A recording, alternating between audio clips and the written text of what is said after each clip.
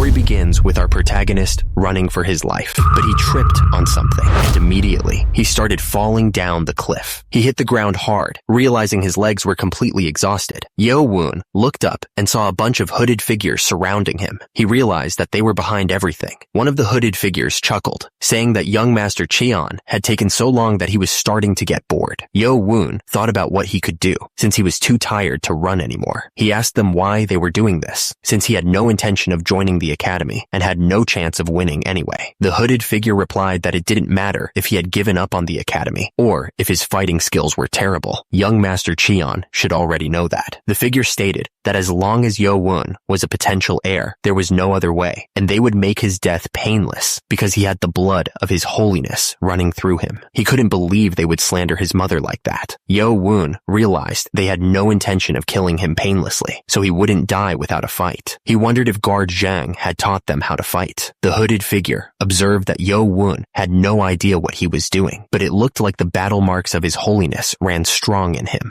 The hooded figure noted how Yo-woon refused to give up despite not knowing the first thing about fighting, and that it would make this hunt all the more rewarding. The hooded figure ordered them to kill Yo-woon. Yo-woon was barely dodging the attacks. At the same time, one of the hooded figures threw something. Yo-woon screamed as a sword hit him. Meanwhile, one of the hooded figures was moving in. One of the hooded figures grabbed Yo-woon by the neck, clenching his fist. The hooded figure chuckled, asking Yo-woon if he was finished. Another hooded figure yelled for the others to watch out, but it was too late. He stabbed Yo-woon. The other hooded figures watched in shock as the protagonist got one of them. The hooded figure chuckled, saying that Yo-woon deserved it. He wondered how this untrained kid could kill a member of the stealth squad. Was it just luck? The hooded figure thought it was impressive that Yo-woon was so smart even when facing death. He wondered what he could do with training. Then, he swung his sword and yelled at Yo-woon. The hooded figure attacked. As a result, Yo-woon was choking. The hooded figure looked down, saying that the games were over. Yo-woon was lying on the ground, looking defeated. He coughed as he was choking. As a result, the view above him blurred. The hooded figure asked Yo-woon how it felt to have a hole in his stomach. Yo-woon thought he was out of tricks, but at least he took one of them down with him. He wanted to make the enemy suffer longer as he died. The hooded figure didn't like this, but he figured it couldn't be helped. They lost a man. He sighed. Suddenly there was a flash. The hooded figure's eyes widened. One of them suddenly exploded. Turns out, Yo-woon was perfectly fine, and the assassins around him were getting wrecked. Yo-woon was barely conscious, but the hooded figure was asking what that white light was just now. The hooded figure felt something and shifted his foot. Then he yelled at the others to turn around and look behind them. They all turned to see a strange blue figure standing in the forest. The new guy with modern-looking clothes was a contrast to this ancient era.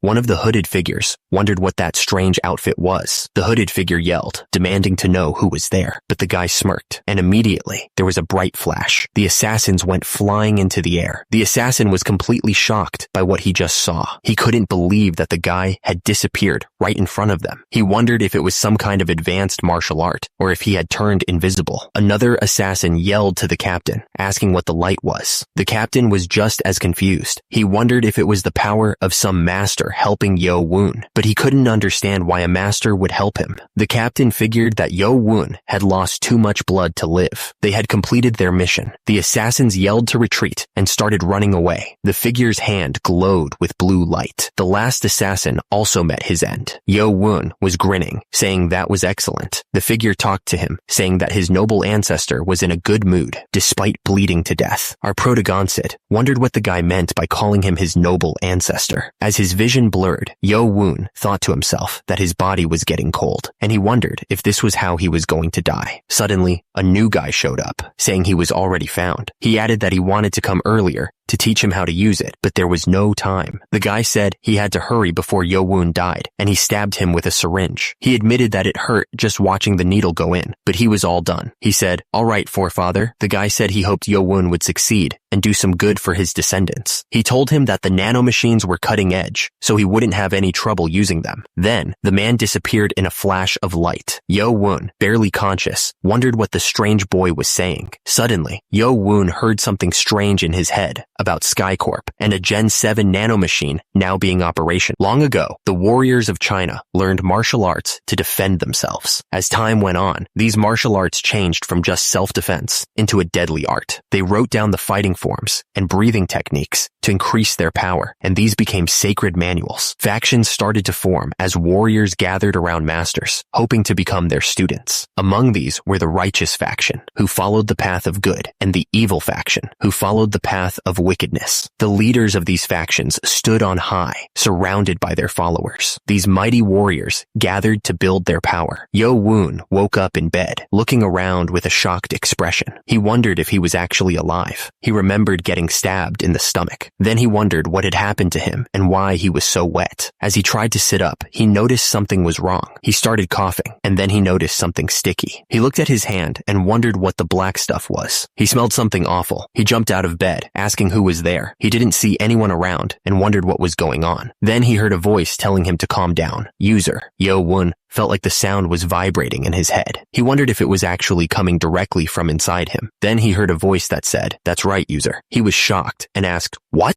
He screamed, asking who was talking to him. The voice responded that it was SkyCorp's Gen 7 nanomachine. Yo Woon didn't understand a word and shouted, asking who they were and why they were doing this to him. The voice repeated that it was a Gen 7 nanomachine. Yo Woon repeated the word machine. Then the voice confirmed that it was a nanomachine. Yo Woon trembled, asking if it was true, if it was really the revered machine. Meanwhile, two men were talking. One said, "This way, Physician Beck," and the other responded, "Very well." Then, one of them asked if it was an assassination attempt, and the other confirmed. The man thought that they had always looked down on the young master and tried to kill him before, but he never thought they would try to separate him from the young master, because if they could trick someone like Guard Zhang, it had to be the stealth squad. It was a miracle that the young master survived. Meanwhile, the two men continued to walk deeper into the building. The man paused, thinking to himself. Well, he started gasping for air. Turning around, he saw someone standing over a dead body. There was only one whole body left intact. He was lying there, stabbed by the dagger that was given to the young master. Then he heard the sound of breathing. Not too far from the bodies, Yo Woon was lying in a signs of battle. He had lost a lot of battle marks, but at the same time, two men were talking. The first man noticed that the young master had no wounds on his body. The second man agreed. The first man wondered who could have helped him. He didn't think the patriarch would involve himself in such spats. The second man agreed, saying it was interesting. So they decided to hurry to the young master's chambers. Yo Woon looked around, completely confused. He was wondering what a user was. Yo Woon was sitting on the floor when he heard a voice asking if he wanted to proceed. Suddenly, blue light started to surround him. He started choking and then threw up everything he had in his stomach. He coughed, and the voice said it was normal after the first transfer of information and that it wouldn't happen again. He was still very confused, though. He looked at his hand and asked if it was a nanomachine. The voice confirmed it, saying there were over 6 billion nanomachines in his body. Yo Woon sighed, realizing it wasn't a human or the machine. He then wondered if it could leave his body if he wanted it to, but the transferred information stated that it was programmed to only exit his body if he died. The young master remained sitting on the floor, thinking about everything he had just learned. He wondered why this was happening to him. Who put the nanomachine inside him? At that moment, Hu Bong knocked on the door, announcing that Physician Beck was there to see him. Yo Woon was shocked. He told the nanomachine to stay quiet because he didn't want anyone to think he was crazy for talking to a machine in his head. He told it they could continue to communicate through thoughts only, and then he muted it temporarily. Hu Bong thought the young master was still asleep, so he examined him quietly. But then, he realized that Yo Woon was awake. He asked how he was feeling, but then he suddenly gagged. Hu Bong suddenly smelled something weird and asked the young master what it was, then realized that he forgot. At the same time, Physician Beck was thinking about something. The physician remembered that they had met before when he took care of his mother when she was sick. He asked for the young master's hand to check his pulse. As Physician Beck checked Yo Woon's pulse, he flinched. The physician said something was strange, which made Hu Bong ask if something was wrong with the young master. But the physician told him that it was quite the opposite, and that this was very lucky. Physician Beck explained that the toxins had left his body, and his qi was flowing well. He asked if Yo Woon had taken some kind of special herb. Hu Bong looked confused, and asked what the physician meant, as Yo Woon looked up from the bed. Physician Beck told him that his body was now in perfect condition condition to learn martial arts. Yo-woon was shocked. Yo-woon looked at the black sticky substance on his body and wondered if that was the toxins that came out of him. He wondered if the nanomachine did this. The nanomachine confirmed it. Suddenly, Yo-woon was standing in the middle of a blue light as the nanomachine scanned him. Yo-woon smirked. The demonic cult really respects martial and demonic arts, and among the different groups inside, there are 6 main sects: the Shadow, Sword, Stealth, Poison, Saber, and Musician sects. These sects made a deal to give their maidens to the leader of the demonic cult so he could have heirs. These heirs can become minor priests and are raised by their mothers' families. When they get older, they go to the Academy of the Demonic Arts. The Academy of the Demonic Arts only opens once every 10 years. The instructors are the best masters in the cult, and their goal is to make the students fight each other to improve their martial arts skills. But there's a time when the competition gets super intense. It's when the candidates for minor priesthood enter the academy. Members of the cult call this the grand tournament for the minor priesthood. The physician thought to himself that someone must have helped Yo-woon, since he was perfectly healthy now. He told Yo-woon that he would prescribe some herbal medicine to help him recover. Yo-woon offered to walk physician back out, but the physician said it wasn't necessary and told him to stay and watch over the young master. The physician wondered how Yo-woon could have changed so much. He remembered how small he used to be and how he couldn't learn any martial arts. He thought that even though Yo-woon was the son of a servant girl, he still had the battle marks of his holiness. The physician wondered if the patriarch had changed his mind about the young master. The physician decided that if his holiness had helped the young master in secret, he didn't need to acknowledge it. He figured the academy was going to be interesting this year. Yo-woon was relieved that the physician didn't notice anything strange. He realized he was alive because Guard Zhang found him. The nanomachine might have healed him, but if Guard Zhang hadn't found him, he would have been dead. He wanted to thank Zhang for saving him, but then he realized how bad he smelled. He figured he should probably take a bath first, since he reeked. Yo-woon was sitting in the tub, and he asked the nanomachine to tell him about its healing abilities. At the same time, the nanomachine responded. The nanomachine explained that it could quickly heal external wounds and internal organ damage, but battle marks loss, or loss of flesh, would take much longer because they required cell division. Yo-woon thought it sure liked to say a lot of things he didn't understand. Yo-woon was still in the tub, and he wondered if it would be okay to test the nanomachine's abilities. Then, without hesitation, he sliced his hand with a knife. He yelled out in pain as the nanomachine announced it was starting to heal the knife wound. Yo-woon was shocked, and the wound on his hand began to close up. The bleeding stopped almost instantly. He was amazed. Then he looked up from the water.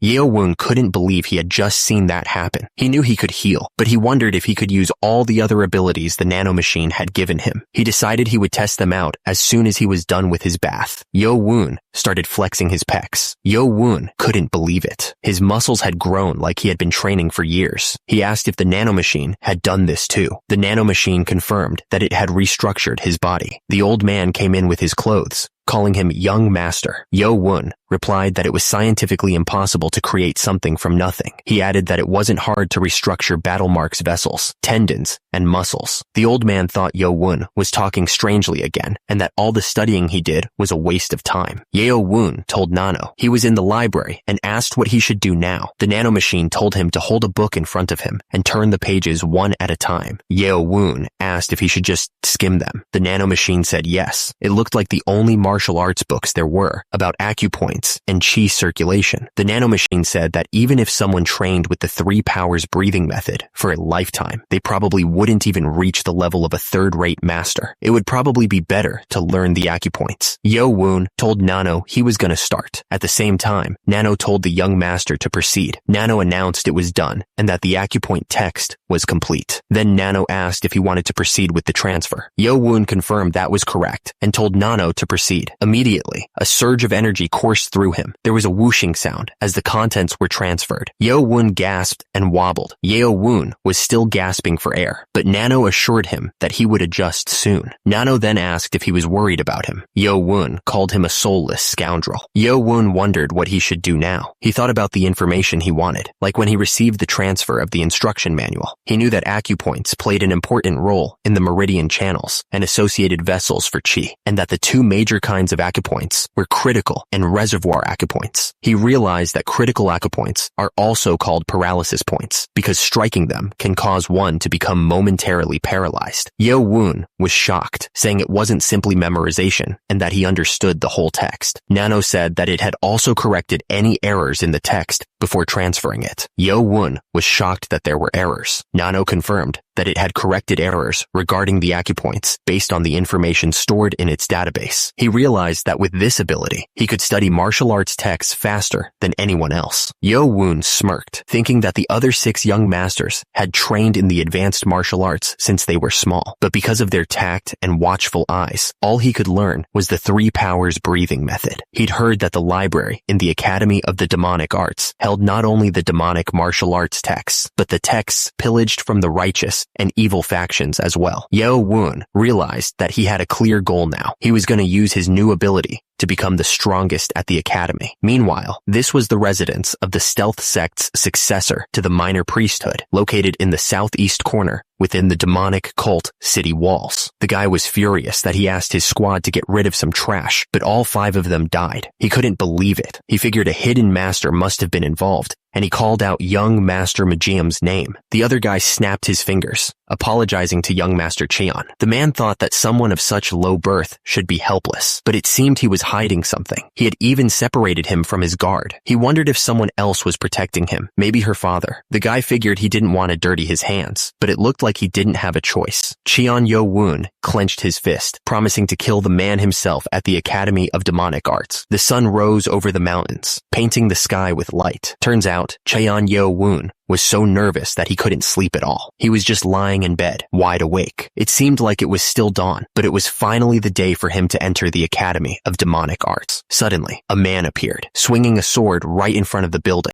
The guy kept swinging his sword around. Cheon Yo Woon was thinking that he should have learned Guard Jang's dagger technique in secret, but he knew the other 6 sects always had their eyes on him. That's why he promised his mother on her deathbed that he wouldn't learn martial arts before entering the academy. Suddenly, he heard a voice calling him Master. He was confused. At the same time, Guard Jang was training. Yo Woon looked shocked. Yo Woon asked if someone could someone else's moves. The voice replied, yes. Yo Woon asked if they could guard Jang's technique and then transfer it to his brain. The nano said it had all kinds of martial arts data ready to transfer, but Yo Woon wondered if he should really steal Guard Jang's techniques without asking. He decided against waiting. He had to enter the academy without a guard, so he needed to learn to protect himself ASAP. Yo Woon told the nano to start scanning Guard Jang's moves. At the same time, Guard Jang kept training with his daggers. Guard Jang kept slashing through the air. Meanwhile, the nano continued to him. The nano announced that it took about an hour. It had successfully copied all of Guard Jang's techniques. The nano started transferring the martial arts data to Yo Woon's brain. The transfer finished, and the nano said it was getting easier for it to do this. Yo Woon was shocked. He couldn't believe how well it worked. He felt the technique flowing through him. He knew Jang's dagger technique. Yo Woon realized he couldn't let Jang see him like this. He might get suspicious. Yo Woon took a deep breath and began practicing the shift step. Yo Woon's eyes glowed with power, and immediately the ground around him shattered into pieces. He moved with incredible speed, practicing the martial art he had just learned. Yo Woon realized he had mastered a technique he should have spent 20 years on, skipping the daily practice entirely. The nano asked if he wanted to transfer the muscle information to his body, but if he didn't, his body would be in pain. His body was in immense pain, and he asked the nano what was wrong with him. The nano explained that Yo Woon had used the new technique without developing the muscles needed, which caused damage. Yo Woon told the nano to make the explanation easier, feeling insulted by the nano's language. The nano adjusted the language and explained that young Master Cheon hadn't trained with Guard Jang's technique before, so his body wasn't used to it. The nano said that once his body got used to the move through simulation, the muscle information had to be transferred for him to master it. Yo Woon understood that if the information transferred to his muscles, it wouldn't hurt anymore. The nano confirmed that was correct and asked if he wanted to start the transfer, which would take 2 hours. Yo Woon said that was fine and told the nano to proceed. The nano warned that the process involved extreme pain, so he would be put to sleep, mentioning that many people faint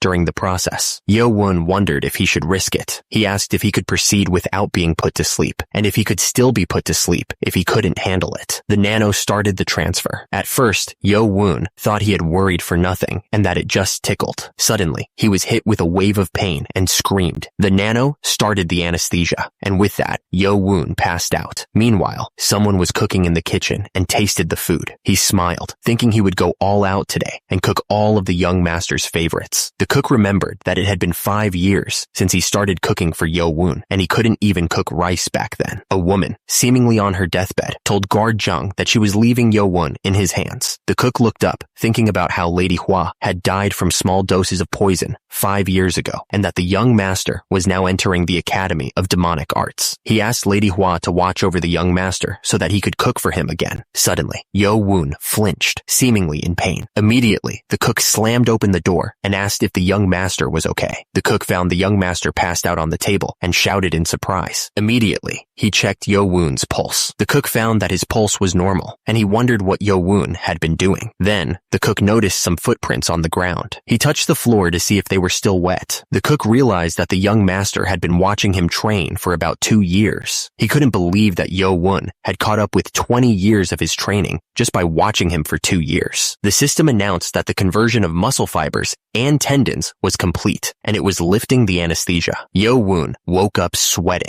Yo-woon was gasping for air, saying that he would never do that again. At the same time, Nano told him that it had warned him. Yo-woon wondered why he was lying on the floor, and if guard Jang had been there. Then, he noticed the dagger on the floor. Yo-woon wondered if it would hurt to use the dagger technique now. Nano told him that it had converted his muscle fiber and tendons to the same level as someone who had trained for 20 years. Yo-woon agreed and slashed with the dagger. Immediately, he was shocked by the power. Yo-woon noticed that the sequence was the same, but his moves were more accurate and powerful. The feeling of slicing through the air was incredible to our hero. He slashed and twirled the dagger. Yo-woon finished the first sequence. Then, he prepared for the first step of the second sequence. He stepped down with so much force that the floor cracked. Yo-woon was surprised. He realized he was able to leave such deep footprints, even without mastering the internal technique. Yo-woon realized he had mastered the external technique, even though he had 0 internal technique. He figured guard Jang was going to be shocked when he saw this. At the same time, the cook knocked on the door to bring the young master his breakfast. The cook panicked, wondering what he should do. He realized pressing down on the floor wasn't helping at all. Meanwhile, the cook called out to the young master again. The cook entered the room, saying he was hungry today. He noticed that Yo-woon always took his meals by the window. At the same time, Yo-woon smiled, thinking he wouldn't be coming home for a while, so he felt like switching things up a bit. Yo-woon hoped the cook didn't notice anything. He saw his favorite meal, sautéed bok choy, roast pork, and fried egg on rice. Yo-woon thought the cook really knew him, and since he was entering the Academy of Demonic Arts today, this might be the last time he got to eat Jang's cooking. Suddenly, he felt acid reflux because of the change in emotion. Nano told him to swallow food and saliva to counteract the secretion of stomach acid. Yo-woon told Nano to be quiet and stop talking in a language he couldn't understand. Yo-woon decided to focus on his meal and planned to eat every last bite. Guard Jang told him to slow down, but the young master just said, "Right." Guard Jang thanked the young master, but then he got serious and asked when Yo-woon had learned his dagger technique. Yo-woon was confused and stammered, asking what Guard Jang meant by that. At the same time, Guard Jang dragged the barrel away. Guard Jang kept pulling the barrel, making a loud scraping sound. Guard Jang realized that this was the first step of the second sequence, and the mark was much deeper than before. He knew he wasn't mistaken. Yo-woon knew that stealing another warrior's technique was a big no-no in Murim. He thought he had been blinded by Nano's power and done something unforgivable. He had nothing to say, even if Guard Jang hated him for it. Guard Jang told the young master that he had done well. He didn't care that Yo-woon had learned the technique in secret. He would have taught it to him sooner if it wasn't for the pact of the sixth sex. Yo-woon was surprised, and then he saw that Guard Jang was giving him the key tips to circulate chi for the dagger technique. He wondered why. Guard Jang added that he would also give him the breathing technique, but there would be far better texts in the academy. He told Yo-woon that he would do better to learn those instead. A tear landed on the paper. Yo-woon started to whimper. Guard Jang watched Yo-woon's reaction. Yo-woon, overwhelmed, swore he would never cry again.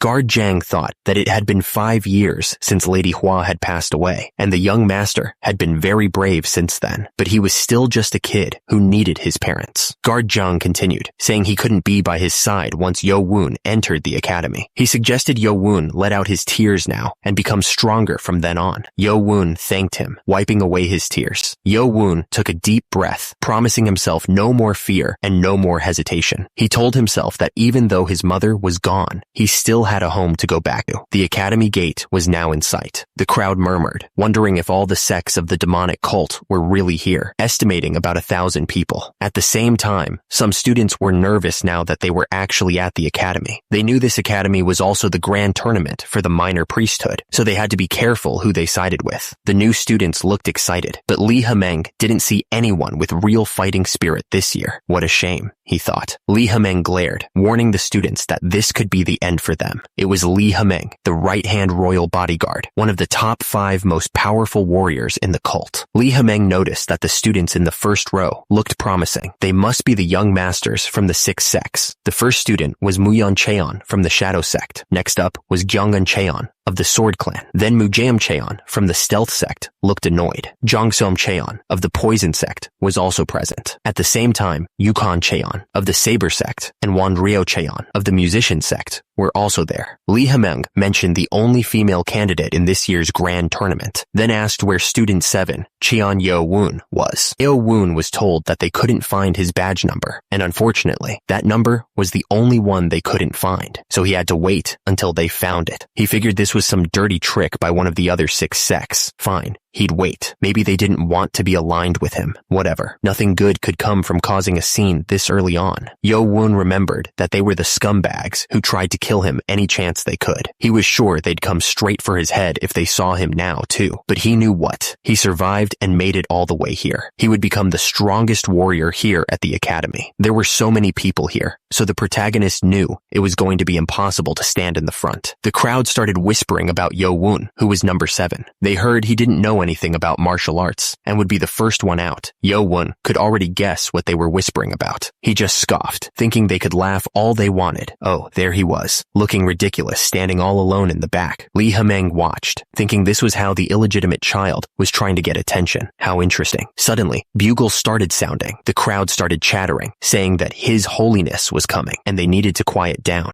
The nobles walked by with their usual arrogance. At the same time, the students watched them pass. They kept walking, not paying attention to anyone. Meanwhile, a masked man kept glaring. The nobles kept muttering as they walked. Then a man stumbled forward. Li Hemeng clicked his tongue, asking why he was dressed in such shabby clothes, calling him a drunkard. The drunk man glared at Li Hemeng, asking what the hell the redhead was looking at. He introduced himself as Mad Blade Sob Meng, left-hand royal bodyguard to the patriarch. Then Ragyom Ma, the Lord of Darkness and head royal bodyguard, announced the beginning of the ceremony. At the same time, the camera focused on Cheon Yujong, the patriarch, sitting on his throne. The crowd was buzzing, but Yo Woon could only focus on the patriarch. He was overwhelmed by his father's presence, barely able to look at him. Ragyom Ma shouted, demanding silence from everyone. Ragyom Ma announced that they were ready and bowed to the patriarch. The ceremony was about to begin. Ragyom Ma welcomed all the talented young ones to the academy who would lead the cult's future. The crowd was surprised by his profound breathing technique. At the same time, Yo Woon could clearly hear his voice, even from the back row. Ragyom Ma continued, saying that at this academy, they would hone their skills and become the driving force behind the cult. And the crowd cheered. The crowd bowed, thanking their holiness. Meanwhile, a man glanced sideways. As the crowd listened to the speech, Yo Woon watched them with a cold expression. At the same time, the crowd seemed very excited about the academy. Someone turned around to look at Yo Woon. Meanwhile, Yo Woon's eyes narrowed. The guy thought it was the first time they'd ever met, but he was still so cold. He sighed. The guy thought it was fine. He didn't expect much from him anyway. He hadn't even seen him when his mother passed. Now that the speech was over, it was time to get down to business. As a result, the crowd started chattering. Li Hemeng was getting angry, and it showed on his face. At the same time, the students were flinching, sensing the shift in mood. Li Hemeng looked like he was about about to explode. Lee Ha-meng announced that he was going to make things simple and that they should listen up. Lee Ha-meng explained that at the academy, they would train through 6 stages over 4 years, and each stage would have an exam they could only try once. As a result, the students started murmuring, realizing how serious this was. Lee Ha-meng smirked, saying it looked like they all got the gist of it, and that students who failed would be kicked out. Then, someone lifted his hand to ask a question. One of the students raised his hand, wanting to ask something. Lee Ha-meng got angry and asked who dared to interrupt him. As a result, the student who raised his hand got a jolt of electricity. Lee Ha-meng questioned if the student had heard him. He asked what the student was going to do about it. Lee Ha-meng reminded them that they lost all their privileges as heirs the moment they stepped into the academy. Lee Ha-meng asked if he wanted to be disqualified from the tournament before it even began. The student apologized immediately, realizing he had messed up. Lee Ha-meng knew what they were thinking. They only get one try at each test, so their chances of making it to the end are low. But those who pass each stage will get 3 special rewards. The first reward is a demonic dragon marble. One of the students wondered if it was what he thought it was. Turns out, it's a miracle medicine that can give you the power of 20 years of internal energy training. The students wondered if they could absorb 120 years worth of training if they passed all 6 stages and took all 6 marbles, which would make them masters already. But the more you absorb, the weaker the effects are, and it's hard to absorb the energy in the first place. If it was easy, the masters would have already taken them all. 6 stages, huh? Yo Woon thought to himself that he hasn't trained his internal techniques at all. But if he can pass the tests, he could improve them much quicker with the marbles. The second reward is access to the martial arts manuals. Lee Ha-meng explained that the manual library at the academy has 5 floors. Each time they move on to the next stage, 1 more floor will be unlocked. Lee Ha-meng explained that, depending on how well they do, they'll get to study manuals from the 6 sects and even the royal bodyguards. The students were excited, thinking this was their chance to learn divine techniques and become martial arts masters. Meanwhile, Yo Woon thought that if he's going to survive, access to those manuals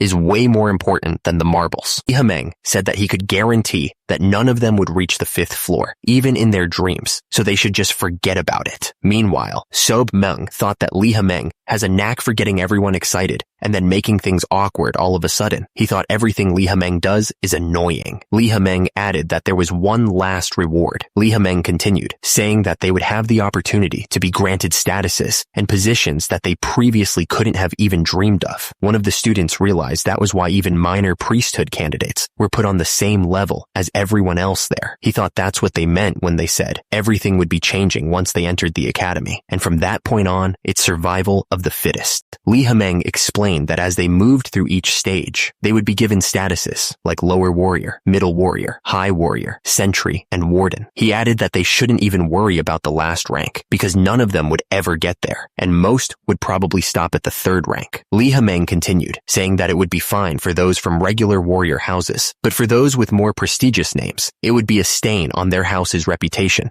to have their careers cut short at just a measly warrior rank. He asked if they could really say there were 6 stages to the academy's training, since reaching the last stage was pretty much impossible, and that over the hundreds of years the academy had been running, less than 10 people had made it that far. Lee Ha-meng stated that if they could rise through the ranks, their value would be acknowledged at the academy. He added that they might all begin at the same starting point, but as things progressed, they would find themselves at different points within the hierarchy and would have to follow it. One of the students realized that before, just staying alive was the only thing he needed to focus on, but now he would need to beat the competition if he wanted to survive. Lee Ha-meng said that was the gist of how things would go there. He announced that they would begin the first stage examination to assign them to their dorms and groups. One of the students was shocked. The students started muttering, shocked that they were already taking the stage examination. They complained that they weren't supposed to be tested before being taught anything. Lee Ha-meng said that if they couldn't pass the examination, they would be kicked out of the academy. He added that those who failed weren't worthy of even a lower warrior title. Lee Ha-meng explained that the first stage examination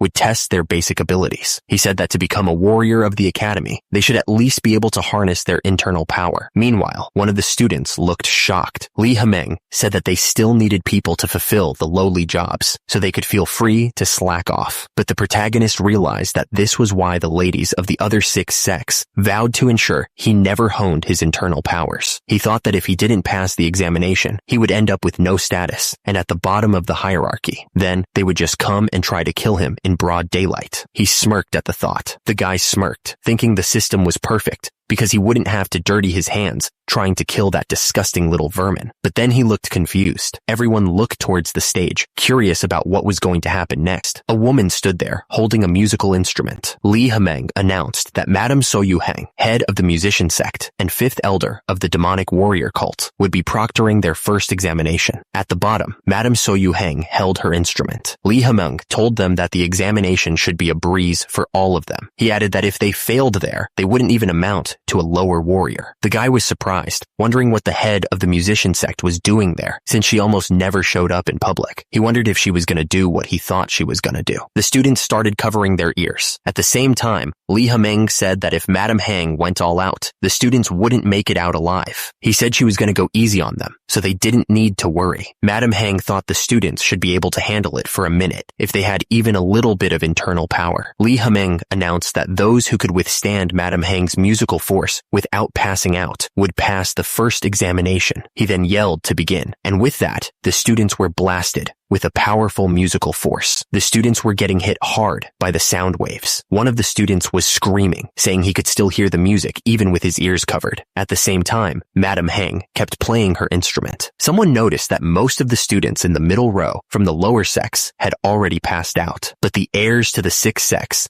and those from higher sex were doing just fine. One of the guys thought this was pretty strong stuff. Meanwhile, Madame Hang kept playing. The guy thought that as heirs to the sixth sex, they had taken lots of medicine from a young age to cleanse their bodies and foster their internal power. He figured that trash with no internal power must be on the floor by now. The sound waves kept hitting the students, but one of them felt like something was off. He thought that something didn't feel right. Madame Hang started strumming the instrument faster and faster. The student couldn't take it anymore. He wondered why Madame Hang was doing this to them. He was starting to feel really bad. Madame Hang's eyes widened as she wondered why he wasn't fainting. It was Yo Woon Cheon who was still standing strong. Yo Woon was confused because over half the people in the drill hall had fainted. He wondered if they had all suffered internal injuries, and then he wondered how he was still fine. The nanomachines explained that the sound waves from the mandolin performance had created powerful frequencies, and emergency defense mode was activated to block the sound waves after detecting possible severe bodily injuries. Yo Woon realized that the nanomachines made sure he wouldn't hear the sound of the mandolin. Nano confirmed that he had temporarily blocked off the bodily functions that detect sounds to defend against external trauma. Yeo Woon asked how he could hear him right now, and Nano said that he was relaying the information directly to his brain. Yo Woon admitted that he still didn't understand him sometimes. Meanwhile, Lee Hamung glared with his red eyes. One of the students shivered. Yo Woon asked Nano if he could protect him from that evil gaze coming from Lee Hameng, but then he quickly changed his mind. He could tell that Madame Heng was getting impatient with her performance, and the power coming from her music was a lot stronger than before. Lee Hameng realized it must be because of Yo Woon. He had heard that the young master had no internal powers, but it didn't seem true since he wasn't even using any key adjustment techniques to keep calm. Lee Hameng thought he had never seen such an interesting outcome since he was appointed as an academy deputy, and he wondered how long Yo Woon would last. Meanwhile, some students started bleeding from their ears. One of the students realized that 20 years of tuning his internal power wasn't enough to block this music. He thought the minute should be over soon, and he had to stay calm to protect the reputation of their sect. He wondered why Madame Hang was playing so intensely, and by her face,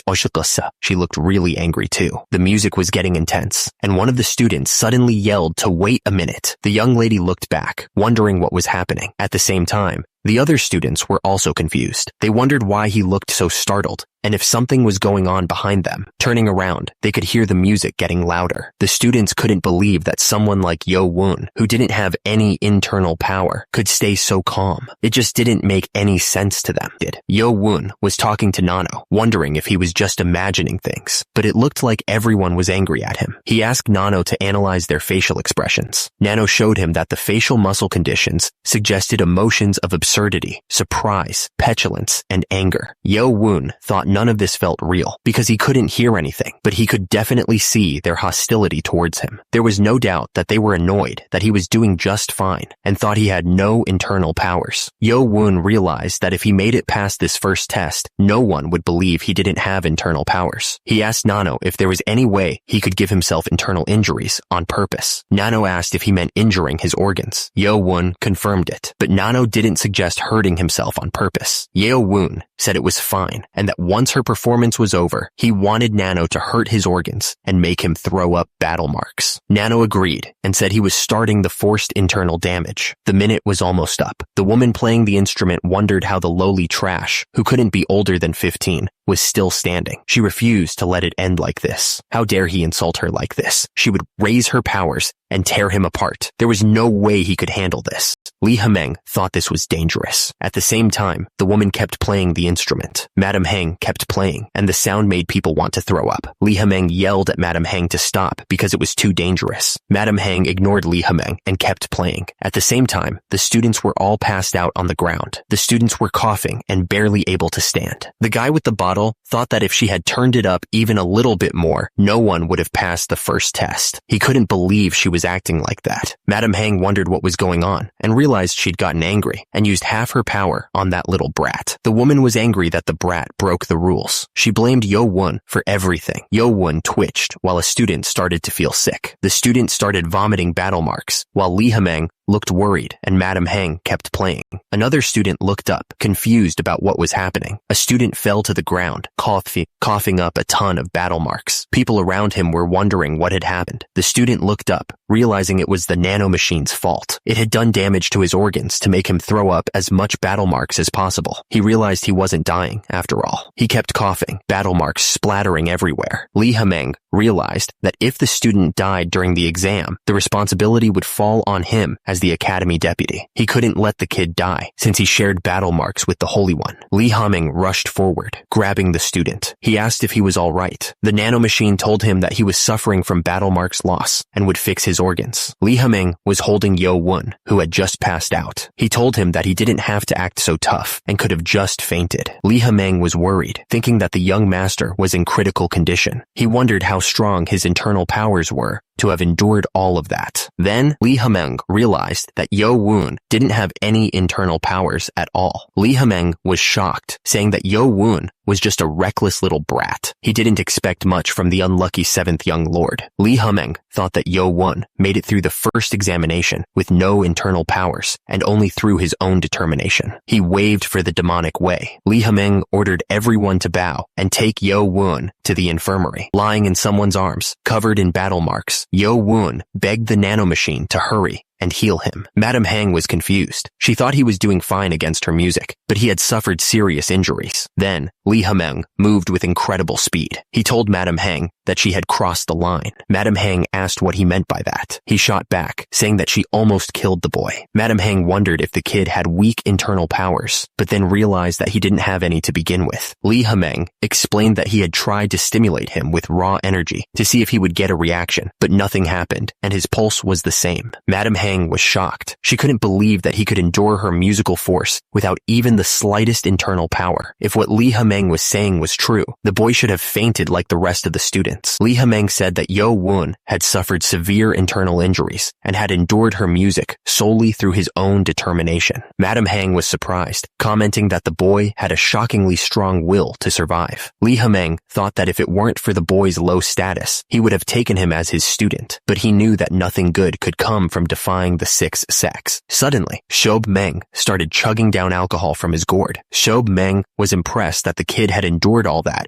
just through his own will. He thought that was pretty wild. Lee Hameng told him to mind his own business and go get drunk in some lonely corner like he usually does. Shob Meng scoffed and said, screw him. He was going to leave anyway. Then he told the redhead to get lost, adding that he'd be dead in a ditch by now if it wasn't for Sir Ma. He warned him to watch his mouth. Lee Hameng shot back, saying he didn't want to hear any of that from Seob Meng's alcohol-soaked mouth. He added that if anything, Shob Meng would be the one buried in the ground if it wasn't for Sir Ma. He demanded to know what Shob Meng had said. Suddenly, the two bodyguards were at each other's throats, their energy clashing violently. At the same time, the crowd watching could feel the raw power of their attacks. The energy in the air was becoming really unstable. The left and right-hand bodyguards were really going at it. The ground was cracking and breaking under the force of their attacks. Seob Meng scoffed, saying, "Forget it." He was out of there, calling them little wusses as he walked away. Seob Meng looked at the students sprawled out on the ground, saying they had no grit these days. He grumbled that it was all because of a little mandolin playing, but he thought that one student was different. Seob Meng said he liked Yo-woon and that he had his eye on him. So, the story shifts to the Demonic Academy's main building. Inside the infirmary, Dr. Baek Jong-myung was writing in his book. Suddenly, someone shouted that there was a patient. The guy yelled again that there was a patient and punched the doctor. The doctor was shocked as two guys with a stretcher walked in, saying there was a real patient. The doctor was excited that there was a patient on the first day. He thought the Demonic Academy was the best and wondered what was up with the patient. He heard that the patient was Baek Jong-woo's student, but he seemed crazy about medical practice. The doctor told them this wasn't the time to be like this and told them to come in. The doctor looked at Yo-woon on the stretcher, wondering how hard the test could be for a person to be in this kind of condition. He asked if Yo-woon got stabbed in the stomach, but realized he was wounded internally. The doctor was surprised that this was from internal damage. He was told that since Yo-woon didn't have any nagong, the left guardian asked that he take special care of him. The doctor thought that in the 10 years he'd been his teacher's student, he had never seen so much battle marks from an internal injury. Anyway, they said that since they dropped him off at the infirmary, they would be on their way. Then they started walking away. One of the men asked the other why he was so slow when they were busy. The other guy replied that it was nothing. The man with the beard looked back and said that the kid's complexion looked a lot better than before and wondered if he was mistaken. At that moment, Yo-woon looked at his hand, which was covered in battle marks. The doctor felt Yo-woon's pulse. The young master thought to himself that he had forgotten that he was in the infirmary and almost healed all the internal damage. The protagonist thought that it still hurt a lot, but he had to endure it until the doctor was done. The doctor thought that the pulse was clearly irregular and fast, so he must have taken a lot of damage. The doctor thought that it was still very weird, and even if someone bit their tongue, they wouldn't bleed this much. The doctor figured he'd start with some acupuncture. Suddenly, the doctor got hit by a bunch of needles and screamed. The doctor was super scared and asked if the right guardian was okay.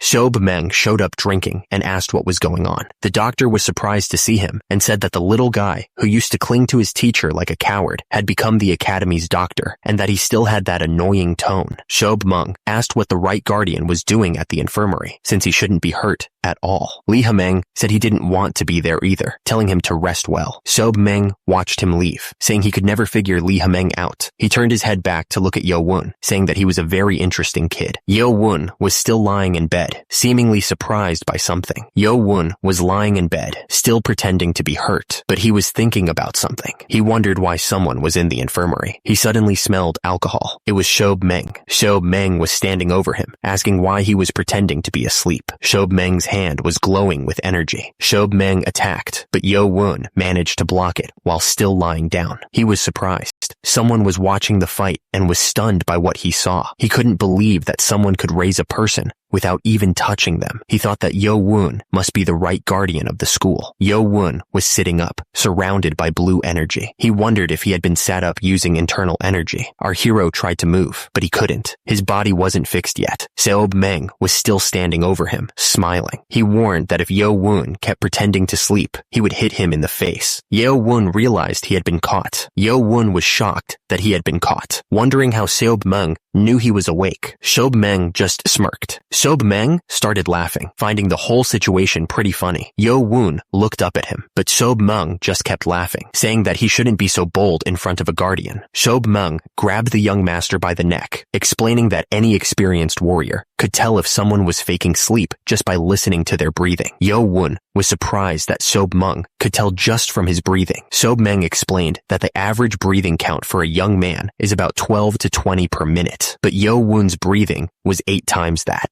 which made it unnatural. He added that he didn't need any unnecessary information. Seob Meng started laughing, saying that kids these days didn't have the insides that Yo-woon did, adding that he was pretty good. Yo-woon wondered if Seob Meng had come because he noticed he was pretending. Seob Meng looked down at the young master, saying that kids these days didn't have any endurance and always wanted to take the easy way out when things got a little difficult. He admitted that he didn't endure it with sheer will. Seob Meng pointed at Yo Won, telling him that he had the will that the others didn't. Sob Meng told the right guardian that the patient wasn't doing so well and should get treatment first. He then told the other man to wait because an adult was talking. Suddenly, Yo Won coughed up battle marks. At the same time, Sob Meng pointed out that Yo Won's face didn't look good. Meanwhile, Yo Won coughed up even more battle marks. Then, someone noticed that he had let go of his energy. As a result, Yo Won fell to the ground. He complained that his neck hurt and that he would get to the point. Suddenly, someone announced that he wanted to take the kid as his student. Lee Hameng was grinning like a maniac. Sob Meng looked at Lee Hameng, confused. Yo Won was still lying on the ground, hurt. Lee Hameng didn't care and started drinking from his flask. Sob Meng was shocked, staring at him, while Yo Won was still out cold. Lee Hameng was serious. He said he wanted to take the kid as his student. Lee Hameng looked down at the kid, asking if anyone didn't know who he was. Yo Won, still on the ground, asked if the 6 clans wouldn't hate him for taking him in. Lee Hameng just laughed. He asked what they could even do about it. Lee Hameng added that they'd still have to compete with each other, with or without him. Yo Won was lying down, thinking that this was a great chance, but he wondered if it was a trap. Seob Meng was watching him quietly. Seob Meng thought that this was the famous 7th prince. He knew they'd play tricks at the academy, but making him lose so much battle marks was too much. Yo Won didn't know what to say because the offer was so sudden. He'd also have a teacher in the academy. He was worried that he'd look like he was begging to be his student. Sob Meng figured the kid had a lot of doubts, which was to be expected after the life he'd lived. Yo Won finally said that he would do it. Sob Meng was smiling, saying that if he wasn't convinced, he'd offer something that he couldn't turn down. Seob Meng stood over him. He asked what the paper was, saying it was what he needed to survive in the academy. Sob Meng smirked, pointing out that he was stuck in the infirmary as soon as he got to the academy. He asked if he wasn't worried about falling behind, even though he was able to pass the first test with sheer will. He wondered if someone without Negong like him could pass the second test. Seob Meng pointed out that anyone who wanted to be a warrior needed to think a step ahead of others, asking if he was planning on staying in the infirmary for 2 weeks and getting pushed behind from the start. He knew that while he was stuck in this place, the others would certainly move forward a lot. He couldn't deny that, but he'd have to stay here for a bit to avoid suspicion. Seob Meng took a swig from his jug, looking like he was about to start something. Sob Meng asked if he knew why that redhead jerk sent him here. The left guardian, he continued, asking if it wasn't weird. There were many other kids that were damaged internally. Seob Meng asked why the left guardian didn't send them here instead. Seob Meng explained that most people of Murim could heal internal damage through meditation, but it would be faster if they were treated by a doctor or medicine. So, what did he mean? Seob Meng pointed out that the other kids could at least try to heal themselves, so there was no reason to send them to the infirmary. Yo Won realized that's why he was all alone in the infirmary, because he couldn't even heal himself. Sob Meng thought to himself that he was almost there with the kid and wondered if he should wrap things up now. Sob Meng scoffed, thinking about a kid that couldn't even meditate to heal. Sob Meng asked if he thought someone like that could cure internal damage in a short amount of time. Yo Won thought to himself that it was possible because he had the nano. Yo Won was still lying down when he realized he needed Negong to reach the next stage. He suddenly remembered something else. He recalled that if he passed the first test, he would get the medicine ball and access to the academy's library. Sob Meng started laughing, which confused the boy. Sob Meng said that the redhead forgot to mention something important. He smirked, explaining that the academy's library wasn't a place where people could just come and go as they pleased. Yo Won was shocked when he heard that he could only enter the library after passing a test. He shouted, "What?" Sob Meng grinned, starting to explain. He told the boy that the library was very secure. Yo Won was silent for a moment, processing everything. Sob Meng continued, saying that he could only stay on the first floor for 2 hours.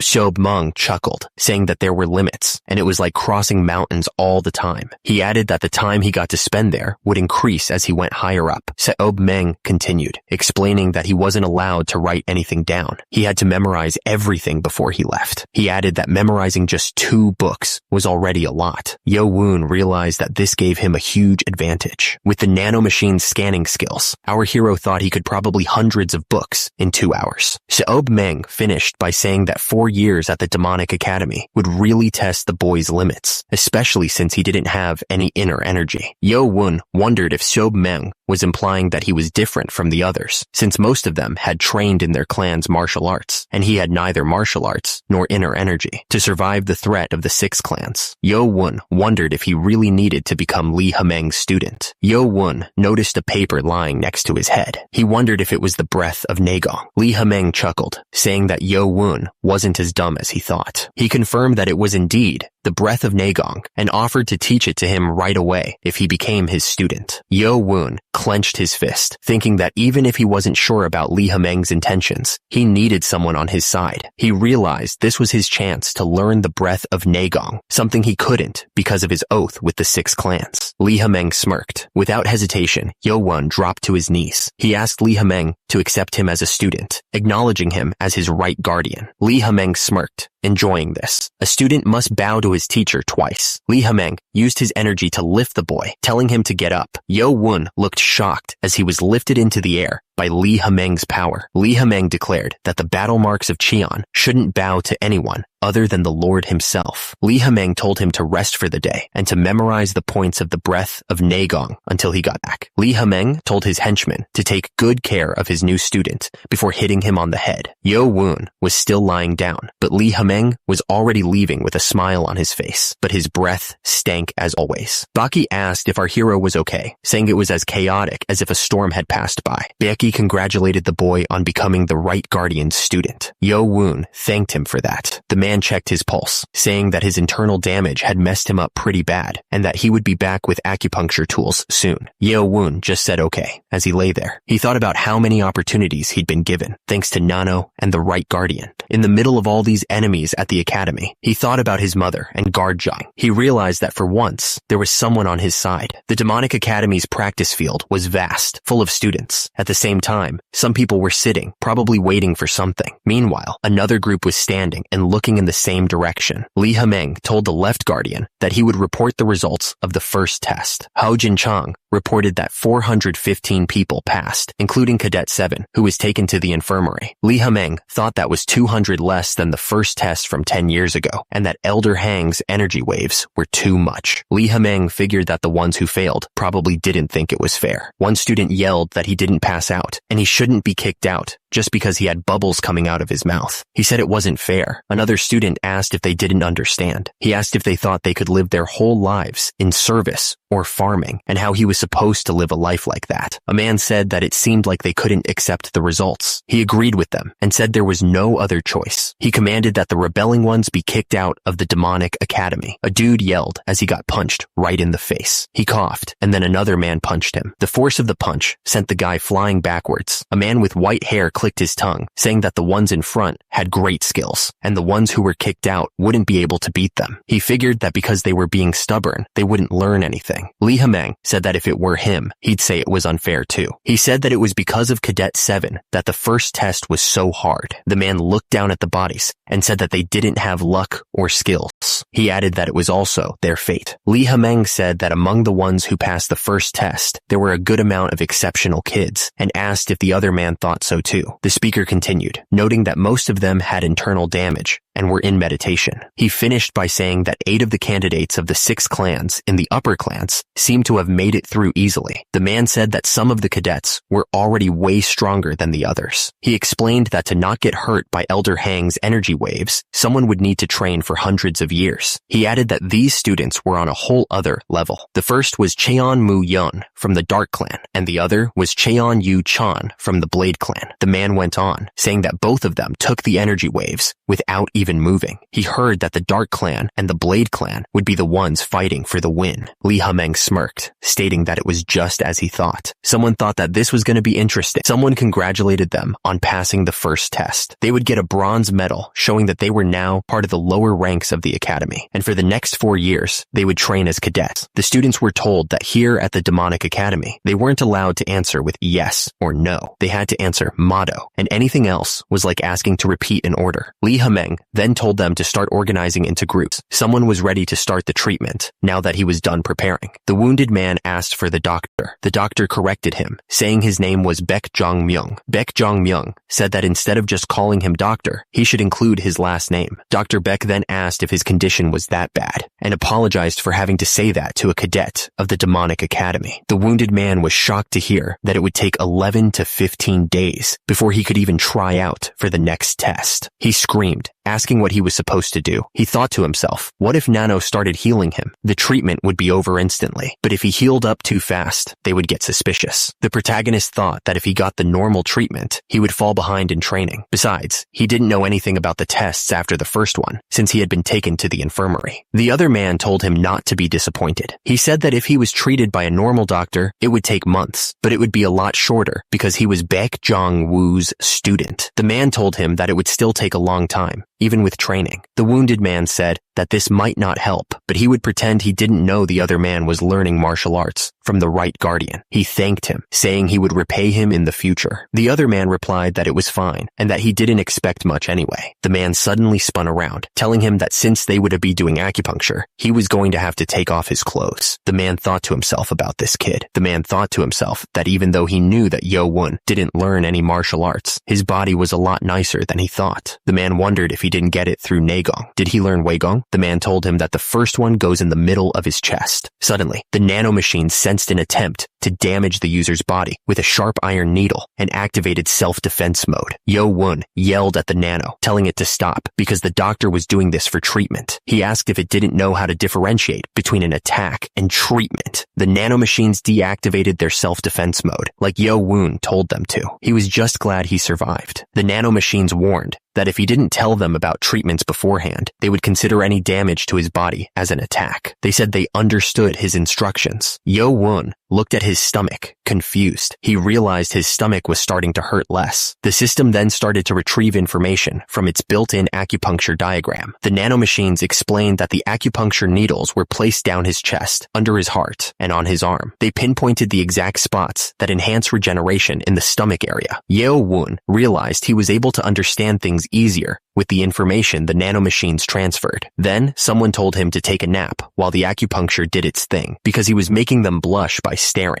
He said that, but he couldn't sleep with the nanomachines explaining everything. He was lying down, thinking about toes, under the knee, and shins. Suddenly, he gasped. Yo-won wondered if the nanomachines could treat his internal injuries. The treatment would go faster, right? But he realized if he got healed too quickly, they'd get suspicious. Yo-won asked if he could be healed, but still look wounded. Turns out, after the treatment, it's possible to mess with his pulse to make it look like his organs are damaged. Yo-won said he was only asking just in case, but he was glad it was possible. If he could fool Dr. Baek for a couple of weeks, he'd have a chance to learn from the right guardian. Yo-won told the nanomachines to heal him now and fool Dr. Baek when he comes to check on him. He understood, Master. The nanomachines confirmed they were starting self-recovery mode as commanded by the user. The sun was setting over the mountains. Suddenly, a man yelled for the cadets to pay attention. He then ordered them to get in line. Lee Hameng spoke to the cadets. Lee Hameng announced that he was going to explain their next test. Lee Hameng explained that until the third test, all cadets would take the test at the same time. To become a mid-level warrior, they needed to know tactics and strategies. He then told them they only had 20 days. The cadets started freaking out, saying 20 days wasn't enough time to learn all those tactics. Lee Hameng asked if they were curious why there were 20 groups. He said that in 3 weeks, only 10 groups would move on. The cadets realized that half of them would be kicked out. One of them complained that they didn't have any top cadets in their group. The cadets knew that the 6 clans probably had an advantage in the tests. Lee Hameng said that this was the first and last test that required them to work together. So if they wanted to compete, they could just fail together. He was still a man that was good at making people feel bad. Lee Hameng then announced that today's schedule was done and they could return to their rooms and rest. He added that starting tomorrow, they would be taught by the staff standing in front of them, and they'd be teaching them tactics and techniques very kindly. The cadets questioned if they were really going to be kind. mind, since they were the ones who beat up the rebellious cadets. And just like that, the instructor dismissed everyone. The cadets started to head back to their rooms. It was Group 8 instructor Im Pyong. Im Pyong noticed that one of the cadets was still around, so he asked him why he was still there. It was Spring Clan candidate Cheon Moo Kum, and he said that he had a question for the instructor. Im Pyong reminded him that he couldn't answer questions related to training. Cheon Moo Kum understood, so Im Pyong asked what he wanted to know. He answered that he was pretty sure he'd be the leader of Group 8. Im Pyong explained that the selection for team leaders was supposed to happen tomorrow, but the 6 clans always found the rules ridiculous. Cheon Moo Kum then pointed out that Cadet 7, who was assigned to their group, was in the infirmary. Im Pyong asked what that had to do with anything. Cheon Moo Kum said that with one person missing from a group test, he didn't want their whole group to fail.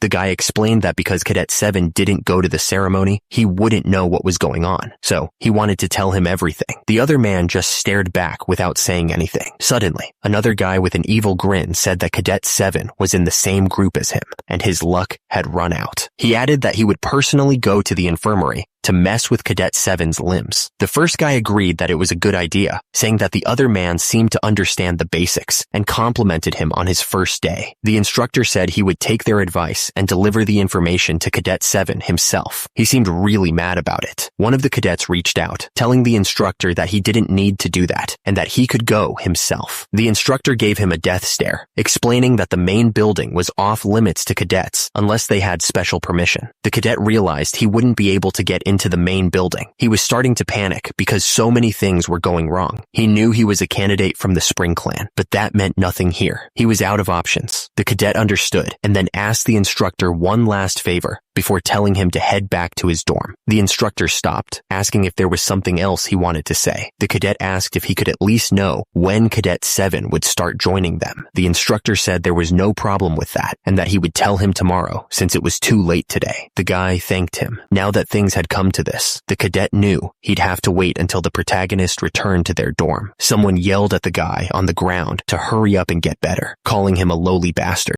The guy looked down with a nasty grin, promising to make the loser feel so much pain that he would wish for death. It was night at the Demonic Academy's main building. Turns out, the guy with the head bandage was going to be stuck in the infirmary for 14 days. The man confirmed it, saying that the internal damage was so bad, he would have to stay for at least 14 days. One of the men sighed, saying that if he stayed there that long, it would be hard for him to get to the top level. He then asked if there was anything that could make it go faster. The other man replied that that's what he was asking, saying that if only Cadet 7 had Nagong, but Cadet 7 had none at all. The man said that since he didn't have it, there was no other option but to take a long time, adding that the second test was in only 3 weeks. The man couldn't believe that he would have to be hospitalized for 2 weeks. He didn't want his group to be eliminated just because of that one guy. Meanwhile, another man appeared, asking if he could speak to Cadet 7, saying that he had a lot to tell him. The man thought that he was sleeping right now, so it would be hard to do. He wondered if he should wake him up, but decided not to, saying that he'd come back tomorrow, since he'd be here tomorrow anyway. And with that, the man said goodbye and left. A man watched someone, thinking about how he only barely managed to pass the first test. The man clicked his tongue, not impressed. He walked into the room, thinking this must be the end of the guy's luck. Inside, Yo Woon was sleeping soundly. Outside, the moon shone brightly in the night sky. The night was dark, and the wind was blowing. Someone was moving fast through the forest. They were moving so fast, it was almost hard to see them. The figure stopped in front of a building. The curtains inside were blowing in the wind. Yo Woon's expression was serious. Suddenly, someone got kicked hard. The protagonist was sent flying, crashing through the paper wall. A man laughed, announcing that the student's teacher had arrived. Yo Woon looked up, shocked, and asked if it was the teacher. Turns out, Sob Meng was right behind him, breathing pure alcohol fumes right into Yo Woon's face. The guy took another swig from his bottle, hiccuping as he asked if Yo Woon wasn't going to greet him. Yo Woon turned around and greeted his teacher good morning. Sob Meng seemed satisfied and asked if he'd finished the homework he gave him yesterday. Yo Woon looked confused, wondering what homework he was talking about. Sob Meng asked if he was talking about the breath of Nagong, reminding him that he told him to memorize it all before he came back. Yo Woon thought back, remembering that he was taken to the infirmary and treated just yesterday. Sob Meng looked annoyed, asking if he possibly didn't memorize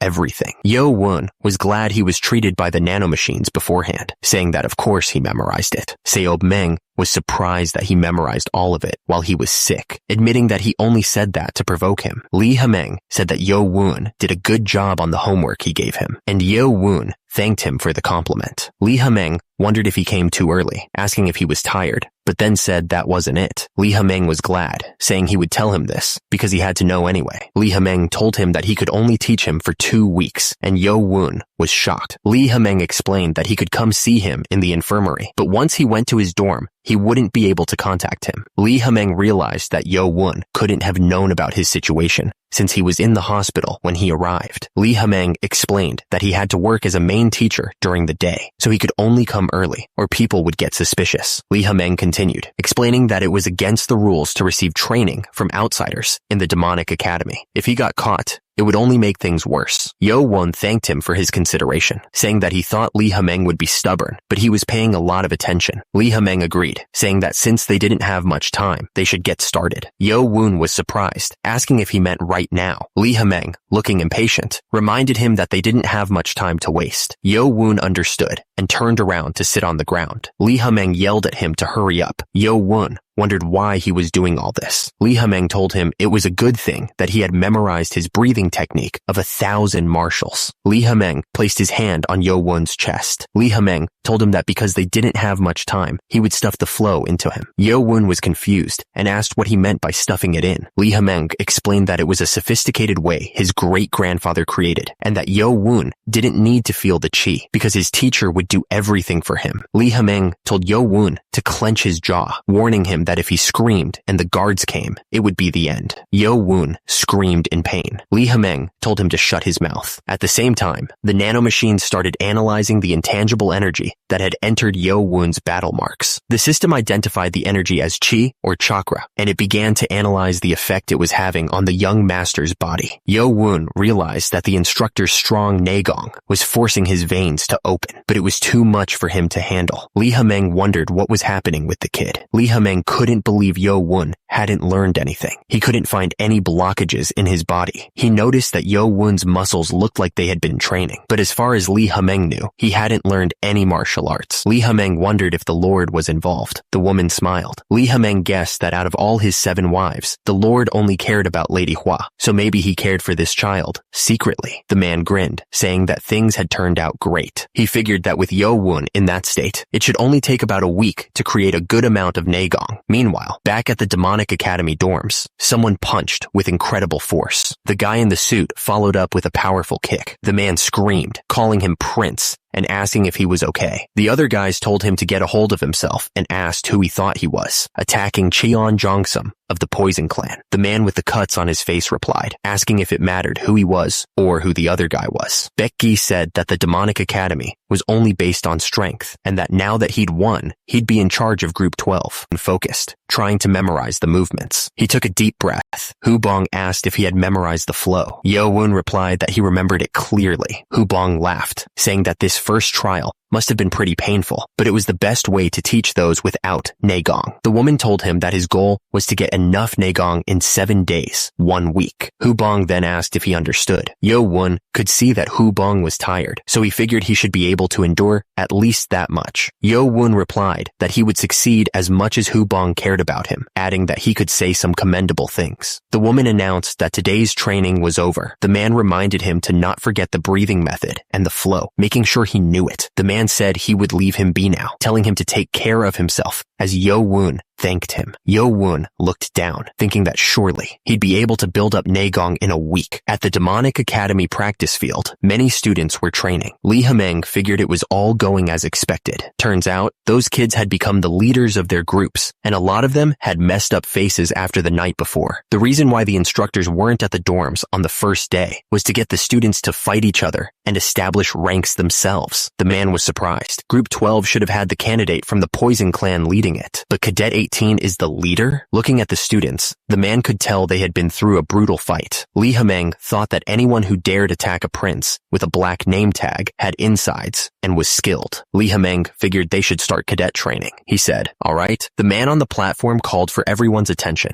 The man announced that for 7 days, every morning, they would learn basic tactics and strategies in the auditorium. Then in the afternoon, they would train at the practice field.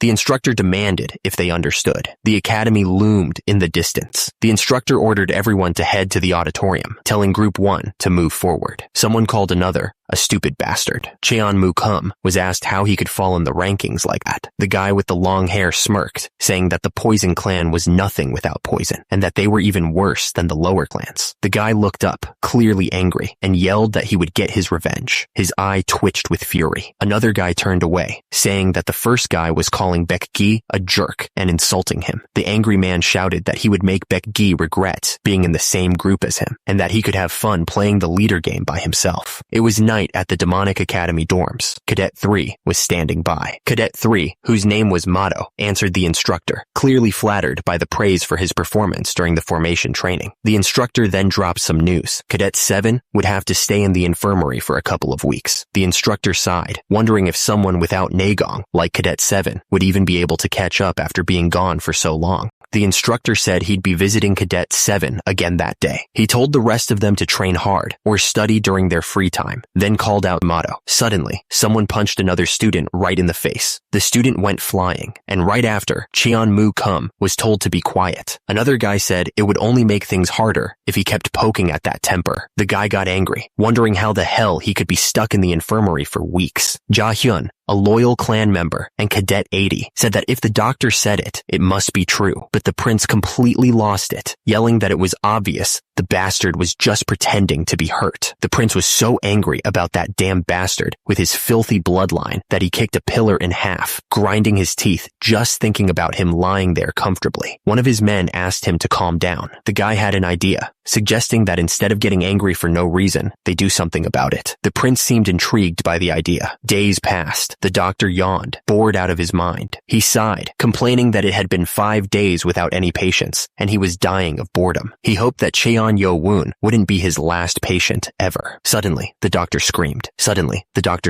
Wondering what the hell had just happened. An instructor, Pyung, rushed in, carrying a cadet who'd been hurt during training with real swords. He explained that he didn't pull out the sword, not wanting to make things worse. The doctor's eyes sparkled. He told the instructor to move the cadet to a bed, happy that a patient had finally arrived. The doctor was impressed that the treatment was almost done and said it was expected from the student of the best. He added that it was all because the instructor didn't pull out the sword. The doctor checked the kid's condition. Fortunately, the cadet hadn't injured any vitals and was very lucky. The instructor pulled back the curtains, stepping into the room. He chuckled, saying it seemed like the doctor was worried for no reason. He added that he was responsible for the students until the second test and that 2 of them were already in the infirmary. The doctor explained that he had stitched the wound, but it was deep, so the cadet would need to be hospitalized. He seemed surprised that the cadet would need to be hospitalized. The doctor said that it wouldn't be as long as it was for Cadet 7. Just 3 days should be enough. The instructor sighed. The instructor said he'd be back after the afternoon training was over and asked the doctor to take care of Cadet 23. The instructor thought to himself that it was bad timing for this to happen as soon as they started training with real swords, and that he was going to have to write a lot of apologies. Nearby, a candle burned in the darkness. The light revealed Yo-woon, sleeping in his bed. He was covered in bandages from his recent fight. The protagonist stared intensely at the knives and tools laid out before him. The hand gripped the knife tightly, and the person holding it wondered if he should start by making sure the guy couldn't walk. Nearby, a man peeked through the curtains, looking worried. He looked down at the foot he was holding and said that he was only doing this to survive. He brought the knife closer and told the person not to blame him.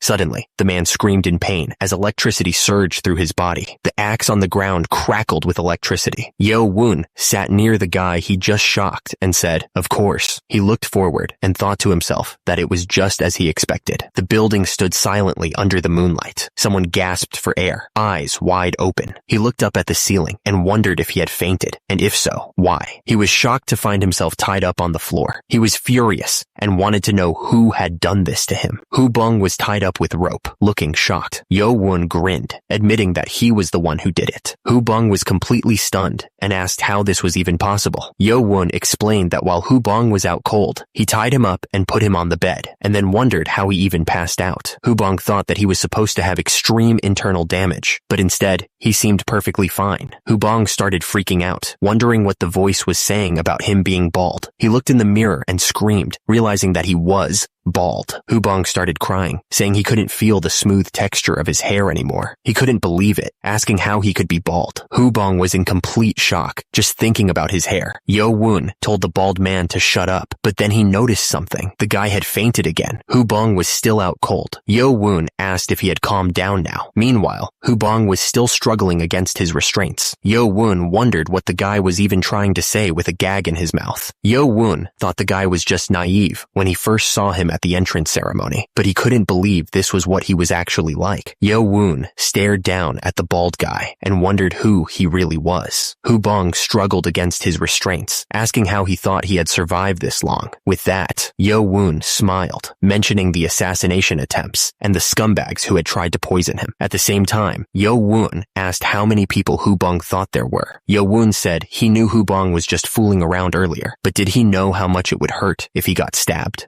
He could even die. Yo-woon held the knife to the bald guy's throat, demanding he talk and tell him who made him do this. The guy struggled against the gag, unable to speak. Hubong screamed in pain. Yo-woon asked if he was all right and told him to talk. Yo-woon repeated his question, demanding to know what he was talking about. Hubong claimed he didn't know what Yo-woon was talking about. He pointed out that if he stabbed him in the infirmary, Yo-woon would be blamed. Hubong, tied up, reminded Yo-woon that students can't hurt others outside of training and duels at the demonic academy. Hubong figured that he wasn't going to tell him anything easily. He said that even if Yo-woon tortured him, he wouldn't open his mouth. Hubong laughed, wondering what Yo-woon thought he could do. He probably didn't expect Hubong to be this tough. Yo-woon smiled and said that they would just have to see if he opened his mouth or not, and then paused, wondering what to do. Hubong was then gagged, unable to speak. Yo-woon told him to wait right there. Hubong noticed that where Yo-woon used to live, there weren't many things, but there were so many things here. He wondered what Yo-woon was going to do with those needles. Yo-woon just smiled. Hubong was terrified. Yo-woon grabbed Hubong's hand tightly. Hubong was scared and noticed his hands were clenched. He couldn't believe someone with no martial arts training could be this strong. Hubong wondered why Yo-woon was trying to open his hand and what he was going to do. Yo-woon told him it was going to hurt a little, and then he stabbed the needle into Hubong's hand. Hubong screamed as loud as he could, but the gag in his mouth stopped the sound. Yo-woon told him to stop overreacting. Hubong kept kicking his feet, trying to get away. Hubong begged him to stop. He said he wouldn't talk even if he was tortured. Yo-woon told him to just think of it as revenge. The screams echoed through the building. Hubong was still trying to scream, but he couldn't. He was tied up and passed out. Yo-woon asked if it hurt a lot, mentioning that Hubong had fainted twice. Yo-woon wondered if they should do the other hand. Hubong could only scream again. Yo-woon asked if he finally felt like talking. He added that Hubong should have done that at the beginning. Hubong thought that this guy was crazy and that he would have died or gone crazy after enduring that. He decided he should just tell him now. It was Cheon-mu-goom, wasn't it? Hubong asked how Yo-woon knew. Yo-woon smiled, asking if he was curious as to how he knew, and confirmed that he was right. Hubong explained that thanks to Cheon-mu-goom's consideration, the instructor came every day to give him lessons. Yo-woon smiled, saying that he knew in great detail what group he was in and who else was in it, but he wanted to hear it from Hubong's own mouth. Hubong, looking terrified, said, "Cadet 23, Heo-bong." Hubong was sweating bullets, wondering who had said that this guy was nothing. Hubong thought that Yo-woon was a monster hiding his strength and acting like he didn't have any, and he couldn't even imagine how strong he would be once he got even stronger. Hubong said he got some good information, and he needed to sleep, so they should end it there, asking if Yo-woon really wanted to stop. Hubong promised he wouldn't tell anyone what had happened earlier. Hubong begged him to take his anger out on him. Yo-woon didn't say anything and just pointed his finger at the tied-up Hubong, and with a swift strike, Yo-woon knocked him out cold. Hubong was shocked, realizing that Yo-woon had used Jom-hyul, a technique that neutralizes an enemy by targeting a certain spot of battle marks in the body.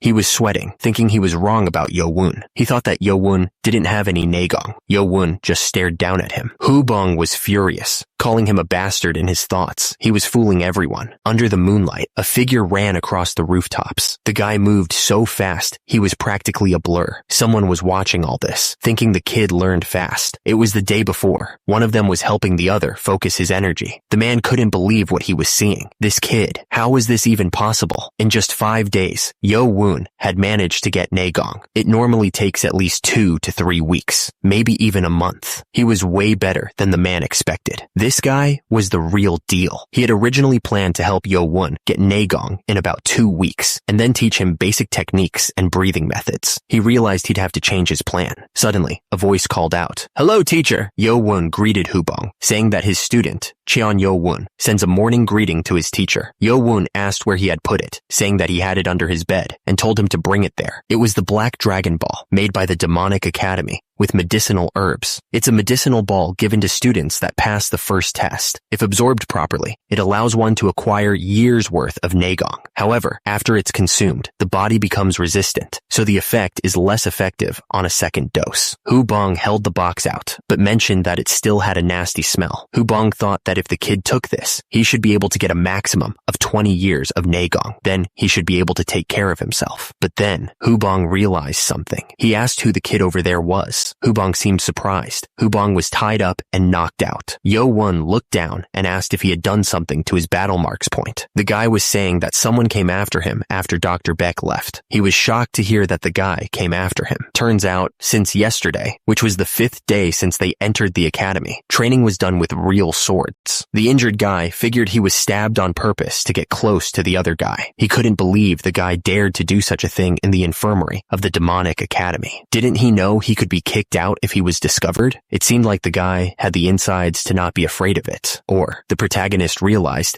this could mean that someone ordered him to do this. Yo-woon figured that Hubong knew who was behind the attack and asked him to spill the beans. Hubong said it was a scumbag from the loyal clan who was in the same group as him. He added that he had never seen any good people from that clan. Hubong continued, saying that it was a tough family with a lot of troublemakers, but he couldn't say anything against them. Yo-woon said that it seemed like Hubong had a pretty tough life, but he was used to it. Hubong looked at Yo-woon, thinking that it was because he said it like that it made it sad. Yo-woon smacked Hubong to wake him up. Hubong explained that if someone used less than a year's worth of internal energy to poke his battle marks point, it would only last a couple of hours. Yo-woon said that it would take at least 10 years of internal energy to do it properly, and demanded if he understood. Hubong said that he would keep that in mind. The guy opened a small box. Yo-woon held the Black Dragon Ball, asking if he should just swallow it. Cheon Mukium told him no, he should chew it first to make sure the medicine works better. Yo-woon could already tell from the smell that it was going to taste awful. He ate it anyway, but the taste was so bitter that it paralyzed his tongue and made him want to throw up. Cheon Mukium told him that now that he had swallowed it, he should start using his breathing techniques. Cheon Mukium told him that his teacher would help him absorb the medicine well. Yo-woon replied that they should start, and asked Cheon Mukium to take care of him. Our hero started meditating. Cheon Mukium explained that a substance that helps energy activity had entered his body, and it was reacting to the energy inside him. He was then asked if he would accept the absorption by speeding up the cycle. Yo-woon didn't know what he was talking about, but figured he wanted to help, so he agreed. It would stimulate the metabolism of his body. Cheon Mukium was shocked, wondering how this could be happening. Cheon Mukium realized that the young master was born with the body of a war god, and it was absorbing all of the medicine and amplifying it. He should only be absorbing up to 80% of it. Cheon Mukium was relieved that he had been nervous for no reason. At the same time, the sun was setting on the buildings. Yo-woon didn't say anything. Seob Meng asked how the Naegong felt. Seob Meng smiled, saying that Yo-woon did well, and that he was pretty sweaty this time too. Seob Meng said that Yo-woon was able to get 1.5 times the amount of Naegong. Yo-woon was shocked, asking if that meant 30 years. Seob Meng said that was just a rough guess. He added that the other students would be absorbing the medicine on their own, so they might not even be able to absorb half of it. Yo-woon was speechless. Seob Meng was super thankful. He said it was all because of Yo-woon and wouldn't have been possible without him. He added that he was very lucky. Yo-woon smiled, saying that his luck must be Nano. He thanked Nano, and Nano replied that it was programmed to help him. Yo-woon looked at the sky and realized it was getting late. He figured he had to head back right away. Seob Meng called out to Yo-woon, asking what was wrong. The man asked his teacher if he could teach him his blade skill formation, starting tomorrow. The teacher agreed, saying of course he could.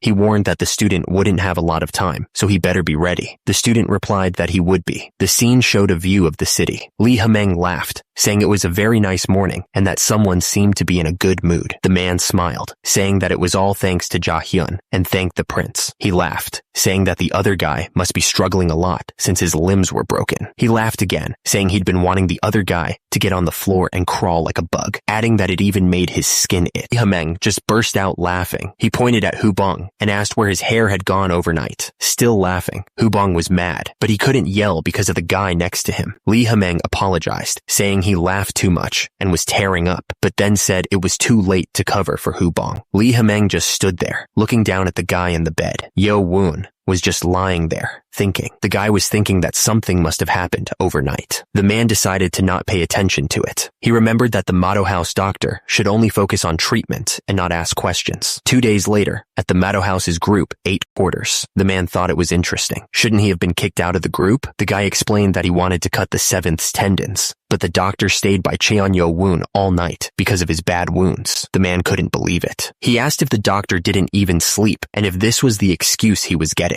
The guy nervously explained to the prince that he moved at night like he was ordered, but the doctor woke up too. The prince's eyes narrowed with anger. The prince yelled, asking how bright a doctor's ear could be. The man got kicked right into the ground. The prince was furious and called the man a piece of trash for failing such a simple task. The man told the prince to wait a moment and asked what was wrong. The prince asked if the man knew the name of the doctor in the clinic. The man, lying on the ground, said that he heard the doctor's name was Baek Jong-myung. The prince repeated the doctor's name, Baek Jong-myung, asking if the man on the ground knew him. The bald man realized that the doctor was probably a student of Dr. Baek Jong-woo. He explained that Baek Jong-woo used to be part of the Poison Clan, but he focused on medicine and became the Lord's personal doctor. He was even ranked in the top 30 of the demonic cult. The bald man said that if their doctor was Baek Jong-woo's student, his martial arts skills might be amazing. The prince got angry, saying that sending the other man was a waste, and then kicked him. The man was crying, realizing he wouldn't get any support for his clan. He couldn't believe what he was hearing. The guy with long hair smirked, asking Haobong if he would do something for him. The smirking man told Haobong not to worry because he was the heir of the Spring Clan. The injured man on the ground told them to keep hitting him. He wanted to see if they could keep it up when that guy arrived. The man was still on the ground, defeated. The man demanded to know why the bald guy was wearing that bandana. The bald guy looked shocked. The man kept kicking him, asking if he thought shaving his head and pretending to feel sorry would make things okay. He was not happy. The other guys thought things had calmed down for a bit, but now the quarters were getting noisy again. One of the men said he felt like trash and told Jahyun they should leave. As they walked away, he cursed. Someone was really angry and shouted that Cheon Mukum and Cheon Yo Woon could all go die. Meanwhile, someone wondered if Dr. Beck could use martial arts too, but the doctor said he only knew medicine.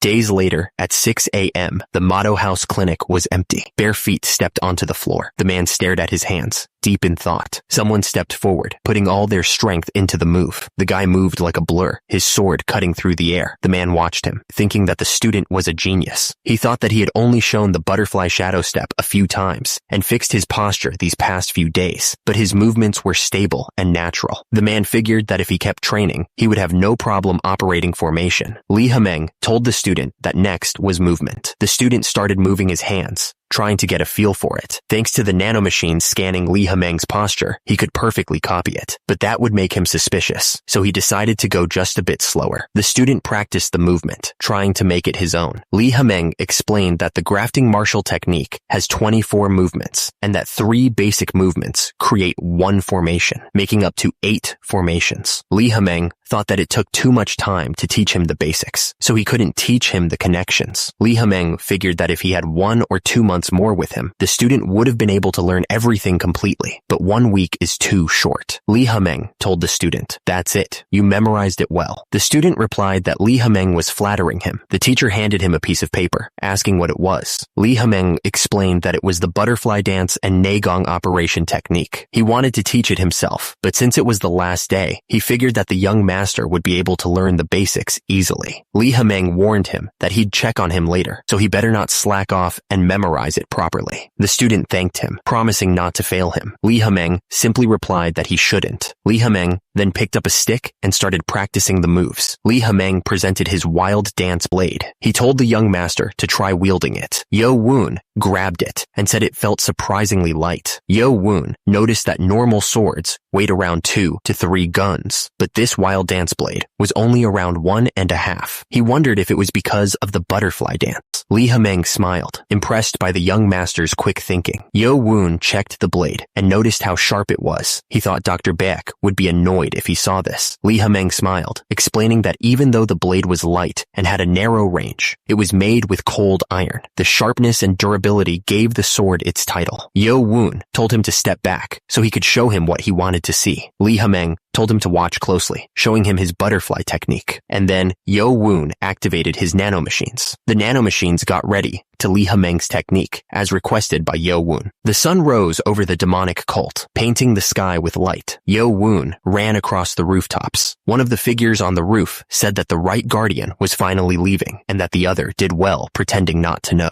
Li Hemeng asked how he could go against his orders. He was happy he didn't have to watch him coming in and out of his mouse hole. The man suggested that they should reassign guards to the second floor hall, since they would have had plenty of rest. Li Hemeng said he was leaving, but Li Hemeng asked what was the reason for his concern for the 7th prince. The other man said it was because that was fair. Li Hemeng chuckled, asking if he was saying that the 7th prince had a chance because he was of royal battle marks. The man replied that he shouldn't question the sky. The man figured that, as expected of the Wind King, you never knew where he went. If he decided to run away, it'd be impossible to catch him. Anyway, Li Hemeng wondered if 10 days would really make everything fair. The man looked at something with a puzzled expression. The man noticed that Yo Woon was still sleeping, even though he was always up when he came for work, and wondered what was up. The man thought this was the last time Yo Woon could rest peacefully like this. Once he was released, he'd go through a lot. Yo Woon was told to sleep a little more. The nanomachines then started to work on his muscles to simulate the butterfly technique's starting expression with 80% completion to data goal, and changed to veins with 75% completion. The nanomachine said there was 1 hour left until 100% completion. An hour later, the guy was still sleeping at the table. Suddenly, the guy woke up and started throwing up everywhere. He was confused, asking what was happening. Yo Woon kept on vomiting. The man asked why he was suddenly vomiting and shivering so much, wondering if he was okay. The man told Yo Woon to just let it all out. The man told Yo Woon to lie down and rest, since it looked like he had calmed down a bit. His body was still shaking. The man was confused, wondering how someone who had been lying down the whole time could have a pulse like that. His pulse was running as if the body was completely overworked, but the body's response to the body evolution had stabilized. Yo Woon was still breathing heavily. The man was confused. He couldn't believe how stable Yo Woon had suddenly become. The man admitted he'd never heard of something like this from his teacher. The man shrugged it off, deciding to just leave Yo Woon to sleep. It was almost lunchtime, so he figured he'd just go eat. But Yo Woon's eyes snapped open. Someone sat on the floor, meditating. The man opened his hand, ready to start training. Yo Woon clenched his fist, feeling the power. He could feel the strength in his hands, so different from just 6 hours ago. He figured he now knew how much training the teacher went through. If Li Hemeng somehow found out that he had earned this body in just 6 hours, he'd be scared, right? Yo Woon was really thinking about how scared Li Hemeng would be. The young master focused his energy. Yo Woon unleashed all that power, sending waves of blue energy blasting outwards. Yo Woon unleashed all that power, sending waves of blue energy blasting outwards. The student was shocked by the show of power. He thought it was amazing that he could create that much pressure without even using Nagong. Yo Woon asked the nanomachines if they had scanned everything, and they confirmed that they had. Li Hemeng turned to the student and asked if he watched properly. The student confirmed that he did. Li Hemeng said it was a shame, and that he should have taught him formations properly. But today was the end. Li Hemeng told him that if it was him, he'd be able to learn the butterfly dance just by watching. He thanked him for everything and told him to keep at it. Yo Woon replied to the teacher, saying that it'll be very hard once he returns to the motto house. Li Hemeng told the student not to lose. Yo Woon realized that there was at least one person who cared about him. He decided he should live up to his expectations. Yo Woon asked the nanomachines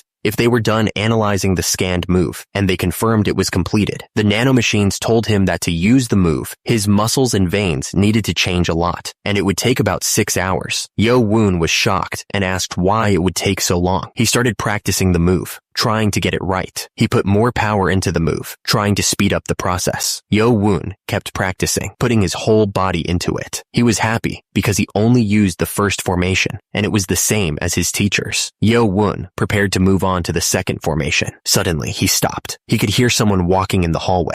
Yo-woon wondered if he had always been this sensitive. Had his senses become sharper as his body changed? He realized that all preparations were now complete, which was great. Yo-woon turned around to see a man standing behind him. Yo-woon told the man he was ready to be discharged, asking if he knew what was complete and when he had woken up. He realized the presence he had felt in the hallway was Dr. Beck. Yo-woon placed his hand over the emblem on his chest. Dr. Beck sighed, saying he didn't even have any other patients, and wondered what he was going to do when Yo-woon left. Yo-woon said there would be more patients soon, but then thought to himself that it was better if there weren't any. Dr. Beck thanked him for his time, saying he'd be praying for him. Then the door shut. Now Dr. Beck didn't have anything to do, so he wondered if he should just sleep. Meanwhile, Yo-woon stood at the door, ready to leave. Yo-woon thought that if the doctor didn't pretend not to know that the right guardian taught him martial arts, it would have been uncomfortable the whole time he was in the clinic. Yo-woon promised to never forget the doctor's kindness. He added that he would definitely send all the patients the doctor wanted. The doctor's students got goosebumps, wondering what was going on. It was afternoon at the Meadow House, and group training was about to start. Suddenly, some of the guys noticed someone. They realized it was another clan heir in their group, and it had been 2 weeks since they last saw him. The guy smirked, saying that the wait was finally over. Yo-woon walked forward, and someone called him a peasant. Turning around, Yo-woon was greeted by someone who asked if he was okay now, calling him leader. Yo-woon smirked, saying that he was completely cured, which was fortunate. The guy speaking reminded him that he had explained it in theory, but asked if he remembered his position, which Yo-woon confirmed. He told him to go that way with these weapons. The 2 guys started walking, carrying the shield and spear with them. The guy asked if he had only come now because he was scared. Cheon Mugum insulted the other guy, calling him dirty. Cheon Mugum was furious. Cheon Mugum yelled, asking how that scumbag could ignore him. Yo-woon smirked, telling Cheon Mugum not to get too excited yet. Yo-woon thought that he would show him what's what soon enough. The instructor announced that they would start practical training with real swords, so everyone needed to pay attention to their spacing. He warned them that if the same accident happened again, he would kick them out of the academy. The instructor yelled, asking if they understood. A red flag was raised, and right after that, the students started moving. Turns out, even though Cheon Mugum's personality is pretty bad, he controls his teammates well, like a clan leader should. The problem, though, is Cheon Yo-woon. He'd put him in the position with the least movement on purpose, hoping he wouldn't screw things up. But then, he was surprised because the boy was actually doing better than he thought. He wondered if he could keep up with the others, and if he was quick-witted. The order came to line up their shields properly, and keep their posture and lineups straight. They were doing well, but they couldn't move until they got the command. Minutes later, someone messed up, and the instructor yelled at them for moving when they weren't supposed to. He kept shouting, asking if they thought they could beat the other groups in the second test, if they couldn't even do this right. He told them to pay attention. The man wondered how the guys who had been training this whole time could be so bad. He noticed that Cheon Yo-woon was perfectly fine and hadn't moved at all. He wondered if he was really the same guy who had been lying down in the clinic the whole time. The man decided he needed to reassess Cheon Yo-woon and ordered them to change formation. The instructor kept yelling at them to surround the enemy in a semicircle. He then ordered them to move forward half a step, praising them as they took big steps. One of the students followed the instructions, focused on the task. The instructor got angry, wondering why Cheon Yo-woon wasn't making any mistakes. He thought that there was no way he would just watch the peasant succeed. Ja-hyun was among the soldiers. The soldier told them to just nod if they could hear him. The instructor told the third lineup to do as he said. One of the soldiers replied that he understood. The instructor immediately ordered them to change the lineup. The instructor ordered the soldiers to quickly stack the shields 3 levels high. Yo-woon thought it shouldn't be too hard, especially since the nano had already imported the simulation video for them. He then told them that once the shields were stacked, they should stick their swords out through the holes. Yo-woon stressed that they needed to keep their speed up, even if they were being careful. One of the instructors complained that he could see someone's behind completely and wondered what was going on. The bald man stood over Yo-woon, declaring that peasant battle marks should stain the ground. At the same time, the other soldiers continued stacking their shields. Meanwhile, Yo-woon's eyes narrowed. The bald man realized that Yo-woon had noticed his attack. The bald man figured he was just going to use a little bit of inner power, since Yo-woon didn't know martial arts. But he decided to use all his power. Yo-woon blocked the sword with his shield. Because of the force, Yo-woon was sent flying high into the air from the shield wall. Yo-woon was shocked that he had been rebounded. Hubong was lying on the ground. Hubong was confused and wondered if he had been catapulted off because the other guy's inner power was much stronger than his. Hubong looked up, still trying to understand what just happened. Yo-woon saw that it was the same guy from before and asked what he was doing back here. Hubong, who was still on the ground, yelled out, calling him leader, and immediately a foot landed on Hubong's face. Hubong was still feeling the pain in his ankle. The men with shields were sweating, knowing they were in trouble. Yo-woon was smiling like a boss. The guy looked angry, asking how a peasant dared to laugh at him. Yo-woon saw Hubong grinding his teeth and asked if he couldn't come to his senses. Hubong tried to say something about his butt. Yo-woon looked furious, saying that this kid was completely gone, and then punched him hard. Yo-woon asked if he was also the one who stabbed number 23 in the back last time. Yo-woon told him that he wouldn't be having any free time for the next 4 days, and that until bedtime, he would be receiving hell's training with his leader. The guy looked angry, saying that this piece of trash was still making excuses. The guys were saying that he deserved it, acting all high and mighty, with Cheon Mugun backing him. Someone was clenching their teeth in anger. The guy looked furious. Someone shouted the name Cheon Yo-woon. The guy told him that he wouldn't have any free time for the next 4 days, and he would be receiving hell's training with their leader. The guy yelled, saying that the trash was still making excuses. Someone noticed that Cheon Yo-woon's power was stronger than he thought. He wondered if the right guardian taught him, but it was still weird. Lee Hameng thought that the bald guy should have around 30 years of training worth of power since he took the medicine ball, so he wondered if Cheon Yo-woon's power exceeded that. Cheon Mukeum thought there was no way that the drunkard Xiao Bemeng taught him properly. The guy wondered if Cheon Yo-woon had a body that could naturally take in the full power of the medicine ball. Lee Hameng thought that was the only way to explain it. He figured that even if he was a half battle marks, he was still the son of a tiger. Someone noticed the standoff between 2 possible heirs in the same group and thought things were about to get interesting. The scene changed to the Grand Armament Great Hall. Everyone started eating at Motto. The food looked really good. Our hero thought the chicken marinated in soy sauce was delicious. He was happy to finally be eating something other than white porridge after 2 weeks. Anyway, he wondered if Cheon Mu-gyum was going to keep glaring at him during the entire meal. He decided to just enjoy the food for now. Yo-woon said he didn't know why they hated him so much, but he couldn't forgive the 6th clan's actions either. He added that they wouldn't know what it felt like to watch their mother die without being able to do anything. He would trample over all of them from now on. At that moment, an announcement rang out, declaring that mealtime was over and Friday's schedules were wrapped up. Everyone except number 80 was dismissed. The man shouted for everyone to leave. Then he told number 80 to come with him. Yo-woon smirked, already planning his next move. He started walking towards the building where the trainees were staying. As he walked, he thought that Group 8's quarters were in room 8 on the 1st floor, which was easy to remember.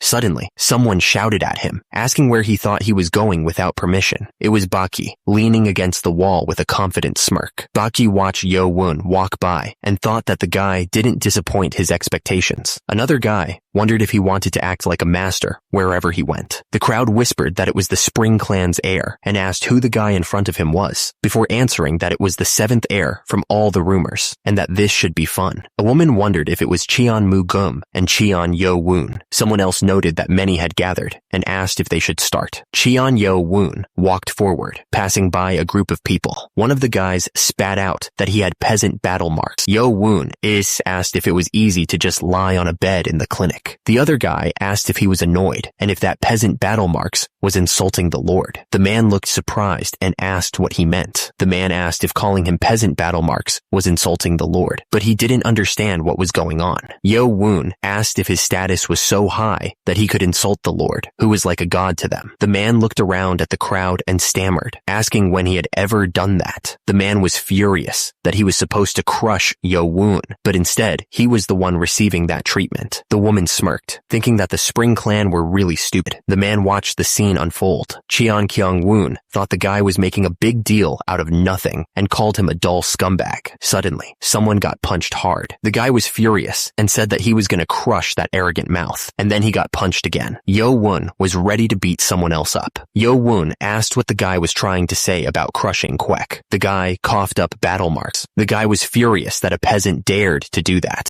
Then a blast of energy came out of nowhere. Yo Woon used Spring Clan's fist technique. The guy swung his sword, but Yo Woon kicked him off the ground, and the guy shouted that Yo Woon was a bastard. Yo Woon jumped away, and someone shouted, asking if he was running. The guy was surprised and asked how Yo Woon could be weightless, calling him a peasant bastard. The other guy started yelling at their teammate to get that trash. Yo Woon didn't wait around. He just ran. The guy was pissed that Yo Woon punched him and ran away. He thought that if he let him go, he wouldn't be considered a man. He chased after him through the forest. The others were surprised at how fast Yo Woon was. The guy chasing Yo Woon realized something was weird. It was like he was running just fast enough for them not to catch up. The man started yelling at the others for hesitating and called them slow. He said he'd go by himself. The guy yelled that he'd catch Cheon Yo Woon, crush his face, and destroy all the bones in his body. Yo Woon kept running through the forest, moving fast. Our hero suddenly stopped and crouched down, ready to fight. The guy yelled, calling Yo Woon a fucktard and asking if he was done running. Yo Woon smirked and asked if he was talking about running. The man stepped forward, saying it was a joke, but then he looked shocked. At the same time, Yo Woon grinned, thinking there was no reason to show the others yet. Yo Woon attacked the man with a crazy amount of power. The man was shocked by the crazy power. Yo Woon didn't stop there. He kept attacking with everything he had. The man struggled to block, saying that even though he used the 7-star defensive skill, he was still getting pushed back. He realized that the young master's defensive skills were strong. He looked at Yo Woon suspiciously. Yo Woon smiled and asked how he knew martial arts. The man thought about it and realized that Yo Woon's movements were fast. He remembered that the young master had no inner power in the first test and wondered what was happening. Yo Woon smirked, happy that the man was getting nervous, just as he expected. The man kept up his attacks with everything he had. Suddenly, one of the man's teammates shouted a warning about their prince. Yo Woon used the butterfly dance's second formation, with light butterfly circular movements. The young master's eyes widened in shock as he tried to understand what was happening. The man couldn't believe it, he shouted out, wondering how Yo Woon avoided his attack. Turns out, Yo Woon was already preparing his next move. Yo Woon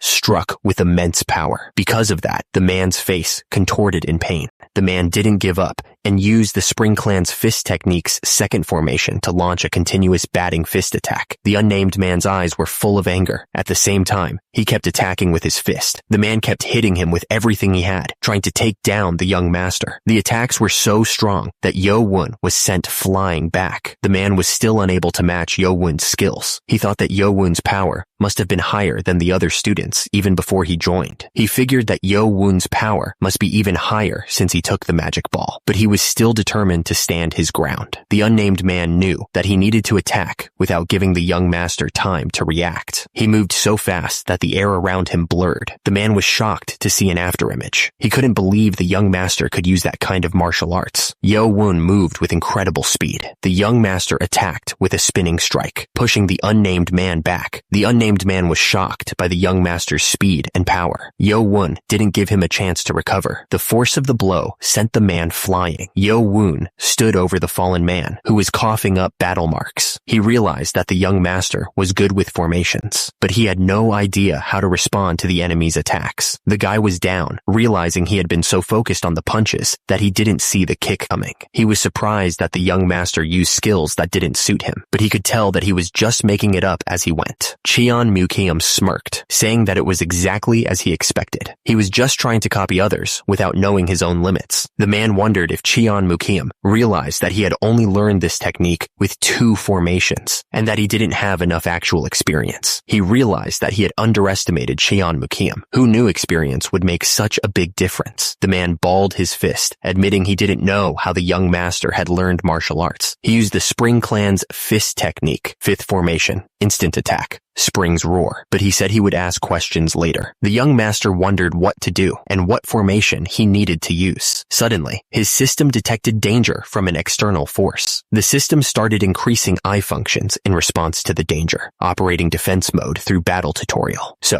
the system showed him exactly where to hit. The young master punched with everything he had, and immediately, the guy's face exploded from the force. Yo Woon kept attacking, not giving the man a chance to breathe. The man's face was getting destroyed. The protagonist didn't stop, keeping the pressure on. The man couldn't believe it. He asked how this could not be a technique. Yo Woon looked just as confused. He wondered what was happening. The system then explained that it was using the optional built-in self-defense martial arts, battle tutorial type defense style, boxing. The system continued, saying this indicated independent teaching and that they had created results through analysis of the opponent's movements for every 0.01 seconds. Yo Woon didn't know what that meant, but he asked if it was saying this was boxing. He then asked if it was possible to use the butterfly dance instead of boxing. The system asked if he would accept, and Yo Woon agreed immediately. The man was furious, accusing Yo Woon of learning fist techniques and hiding a card up his sleeve. But the man declared that it wouldn't work anymore and charged forward. The system announced it was changing the defense mode from boxing to butterfly dance. Yo Woon realized he could now see where the man would attack. Yo Woon was just too fast for him, dodging every attack. The man was furious. He couldn't believe the young master had avoided all his attacks. He screamed, "This scumbag! He avoided all of my hits," but Yo Woon didn't care. He launched a savage counterattack. The man was getting pummeled, battle marks splattering everywhere. Now he was crying, tears streaming down his face as he realized he was completely outmatched. The man, covered in battle marks, told Guum to do his best. He continued, saying that if he did well, his father would leave that trash and come back to her. The woman put her hand on the child's head, telling him that he needed to win everything. The child looked up at his mother and said, "Yes, mother." She yelled that it was because he couldn't do it right. The woman cried, saying it was all because he was bad at everything and because that dirty woman showed up. She kept crying, saying it wasn't her fault and that he couldn't do anything right. The woman cried even harder as she was choked, saying it was all because he was a mistake. He remembered that memory and was not happy about it. Yo Woon looked to the side, wondering if he had. The man was bleeding and could not believe it, asking if he could actually lose. He tried to stand his ground. The man shouted that he would never lose to a peasant bastard like Yo Woon. Yo Woon didn't care and punched him in the face. Our hero hit him again with a devastating blow. The man coughed up battle marks, completely defeated. The leaves fell from the trees in the forest. Yo Woon stood over the fallen man, looking down at him. The man said he couldn't believe he was losing to a peasant bastard like Yo Woon. The man was lying on the ground, unable to believe what had happened. The man on the ground heard Yo Woon tell him that he brought all of this on himself. The guys watching couldn't believe that Yo Woon beat Cheon Mugun, someone they couldn't even take down together. They whispered to each other, saying that Yo Woon had no inner power just 10 days ago and wondered what they should do. Yo Woon turned around and asked if they wanted to try him too, and then ordered them to take the defeated guy away. The defeated man was being dragged away as he asked if the prince was alright, saying that they would help him. He thought to himself that if he had more authority, everyone would obey him like that. He yelled at them to let go of him, saying he would walk by himself, but they kept calling him Prince. The guy that Yo Woon defeated was still on the ground, complaining that Yo Woon didn't finish him off properly. He went on, saying that if the second test wasn't a group task, he would have cracked Yo Woon's head open, calling him a peasant. Yo Woon warned that he would really do it if he kept coming at him like that. The other guy yelled back, telling him to do it, even though he couldn't even get up by himself. The guy kept yelling insults as he was being carried away, but said he was leaving. He was still mad about what happened. The night was dark, and the forest was quiet, but strange symbols floated in the air. Yo Woon realized that last fight was dangerous, and that he would have lost if it wasn't for the nanomachine. Even though he learned martial arts faster than anyone, he couldn't just ignore experience. He knew he couldn't become like his teacher just because he had mastered the butterfly dance. Yo-woon knew that if he wanted to reach a higher status, he needed internal energy and experience, but the 6th clan wouldn't leave him alone while he was trying to build on it. The protagonist decided that he needed to learn exactly how to use what he could right now. The nanomachine responded to Yo-woon's thoughts, confirming that it was checking the user's records. The nanomachine announced that he had only used 3% of all of its functions, which made Yo-woon wonder what that meant. The nanomachine corrected itself, stating that he had used 3/100ths of its functions, and that he hadn't exceeded 3/10ths of the nanomachine's functions, according to the records. Yo-woon realized that there must be more functions that he could make use of. Yo-woon asked Nano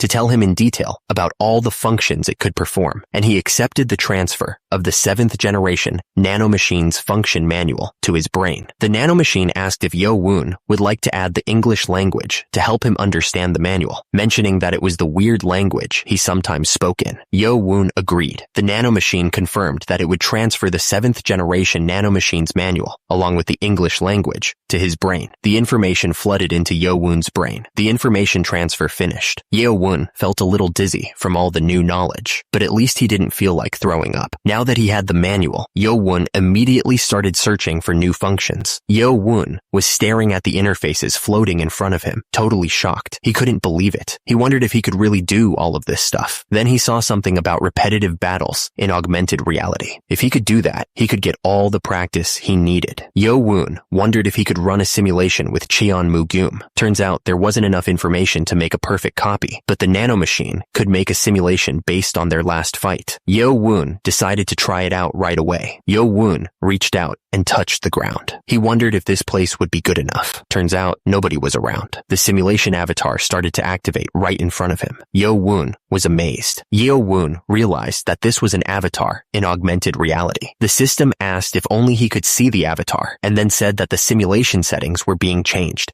and that he needed to set the avatar's impact percentage on the user. The system then explained that the impact percentage was the amount of impact he would receive from the avatar's attacks. It told him to set it to 100 for the same amount of impact as normal, or lower if he wanted less. Yo-woon wondered how much it would hurt anyway, and then decided to set the impact to 100%. The system then said that the simulation would be started with 100% impact. The avatar immediately trash-talked him, calling him peasant battle marks and telling him to come at him. Yo-woon wondered why this stupidity was part of the simulation, as the avatar taunted him, asking if he was scared. Yo-woon was thrilled that he couldn't crack the avatar's head open earlier because of the test, but it didn't matter anymore since it was just an avatar. The avatar then taunted him, saying that it would come to him if he didn't come to it. The screen showed the Spring Clan fist techniques, Spring's roar formation. Yo-woon was shocked to see that the simulation was exactly the same as the real thing. Yo-woon didn't waste any time and immediately attacked with the Spring's roar formation. The avatar's face was being scanned and analyzed. The avatar mocked Yo-woon, asking if he really thought that kind of sloppy attack would work on him. But Yo-woon didn't listen and kept attacking with the Spring's roar formation. The avatar was suddenly shocked, wondering why he could feel pain. The nanomachine had given him the same amount of pain that he felt earlier, using the information that was collected. The avatar asked if he wanted to change the impact percentage, but said it was fine and they would continue like this. The avatar taunted Yo-woon, telling him to come at him. Yo-woon was getting annoyed. The avatar was about to strike, and Yo-woon shouted his name. It was now nighttime. Yo-woon was lying on the ground, breathing heavily. He asked the nanomachine what time it was. Yo-woon was pissed because he had to fight that avatar 15 times before he finally won. The first fight ended in only 5 formations, and he couldn't even defend himself properly, so he just used his body. Yo-woon realized that if he fought with Cheon-mu-geum properly, he wouldn't even get close and would just lose right away. The nanomachine told him that his skills would increase with experience and training, and the nanomachine added that the frequency of him using formations of the butterfly dance was increasing. Yo-woon was pissed that he lost to a guy who was just using the same 3 formations and basic moves over and over. He grinned, saying that Cheon-mu-geum's avatar would be nothing to him in 7 days. He was sure that the next time, he would completely destroy that avatar. The scene changed to the Mado House student quarters. Yo-woon was standing in the room, wondering which bed was his. The students were shocked and whispered to each other as Yo-woon entered the room. Yo-woon thought to himself that he just beat a clan heir, and now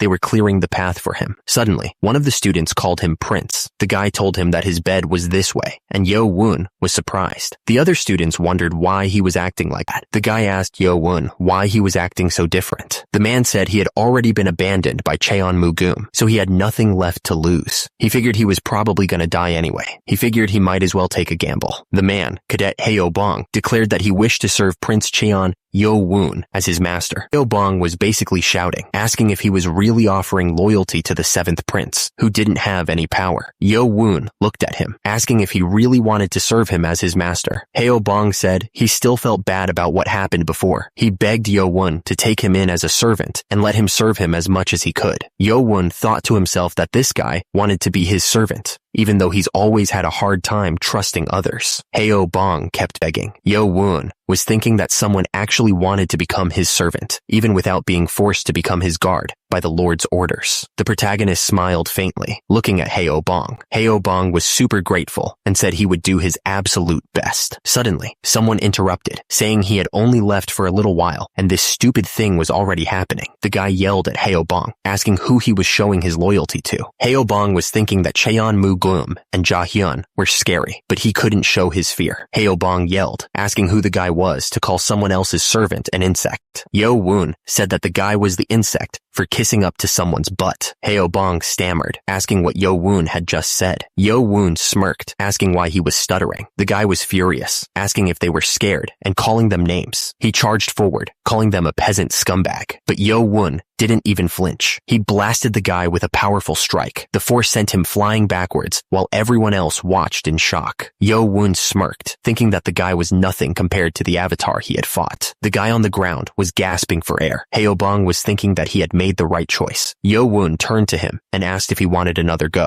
Cheon-mu-gum scoffed, telling him to enjoy it while he could, because nothing had changed just because he had a servant. The crowd couldn't believe it. Cheon-mu-gum actually walked away from the fight. The crowd whispered, not sure if they should be happy or not, but they knew that the Spring Clan's authority wasn't going anywhere. But maybe, just maybe, Yo-woon stood there, looking like he was ready to face whatever came next. He'd bring a new change to the demonic academy. A week later, it was time for the group type second test, the Mado House Grand Armament. The instructor shouted that he had taught them everything they needed to know, and now they were responsible for how they performed. The instructor yelled, wanting to make sure everyone understood what motto meant. He explained that before they started, they would draw lots to decide who would fight who. Groups 1 to 4, 5 to 8, and 9 to 12 would draw lots among themselves. Lee Ha-meng ordered the group leaders from groups 1 to 4 to come forward. Someone noticed that the group leaders for groups 2 and 3 had changed. Turns out, Cheon-mu-yeon from the Dark Clan was still the group leader for group 1. Someone pointed out that Cadet 72 had been in group 4 before, right? They were still unsure though. Lee Ha-meng smirked, wondering if there were just 2 people. Then, someone reached into the box to draw the lots. Down below, the group leaders watched the process. The results were in. Match 1 would be Group 1 versus Group 3, and Match 2 would be Group 2 versus Group 4. The crowd cheered for their group leader. Lee Ha-meng called out for the leaders of Groups 5 through 8 to come forward. The crowd was shocked. Turns out, 2 people had changed this time as well, and they were wondering if Group 8 was for real. Lee Ha-meng just smirked at the situation. Yo-woon started walking forward. The crowd noticed him and were surprised. Cheon-mu-gum was furious, saying he had warned him so many times, calling Cheon-mu-gum an idiot. Turns out,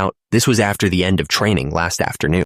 At the same time, Cheon-mu-gum was watching them. Noticing they were still doing group training, he thought they were idiots and realized they were just showing off their strategies, which was pitiful. Because of that, Cheon-mu-gum decided there was nothing more to watch and that he would go do some martial arts training. He was really mad at Cheon-mu-gum. A woman with red hair smiled. Suddenly, a man with brown hair looked surprised, wondering who it was. The woman walked away, ignoring him completely. The woman stopped and turned around to face him. The man looked angry and demanded to know what she was doing. The woman with red hair demanded to know why he was ignoring her after she called for him, asking what he wanted her to say. The woman looked annoyed and said she had called him after thinking about it a lot, and he was treating her like that. The woman turned away, telling him not to talk to her because he said the Spring Clan guys were idiots. The woman said he was annoying and that the Spring Clan guys were narrow-minded too. She told him to listen well because she was going to say it quickly. Suddenly, the man grabbed her arm, stopping her from leaving. The girl asked if he had hurt himself. She then pointed to her bandaged hands, clarifying that the injury was from yesterday. She repeated the word, yesterday? The girl explained that someone ambushed her while she was training alone last night. The girl with the bandaged hands started to explain that when she was training by herself last night, someone ambushed her. The man seemed surprised and asked which brave scumbag would do that. The girl said that she couldn't tell who it was because they were wearing a mask.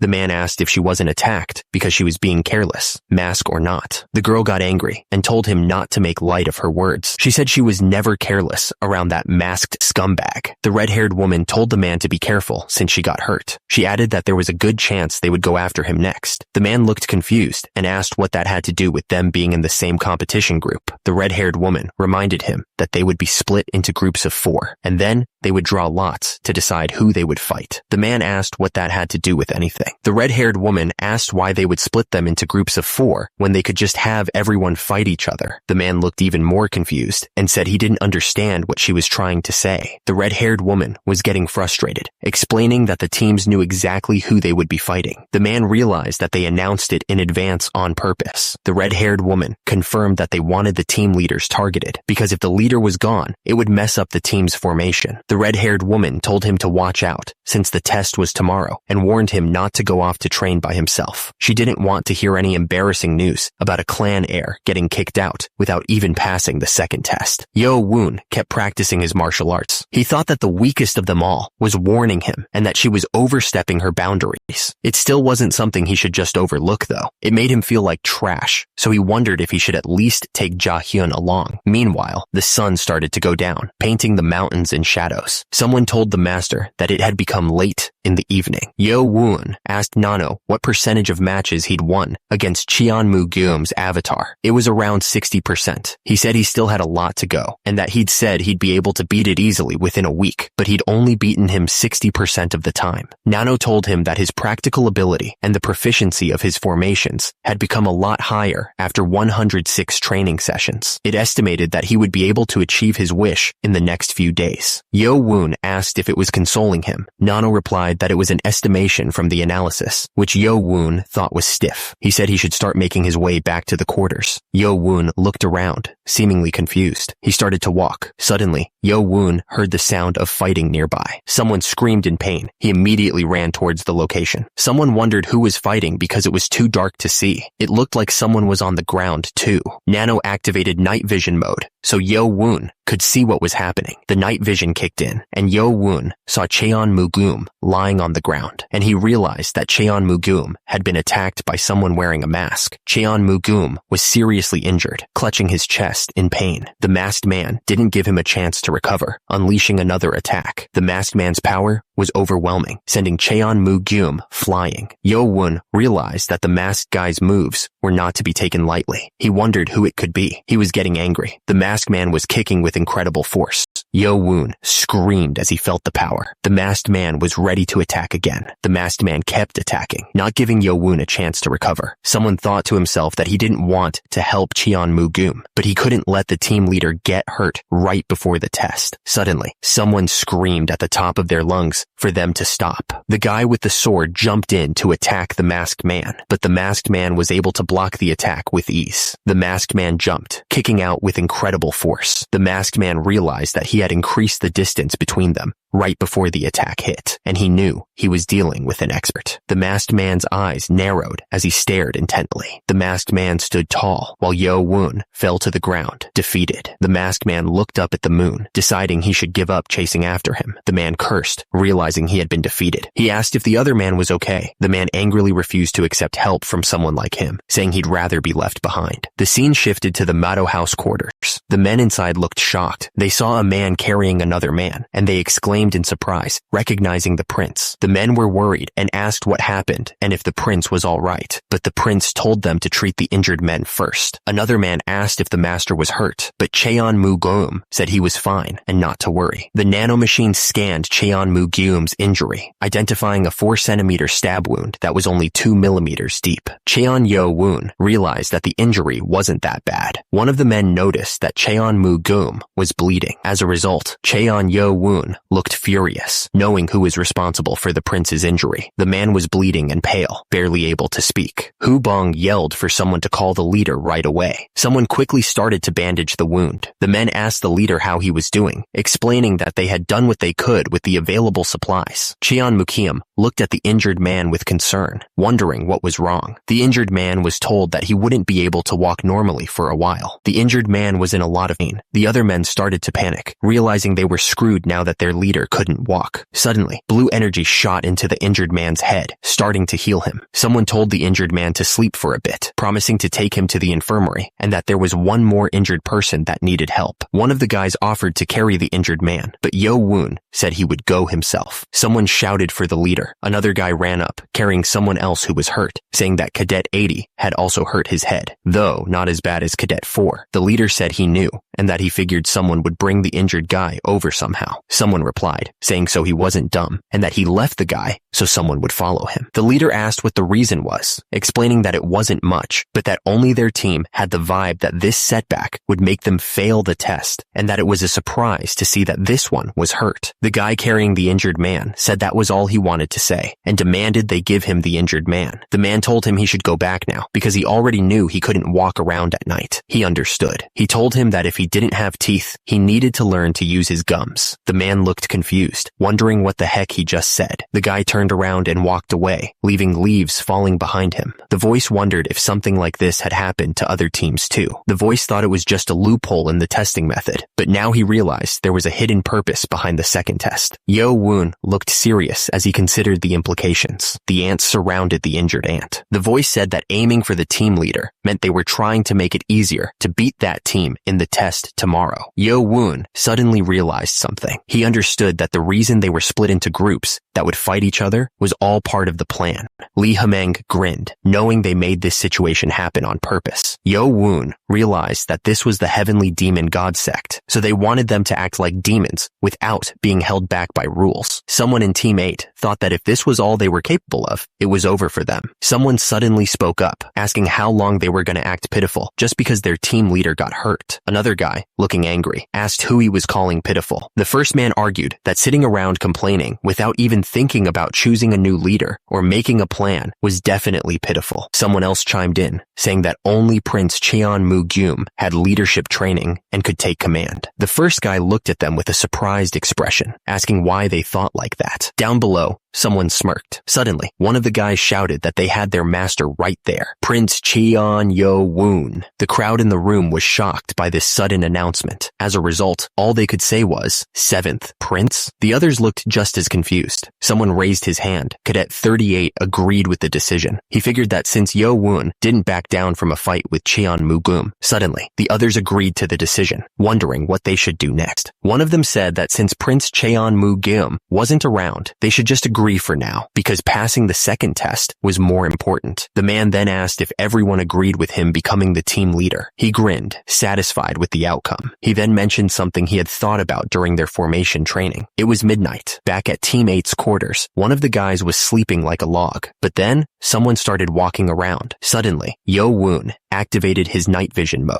The nanomachine confirmed that it was activating night vision in his field of view. The hallway shimmered under the green glow of night vision. Yo Woon sighed. He jumped from the roof. Yo Woon landed silently, using his hand to brace himself. He thought about how many times he had come to Team 7's quarters tonight. Yo Woon asked Nano if anyone was still awake at this hour. Nano started scanning room 7 to see who was awake, labeling everyone as asleep. Nano confirmed that all 20 people inside room 7 were sound asleep, which meant they were finally all sleeping. Satisfied, our hero jumped down from the window. He then asked Nano if the person who attacked Cheon Mu-gyum was in there, but after scanning everyone and comparing their body size to the attacker, Nano found no match. Suddenly, the hand started glowing with strange energy, and the man speaking said it didn't matter, and immediately, the guy was being electrocuted. He looked up, wondering if this guy was Team 7's leader. Turns out, it was Yo Woon, who asked what the man was. The man could only look at him in shock and disbelief. The masked man looked at the guy on the ground, thinking that he woke up because he was there. He figured the man was perceptive, as expected of Team 7's leader. The masked man was confident that there was no way the guy would recognize someone wearing a mask in the dark. He figured the guy would have trouble walking around properly for a while, since he'd used a needle to poke his muscles. The masked man stared, saying it wasn't the guy's fault, but he shouldn't resent him. The masked man wondered if he should move over to the next room, since he was done with Team 7. Turns out, the leader of Team 5 is Cheon-won Ryo. The masked person thought that the attacker wasn't a girl. Plus, Cheon-won Ryo couldn't beat Cheon-mu-gum in martial arts anyway. That meant the person who attacked Cheon-mu-gum was in Team 6. He saw that all 16 people in Team 6's quarters were sound asleep. The masked person realized there were supposed to be 20 people in Team 6. Even if they counted the 3 female cadets, someone was still missing. The masked person asked the nanomachine to find if anyone matched the attacker, but there was no match. So, the one who wasn't around was likely the culprit. The masked person wondered if the attacker had been on the first floor. They would have found him moving around earlier. He was now trying to figure out what to do, but then he paused, thinking about his strategy. He realized there was no rule that said he could only aim for the team leader. It was going to be an eye for an eye and a tooth for a tooth. The guy with red hair figured that if the person was leading Team 8, it meant the Spring Clan kid got hurt by someone. Lee Hameng thought they had perfectly understood what the test meant, and this time the participants weren't disappointing. Lee Hameng then asked if they had all drawn. Since they had all prepared fairly for the test, he hoped they'd show good victories. The students looked at each other, wondering if it was really going to be fair. The guys from Team 8 walked down the stairs. Then, on the ground, the students were getting ready. Yo Woon stared at one of the guys and thought the eyes looked familiar. Yo Woon immediately ordered the nano to the guy. The system started scanning the guy's body. They came back, saying it was a 100% match based on height and body shape. The guy smirked after that. The second test round was about to begin. Team 1 versus Team 3, with the winning team being the one that suppressed the other. Lee Hameng yelled for the match to begin. At the same time, the fighters charged at each other, screaming. Cheon-mu-yeon, Team 1 leader from the Dark Clan, shouted that they were starting from the right. Someone noticed their diagonal formation and wondered about it. The panel showed diagrams of a normal formation versus the diagonal one. The two teams clashed, swords meeting shields in a brutal fight. The group advanced, pushing forward with their shields, and immediately, a massive explosion of energy erupted. The soldiers were getting pushed back, struggling to hold their ground. They screamed for their teammates to resist. One soldier managed to stab another. As a result, battle marks spilled from the soldier's mouth. Another soldier yelled, trying to get his teammates to come to their senses and get back in the fight. The soldier coughed up battle marks, clearly in pain. He fell to his knees, unable to stand anymore. The flags waved, symbolizing that it was their loss. The enemy stood over him, telling him to surrender. The soldier finally admitted that he lost. Lee Hameng thought the fight was pretty boring, since the other team wasn't that strong. The announcer congratulated Team 1 for winning and passing the second test. Then, it was announced that Team 4 had also won against Team 2, and the next teams were called forward to compete. It was finally Yo Woon's team's turn to fight, but the enthusiasm of his teammates had dropped, which wasn't good. Yo Woon noticed that his teammates looked nervous, so he asked if they were. He knew they were anxious because the team leader had changed, and he admitted he was nervous too. Yo Woon explained that if they didn't win, they'd be kicked out of the academy, and it was too early for that. He was also angry, and didn't want to lose to the scumbag who tried to make them face problems by attacking their team leader like a coward. Yo Woon told them that if they all felt the same way he did, they couldn't afford to lose. The team raised their swords, ready to win. Lee Hameng watched them, thinking that encouragement alone wasn't enough to guarantee victory. The guy thought they'd soon find out if Yo Woon was a panther or just a stray cat. The signal was given. The team that overpowers the opponent wins, and the fight could begin. Cheon-won Ryo, the leader of Team 5, clicked her tongue, wishing she was up against Cheon-mu-gum's team instead. The other guy told Yo Woon that he didn't belong there and that leaving the academy would be better for his pitiful life.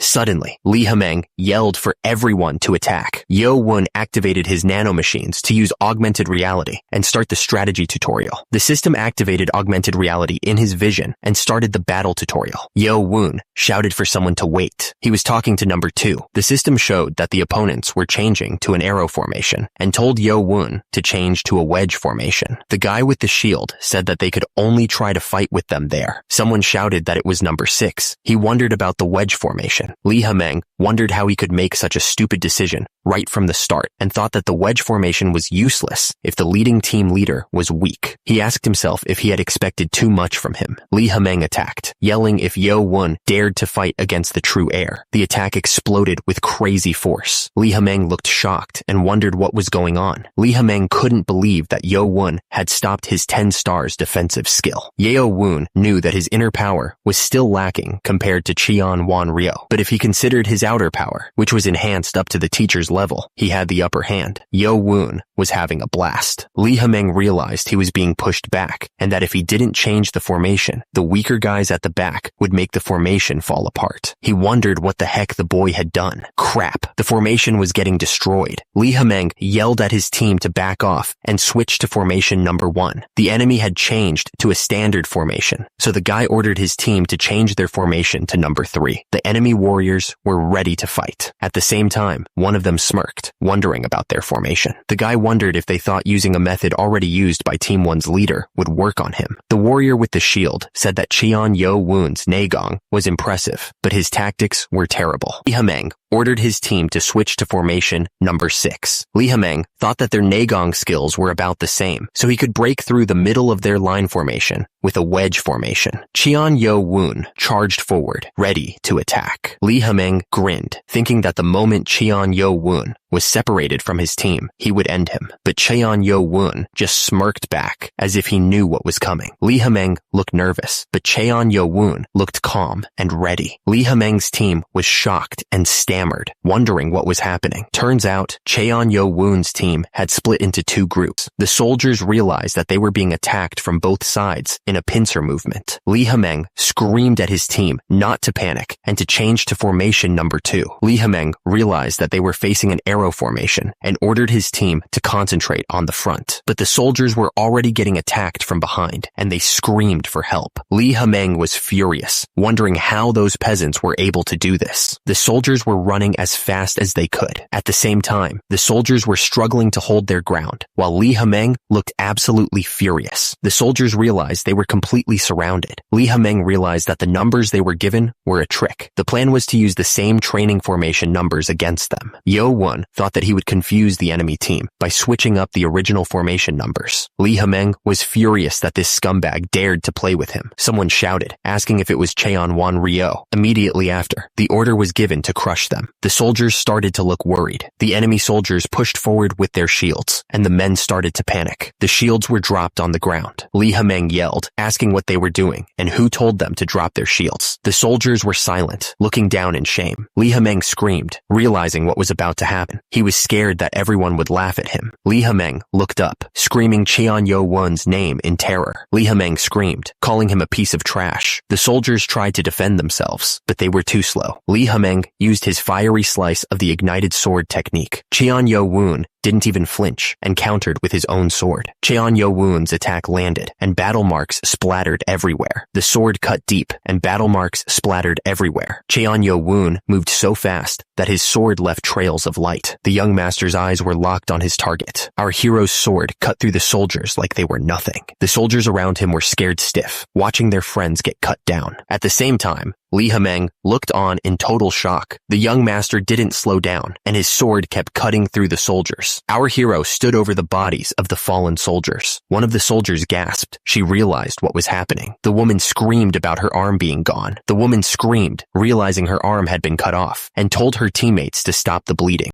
Qian Yo Won's face was covered in battle marks, but he stayed calm, realizing that the sword wasn't strong enough. Li Hemeng thought he had stopped Qian Yo Won's sword, but he realized the last move was incomplete, and he yelled in pain. Qian Yo Won looked down at his opponent and said he was going to kill him, realizing the training sword had its limits. It was announced that Team 8, led by Cadet 7, had won and passed the second test. The crowd went wild, cheering for Cheon Yo Won. Li Hemeng was surprised that Cheon Yo Won used the 7 butterfly connections. He knew that the young master was still lacking in Negong, but his movements were nearly on the same level as Shoba Mayang. He wondered what the drunkard had done to him. Li Hemeng knew that it wasn't just because of Shoba Mayang's teaching. Cheon Yo Won had grown overwhelmingly in all aspects within 21 days. Below, the group of people were in formation. He was amazed by the young master's tactics and strategies, as well as being daring enough to cut off Cheon Wan Ryo's arm. He thought he was a genius. Lee Hameng wondered if he should have taken Cheon Yo-woon in and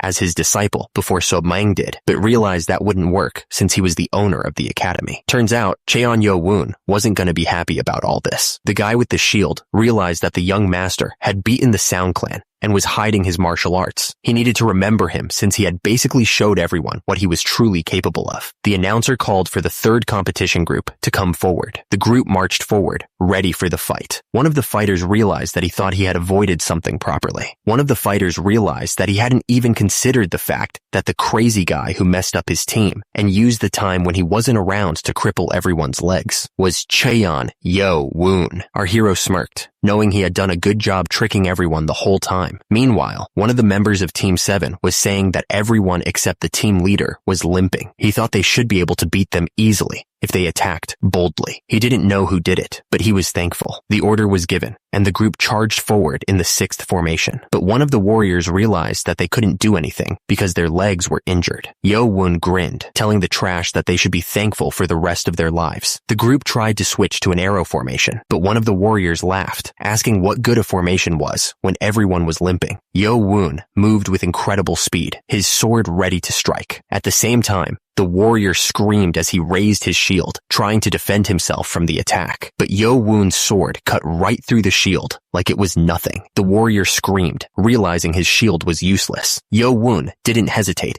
and brought his sword down on the warrior. The warrior coughed up battle marks, his eyes wide with shock as he realized what had just happened. He screamed as he was pushed back, the force of the blow almost unbearable. The warrior was sent flying back from the sheer power of the attack. He stammered in shock, unable to believe what was happening to them. Another warrior screamed that they were being pushed back, fear in his voice. Another warrior screamed as the sword pierced right through his neck, killing him instantly. The warriors were ordered to suppress them all and not let anyone stand back up. Lee Hameng watched the scene unfold, muttering in disbelief. Yo-woon continued his assault, striking another warrior. Yo-woon stood tall among the fallen, his presence overwhelming. Yo-woon, covered in battle marks, warned that someone was next. Suddenly, a warrior shouted Cheon Yo-woon's name. Yo-woon smirked, realizing he'd made an annoying enemy. The announcement rang out. Team 7 had won the 3rd round. Back at the Mado House's main hall, back at the academy owner's office, a group of men sat around a table. Lee Hameng announced that he had the list of everyone who failed, including their grades up to Team 5. Another man noted that a lot of people failed this time and asked if Lee Hameng was talking about the higher clans. Lee Hameng explained that those without clans just wanted to be guards, so it didn't matter. But the higher clan's heirs might feel wronged since they would have made it to the 3rd round if it wasn't for the group test. The man replied that something like this wouldn't have happened if they had used the same rules as the old demonic academy guide, but there was nothing they could do about it. One of the men at the table argued that if they didn't reassign the failed participants positions and duties based on their performance, the higher clans would protest. Lee Hameng chimed in, saying that the higher clan's heirs would grow well with their own martial arts, but it was unfortunate that the middle and lower clans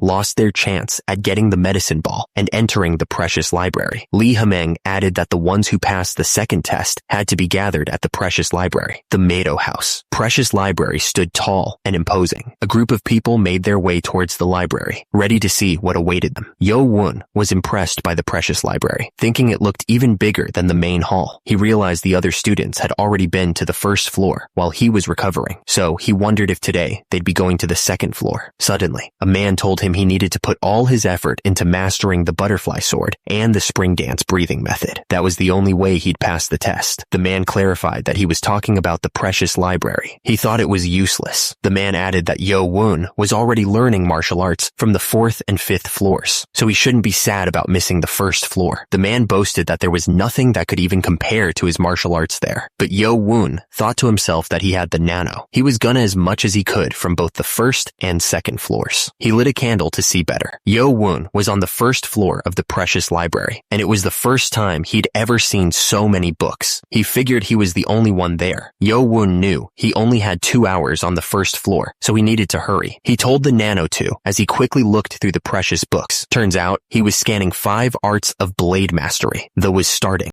The was complete. The was complete. Yo-woon asked the nano how much time he had left. The nano told him he had 1 hour left, and he had scanned 55 books, including sword mastery and breathing techniques. He told the nano not to send those to his brain yet, since he had only looked at the outer border books. Yo-woon wondered if he should check the inner shelves too. Yo-woon then looked at a giant rock in the room. The warrior wondered if the young master was an expert, and if he was the one who protected the first floor of the library. Yo-woon wondered why there was a gravestone in the middle of the library. The warrior stared intently. The warrior's shirt had a strange symbol on it. The warrior explained that the gravestone was left by the main academy's founder, the heavenly demon ancestor. Yo-woon was surprised to hear about the heavenly demon ancestor. The warrior explained that the words were carved into sapphire. It looked like there was a poem written on it. He wondered what it meant. Yo-woon was shocked. He realized that the writing was carved with a finger. The warrior thought it was amazing that the ancestor focused his energy into his finger to write on the sapphire, something that's hard to scratch, even with a sword and large amounts of energy. The warrior explained that people usually try to read the books and don't pay attention to the carving, but Yo-woon found the ancestor's trace because he's his bloodline. He admitted that he almost missed it too. Yo-woon said that was to be expected. The warrior continued, saying that no one would pay attention to a gravestone with a poem when there are so many books around. He's been protecting this place for over 20 years, but no one has ever noticed it. He added that includes the descendant of the heavenly family. The warrior apologized for taking up so much of Yo-woon's time and told him to keep doing what he was doing, saying he understood. Yo-woon suddenly noticed something strange. He wondered what it could be. Turns out, there were marks from sharp objects on the back of the gravestone, like someone was hiding something. Yo-woon ordered Nano to analyze the traces. Nano started analyzing the surface of the gravestone, and the analysis was quickly completed. According to the analysis, the traces were left by the sharp blade of a sword. Yo-woon wondered why there would be sword marks there. Yo-woon was shocked that someone would do this to the heavenly demon ancestor's gravestone. According to Nano's analysis, it looked like 2 people made those marks. He couldn't believe it. Yo-woon looked closely at the marks on the gravestone, but he couldn't tell anything just by looking. So, Yo-woon ordered Nano to show him the sword traces in 3D. He instantly noticed a huge difference in the strength and angle of each sword. It was easy to miss that 2 different people made these marks. Yo-woon wondered if someone tried to hide the original scarring by making even more messy scars on top of it. Maybe. Yo-woon asked Nano if it could tell the difference between the 2 people's sword traces, and then ordered it to get rid of the sword traces, except for the ones that were there first. Nano got to work, analyzing the sword traces.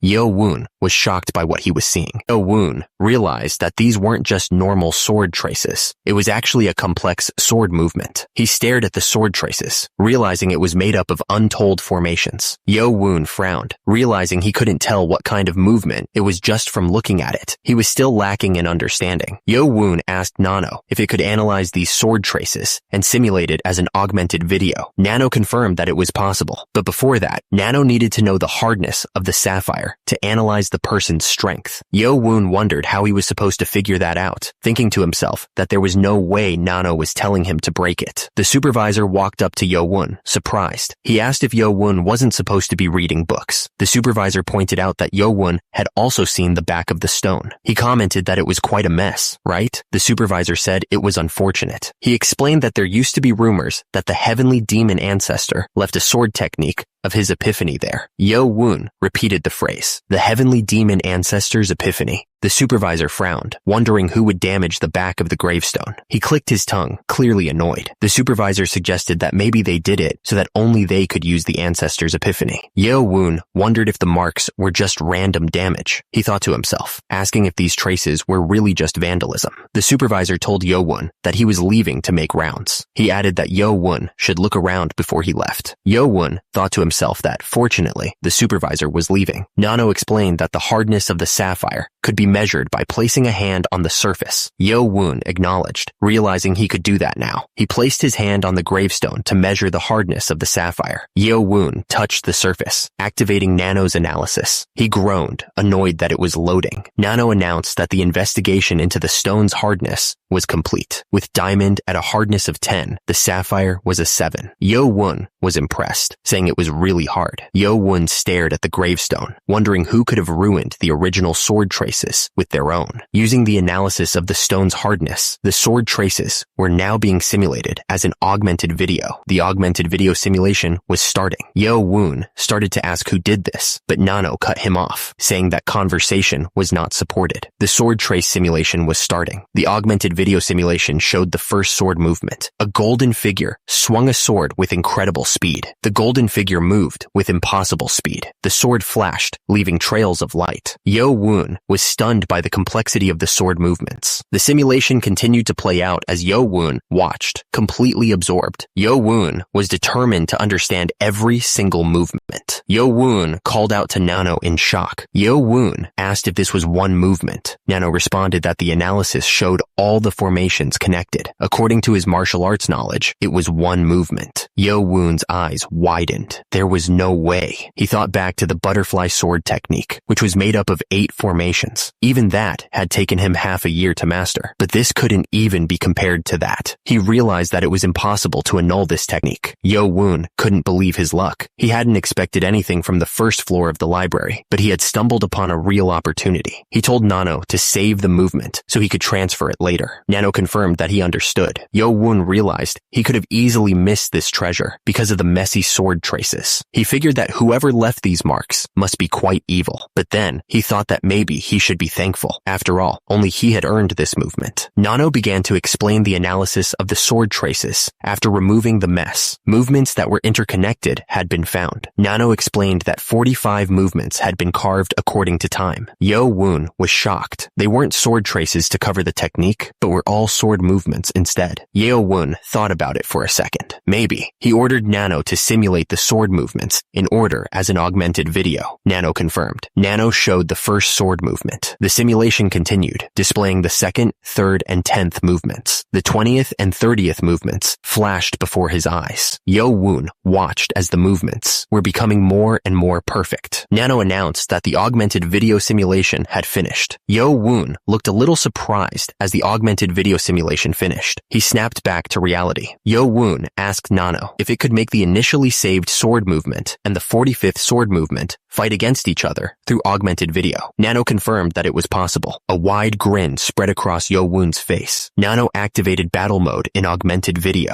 The two figures clashed, their movements a blur of light and energy. Yo-woon's eyes widened in disbelief. The green figure struck the final blow, sending the gold figure crashing to the ground. Yo-woon looked completely stunned. It got annulled. Yo-woon realized that the first movement he thought was perfect, with just a difference of one formation. This wasn't just trying to get rid of the movements from before. The 45 sword traces were the record of the long process of trying to annul the original movement. Yo-woon asked the supervisor if the first floor was the only floor with a sapphire gravestone. The supervisor replied that he had only worked on the first floor, so he didn't know exactly, but he had heard that there was one on every floor. Yo-woon smiled. He told Nano to get ready because they were going to the 2nd floor. They had arrived at the Motto House Precious Library, 2nd floor. Yo-woon noticed that the others weren't finished yet. He figured it was because the first floor's reading time was 2 hours and the 2nd floor's was 3 hours. Suddenly, Yo-woon recognized someone in the library. That guy was the Blade Clan's Cheon-yu-chan. The other clan heirs didn't even come here because they were overconfident about their own clan's martial arts. Yo-woon thought to himself that Cheon-yu-chan must be a careful guy, seeing as how he was even studying the low-level martial arts. He should be more careful of him compared to the others. The library was full of students, quietly reading. Yo-woon stood in front of a gravestone. It was here. He wondered what was on the back. Yo-woon smirked, as he thought. The gravestone's surface was completely scratched up with sword traces. Yo-woon told Nano to analyze these like it did on the first floor. Nano confirmed. Nano found the same sword traces from the first floor. The first sword trace was a sword movement made up of 24 formations. The sword traces left by the other person were 56 sword movements. Yo-Woon reacted. 56? Yo-Woon realized that they must have done more research to annul the first movement that was carved here as compared to the first floor. Yo-Woon wanted to check it right away, but it would be hard since there were a lot of eyes here. He told Nano to extract only the sword movements and save them. Nano confirmed. Yo-Woon thought to himself that he had earned 4 incomparable movements. He was looking forward to when he could transfer it to his brain and body. Yo-Woon told Nano to start the scan. Someone slammed their book on the table in frustration. The students continued to pore over their books, trying to decipher the ancient texts. Cheon-Yu-chan muttered about what that bastard was doing. He couldn't believe it. Cheon-Yu-chan complained that it was hard to learn anything, even if you read the words one by one. But that guy was just flicking through everything. Cheon-Yu-chan told himself that he needed to focus. There was no time to pay attention to that bastard. They only had an hour left. Yo-Woon looked satisfied as he held the book. Nano announced that the scan had been flipped through the book, his expression unreadable. He seemed to be searching for something specific, his eyes scanning each page intently. A student watched him from the background. Nano announced that a total of 156 books had been scanned so far. The AI then told Yo-Woon to analyze all the books that were scanned today and save the data to the program's data. Nano confirmed that it understood the instructions. It added that this should be enough. Now, there was only one thing left. The fighter stated that he was confident that the original butterfly sword technique was among the main academy's top 10 martial arts. However, he cautioned against overconfidence, no matter how good someone's martial arts were. The fighter continued, saying that understanding was exceptional, but to master martial arts properly, one needed to practice formations and movements hundreds and thousands of times. A voice emphasized that experience was the most important thing. It seemed that the speaker was about to explain how to get that experience. The man explained that his student had to go through many hardships and difficulties fighting enemies to understand martial arts. That was why the academy was a great place to build experience, by fighting with those of different clans and those without clans there. Yo-Woon thought to himself that all that was left was to try out Nano's augmented reality ability. If it went according to plan, he'd be able to get a variety of hands-on experience. Someone noted that someone else wasn't late. It seemed like someone was checking people in. The man at the desk told someone that they could go. The man confirmed that he understood. Yo-Woon glanced back, hearing that someone had asked when he would come out. He then asked the man what he meant by that. The man was standing behind him, listening intently. The man writing on a scroll said it was nothing. He kept writing, trying to avoid the topic. He seemed a bit flustered. Yo-Woon wondered if someone had waited for him, but he quickly shook it off, deciding that wasn't important right now. He was ready to get to training. He explained that the individual training rooms would be completely open after the second test. The young man wanted to quickly go there to transfer the special movements to Nano. He looked excited at the prospect. Yo-Woon made his way to the Motto House individual training facility. He was eager to use the training rooms. The place seemed pretty empty. Yo-Woon made his way through the training facility. He seemed deep in thought, his expression unreadable as he walked. Suddenly, a man appeared, blocking Yo-Woon's path. He said that he had been looking for him everywhere, because he wasn't at his quarters. The guy looked angry and ready for a fight. Yo-Woon recognized him as Cadet 7, the leader of Team 6 in the second test. He asked the man why he was looking for him. He seemed genuinely confused. Cadet 7 stared intensely at Yo-Woon. He asked if he was really asking that because he didn't know. He looked like he was about to lose his temper. Cadet 7 accused Yo-Woon of being the one who messed up his teammates' legs. The young man looked shocked by the accusation. Cadet 7 said he was damn busy and looked ready to fight. The guy's eyes glowed with a dangerous light as he glared at Yo-Woon. Cadet 7 noticed the bloodlust in the air and figured Yo-Woon wanted to fight. He asked who told him to leave his teammates alone. He crossed his arms, looking confident. Yo-Woon just smirked, clearly amused by the accusation. He seemed to be enjoying this confrontation. Yo-Woon replied that it was thanks to a certain someone. He held out his hand, his smile growing wider. Yo-Woon added that Cadet 7 wasn't reacting to his provocation like someone else would. He seemed to be testing the man's patience. Cadet 7 realized realized this guy wasn't weak and he needed to face him seriously. He shouted to get the others' attention, his eyes narrowing in focus. At the same time, Yo-woon and Cadet 7 were locked in a silent battle of wills. The sparks flew as they prepared to unleash their martial arts skills. Meanwhile, Cheon-Yu-chan was standing there, feeling completely ignored. He complained that they weren't even acknowledging him, looking pretty annoyed. Yo-woon and Cadet 7 clashed, their movements a blur of speed and power. The force of their blows created gusts of wind around them as they fought. Yo-woon's eyes widened in shock. Something unexpected had just happened, catching him completely off guard. Yo-woon looked completely shocked. He was probably wondering what was going on. Cheon-Yu-chan laughed, identifying himself as from the Blade clan. He added that both of them had great focus, as expected of team leaders who passed the second test. Cheon-Yu-chan was still smiling as he spoke. He apologized for the wait, but asked if he could have the other guy first, saying it would only take a moment. Cheon-Yu-chan bowed his head slightly as he made the request, and immediately, Cadet 7's expression changed. Cadet 7 was furious and demanded to know what he meant by letting him have him first. The guy had been looking for this scumbag all day, so he told Cheon-Yu-chan to get lost before he got angry. Cadet 7 was thinking what he should do, since he had waited to see the guy. He was clearly expecting a fight. Cadet 7 was getting angry. He thought the other guy was a total scumbag. Cadet 7 attacked with red energy. He couldn't believe the guy dared to look down on him like that. Cheon-Yu-chan was still smiling. He thought the other guy was pretty feisty, but Cheon-Yu-chan wasn't worried. He was clearly about to attack. Cadet 7's eyes glowed with intense focus. He was determined to win this fight, no matter what it took. Cheon-Yu-chan blocked the attack with a smile. He clearly wasn't taking the fight seriously. Cheon-Yu-chan looked at him and asked how he liked that. He seemed to be enjoying himself. Cadet 7 was shocked. He realized that Cheon-Yu-chan had stopped his move with a simple stance, and he wondered if the other guy's skills were really that advanced. Cadet 7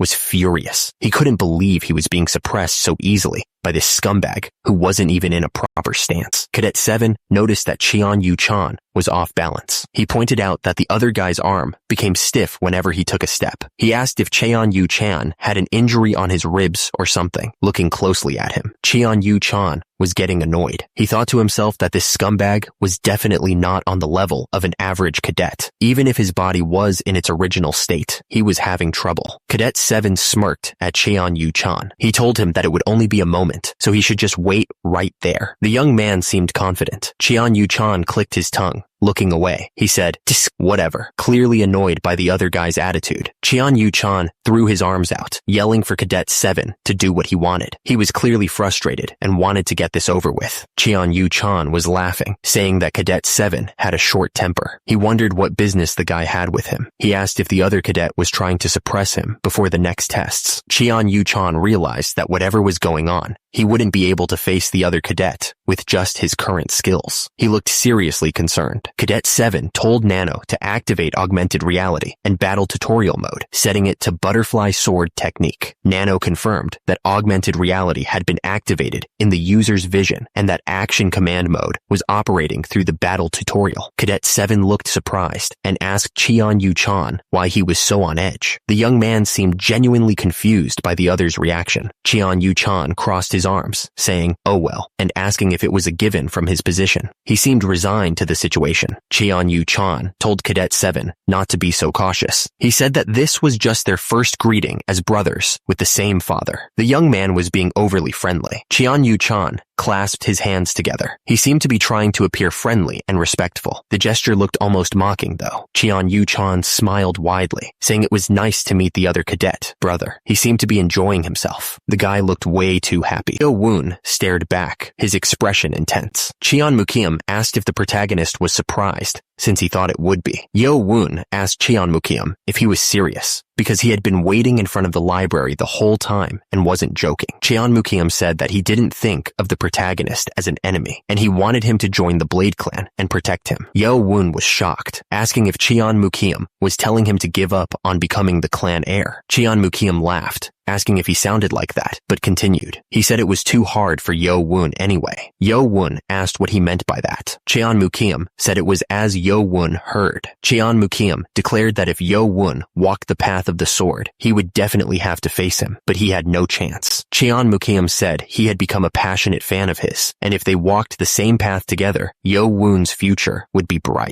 Yo Woon looked at him, confused. Yo Woon decided he would just ask for something else. Yo Woon warned that Cheon Mukium wouldn't be able to handle him, so he shouldn't block his way. He'd at least let him keep his life then. Yo Woon and Cheon Mukium stood facing each other in the courtyard. Cheon Mukium's expression changed, his eyes glowing with power. The nanomachine analyzed Cheon Mukium's movements, warning that he was focusing a lot of energy into his right hand. Yo Woon realized this was the beginning of a fight. Cheon Mukium's hand shot out towards Yo Woon with incredible speed. Yo Woon stared at Cheon Mukium, his expression unreadable. Cheon Mukium suddenly burst out laughing, the energy he'd been gathering just fading away. Turns out, he wasn't gonna attack after all. Cheon Mukium admitted that he got angry for a moment, but then he thought about it and found it funny. Cheon Mukium thought it would be kind of cool if Yo Woon didn't get in his way. Yo Woon looked at him, a slight smile on his face, but something felt off about it. Cheon Mukium looked down at Yo Woon and thought that it was a waste of effort. He said that they would meet again since they were walking the same path. However, Yo Woon could sense a strong energy being focused on his enemy's right hand. Cheon Mukium didn't waste any time and launched a powerful attack. Yo Woon was shocked by the sudden attack. It turns out that Cheon Mukium was using blade chi. Cheon Mukium smirked, saying that Yo Woon wasn't strong enough to be a threat to him. Yo Woon realized that Cheon Mukium must have mastered his skills, since he was able to diffuse blade chi with his bare hands. He knew that the rumors about Cheon Mukium fighting Cheon Muyeon for the clan heir position were true. Yo Woon smirked, realizing that they were on different levels. Cheon Mukium turned to leave. Cheon Mukium looked back, telling Yo Woon that he'll see him next time. Yo Woon clenched his fist, thinking that he thought he was on the same level as them after having beaten Cheon Mugum and having Cheon Wan Ryo expelled from the academy. But then he heard someone say not to rush himself. The voice continued, saying that the goal isn't to catch up to them, but to reign over them. Yo Woon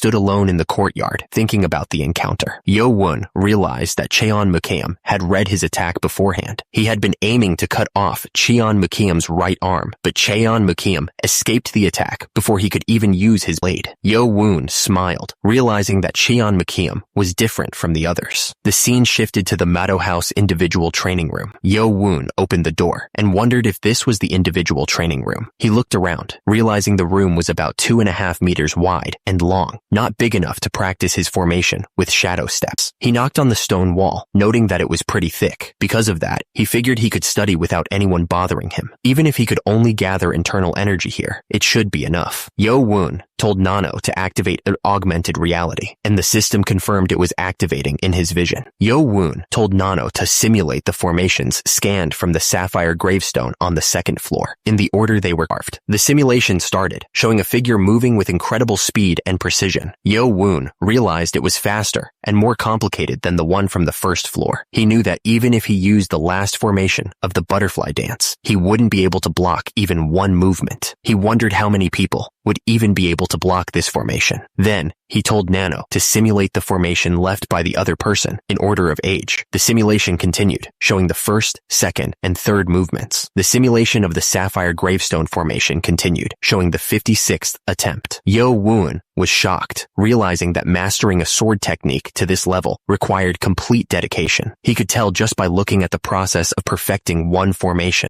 Yo Woon was getting a shiver down his spine, seeing how the awkward and unnatural formation became so perfect by the 56th attempt. So, he told Nano to have the originally carved formation battle with the other 56 formations in order. The clash of swords was like a storm of pure energy ripping through the air. It was a brutal dance of power, and neither side was giving an inch. The fight ended as suddenly as it had begun. Yo Woon sat there, looking up, still surrounded by the echoes of the battle. Yo Woon looked completely confused. He wondered out loud what had just happened. Yo Woon was sure he'd been focused on the fight. He asked himself if he had fallen into a trance without without realizing it. Yo-woon stared down at his hand, feeling something was off. He said that there was no way this was happening. Yo-woon closed his eyes, feeling the energy flowing around him. He focused all his energy, trying to understand what was happening inside him. Suddenly, Yo-woon's eyes snapped open. He was clearly shocked by what he was feeling. Yo-woon stared at his hand, which was glowing with power. He realized that his internal energy had suddenly jumped from 30 to 40 years worth. He wondered if he had finally gained a true understanding. Yo-woon lay there, thinking about what had just happened. He realized that he had gained a deeper understanding without Nano's help. Those formations were really worth their reputation as Murum's best martial arts. Yo-woon smirked, feeling the new power flowing through him. He felt like he could use the butterfly dance better than ever before. Yo-woon felt a surge of power as he moved. The way he was cutting through the air was different, he realized. His newfound understanding wasn't just about the increase in his internal energy. There was something more. Suddenly, Yo-woon stopped, looking completely shocked. He couldn't believe what was happening. Yo-woon stared at his hand, a strange blue energy forming around it. Had he just materialized chi? He was starting to understand the full scope of his new abilities. Yo-woon realized he couldn't form a proper sword shape just yet, since he didn't have enough internal energy. But he knew that would change soon. Once he got his hands on that medicine ball, he'd have 60 years worth of internal energy. When that happened, the gap between him and Cheon Yu-chan would shrink dramatically. Yo-woon turned his attention to Nano, asking how long he'd been in that state. Nano responded that it was 2 hours. 2 hours? Yo-woon was shocked that so much time had passed without him even realizing it. Yo-woon figured it would be hard to transfer everything over to his body, since he needed to head back to his quarters. He told Nano to transfer the formations that were carved on the sapphire gravestones on floors 1 and 2,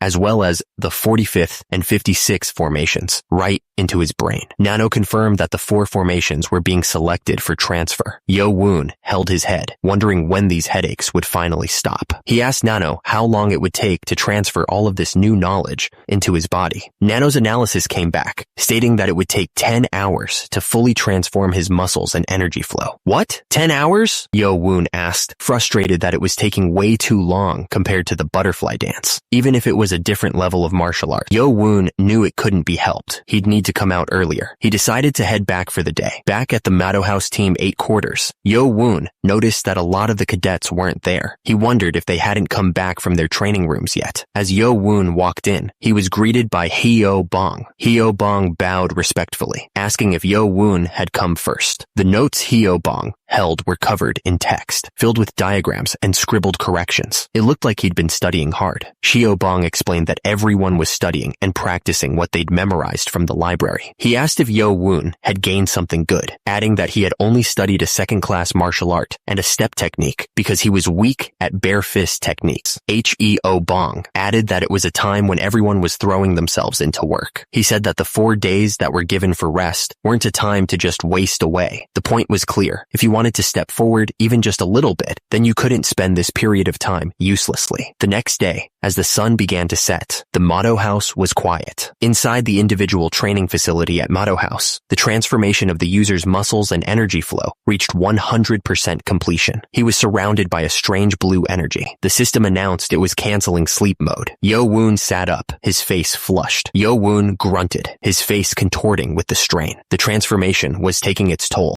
Yo-woon collapsed back onto the floor, exhausted. The system announced that it was proceeding with the stabilization of the body's biological reaction to the transformation. Yo-woon sat up, panting hard. He said that he could finally live now that the transformation was over. Yo-woon looked down at his hands, clenching them into fists. He admitted that he couldn't get used to the transformation, no matter how many times he went through it. He focused his internal energy, feeling the power surge through his body. The energy crackled around his fist, ready to be unleashed. Yo-woon stared at his fist, his eyes wide with surprise. He realized that the strength he could put into his hand was on a completely different level. It felt like he'd become much stronger than when he mastered the butterfly dance. Yo-woon lowered his head, thinking about his new strength. He was now stronger than ever before, and he had no idea what he was going to do with all this power. Yo-woon stared at his own body, eyes wide. He thought that he was blessed to see such muscles, even though it didn't quite feel like his own body for some reason. Yo-woon turned away, looking at the training room wall. He could feel the power humming beneath his skin, a constant reminder of how much he had changed. Yo-woon focused his energy into his hand, feeling it gather like a storm. The air crackled around his fingers, ready to explode with force. Yo-woon sat down, closing his eyes. He needed to calm down and think about what had just happened, letting the energy flow through him. Yo-woon realized that his skills weren't enough, and he had been too confident after hurting Cheon Mujum. Now that he had experienced the difference between him and that Blade Clan guy, he needed to study a lot more to get his dignity back. The man closed his eyes, thinking that he needed to forget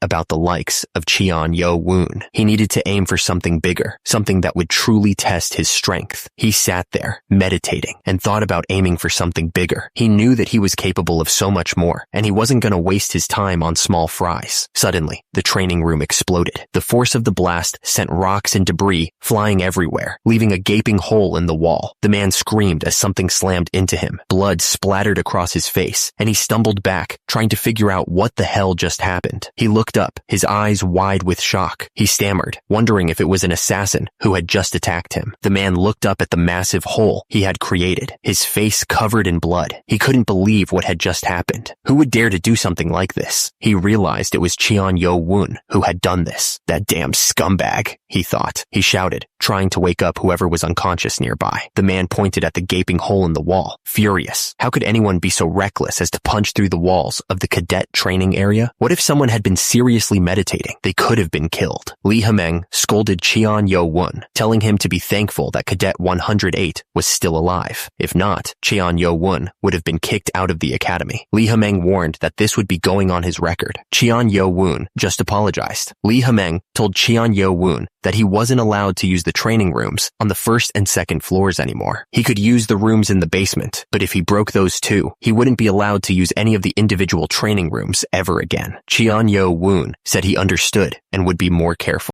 The man stood there, watching Cheon Yo-woon walk away. He was lost in thought, trying to understand the power he had just witnessed. Cheon Yo-woon walked away from the training room, his mind racing. He was thinking about his internal energy and how it had exceeded its limit. Cheon Yo-woon stared at the hole in the wall, a look of disbelief on his face. He asked Nano why he had become so strong, admitting he never thought he could punch a hole through the training room wall. Nano explained that Cheon Yo-woon's muscles and energy flow had reached their maximums. Nano continued, stating that his muscles and energy flow in his body had been transformed to their utmost, to the point where he could leave traces on Sapphire with his physical strength. Cheon Yo-woon looked at his hands, realizing something. He thought about how the simulation data was created by analyzing the traces left on the gravestone without the actual movements being shown. He started to understand. The thought suddenly struck him. Was the focus on leaving traces on the sapphire stone instead of perfecting the formation on purpose? Cheon Yo-woon looked at his hand, wondering if his current power was his body's limit. Nano explained that it was the result of slightly altering his body to avoid affecting his physical growth based on his estimated growth data. Cheon Yo-woon asked if he could become stronger by growing more. Nano confirmed that his limits for muscle and energy flow transformations would increase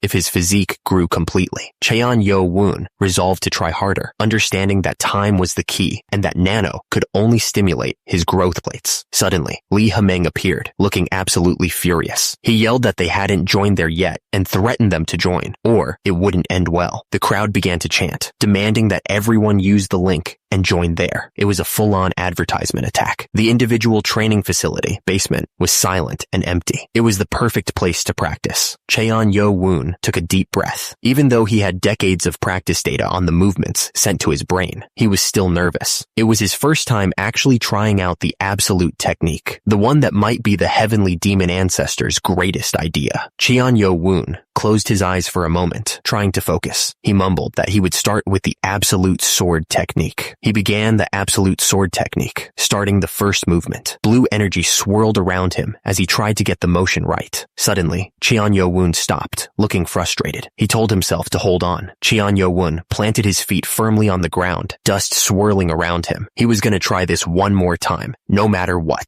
He swung his sword, blue energy crackling around him, but something was off. Cheon Yo-woon Woon realized it wasn't working. This wasn't the absolute sword technique. Cheon Woon looked absolutely confused. Why? Why did the movement feel so unsatisfying? It didn't make any sense. He changed his approach and began the destructive sword technique. The 45th formation flowed out of him. Cheon Woon grinned. The destructive sword technique was perfect both times. He finally got something right. Cheon Woon wondered why the absolute sword felt so incomplete. It was nothing like the harmonious movement he'd seen in the augmented video. He told Nano to compare his current movements to the absolute movement extracted from the Sapphire video. Suddenly, the system announced that it was activating augmented reality in Cheon Woon's vision. He braced himself, ready to see the comparison. Two figures appeared before him, glowing in different colors. He could see the subtle differences in their movements, the flow of energy, and the precision of each swing. The figures moved in perfect synchronization, highlighting the imperfections in Cheon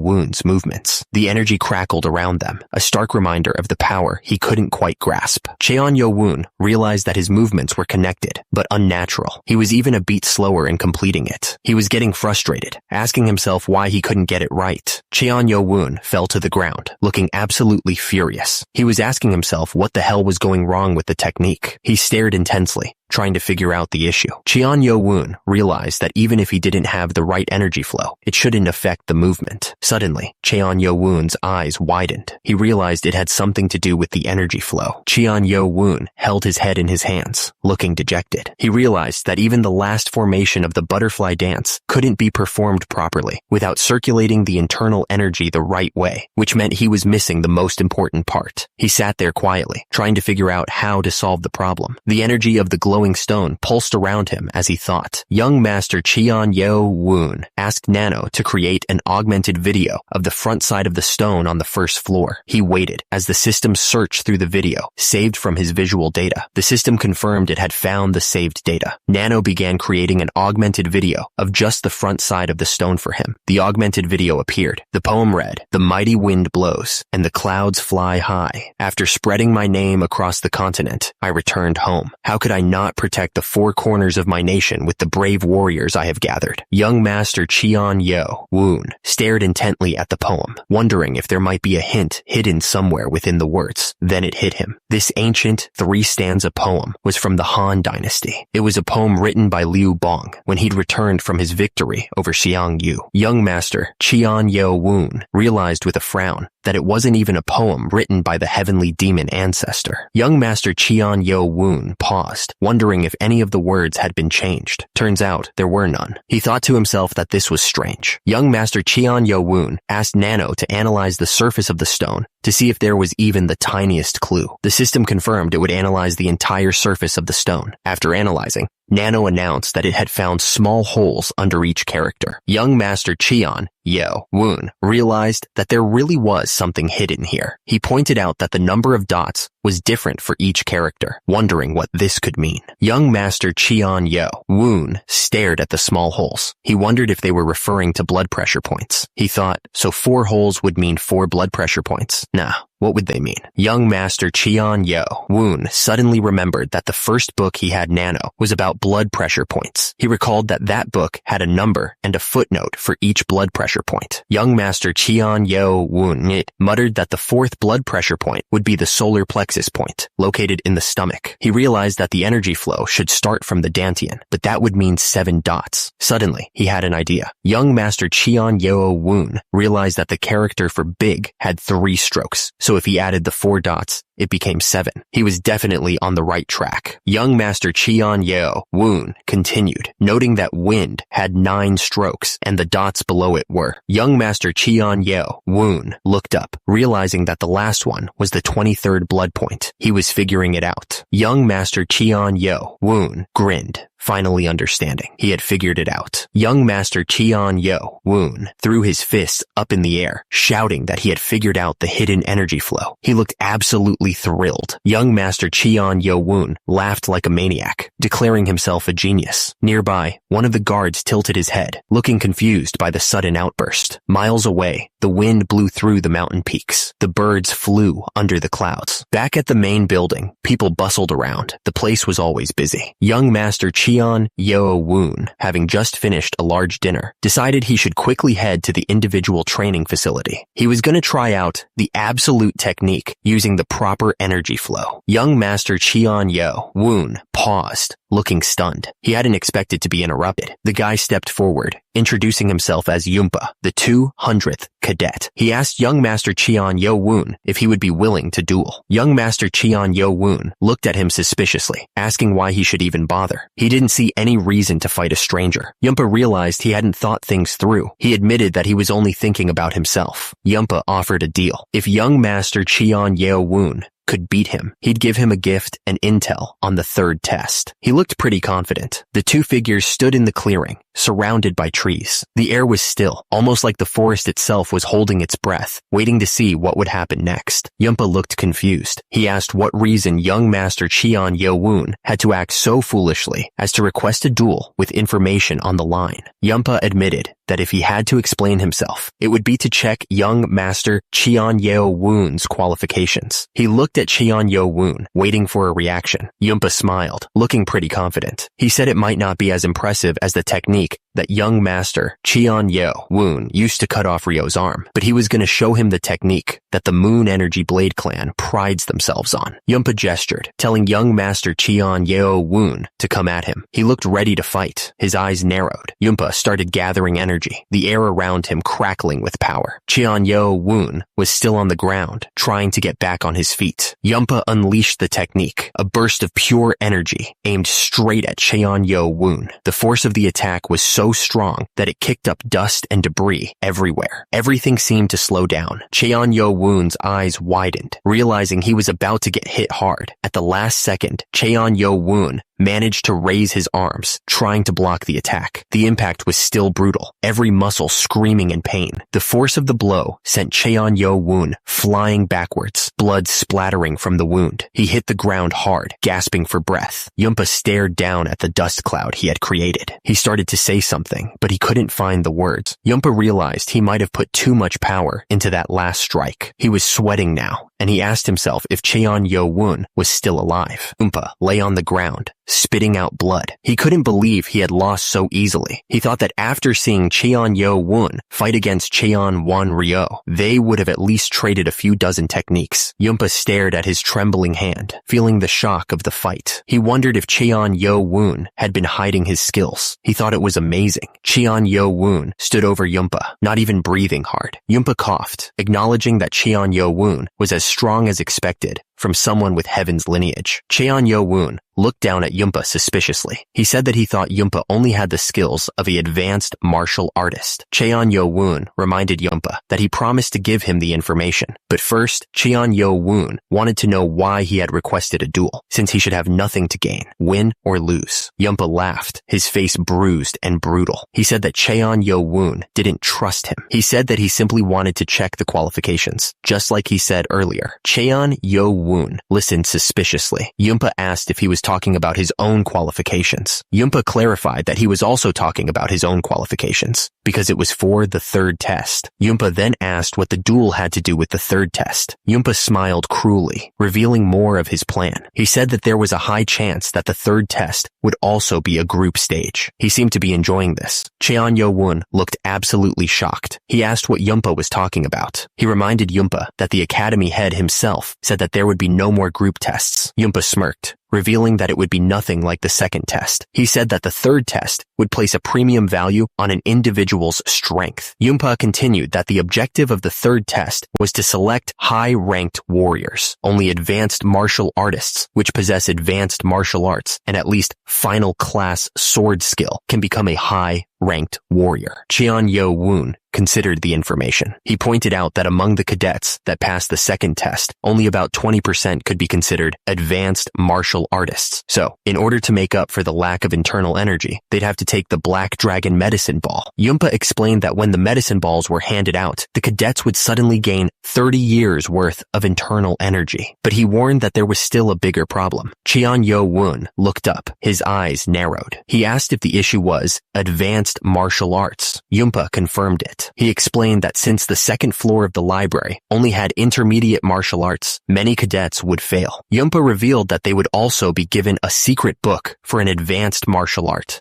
Yo-woon stared at him, his expression unreadable. He asked if that was all there was to it. Yunpa smirked, knowing he had Yo-woon's attention. He explained that if the third test was simply learning the martial art, over 80% would pass. He added that the secret book should contain the 7 demon sword technique, which is part of the sword demon sword formations and usable by all the high-ranked warriors of the cult. Yo-woon had heard of the sword demon sword formations before. Turns out, they were sword formations created by the greatest swordsman of his time, the sword demon himself. Yunpa explained that the technique was originally created to combat Soram's 18 disciple and 108 disciple formations, but among them, the 7 demon sword technique was special, despite being only an advanced martial art. When 12 people used it together, it became the 12 sword formation, and when 36 people used it, the 36 sword formation. Yunpa continued that when 108 people used it, it became the 108 sword formation. He said that a plain advanced martial art becoming a terrifying sword formation was amazing. Yo-woon listened carefully as Yunpa explained that even an advanced martial artist could beat an expert with the 12 sword formation, a master with the 36 sword formation, and that the 108 sword formation had the power to face off against even a grandmaster. Yunpa revealed that his father had formed a 12-man group to learn the 7 demon sword technique. Yo-woon asked suspiciously how many people were in the group. Yunpa explained that mastering the 7 demon sword technique wasn't enough by itself. He added that performing the sword demon sword formation was quite difficult, so much so that unless you were an advanced martial artist, you couldn't even understand the formation.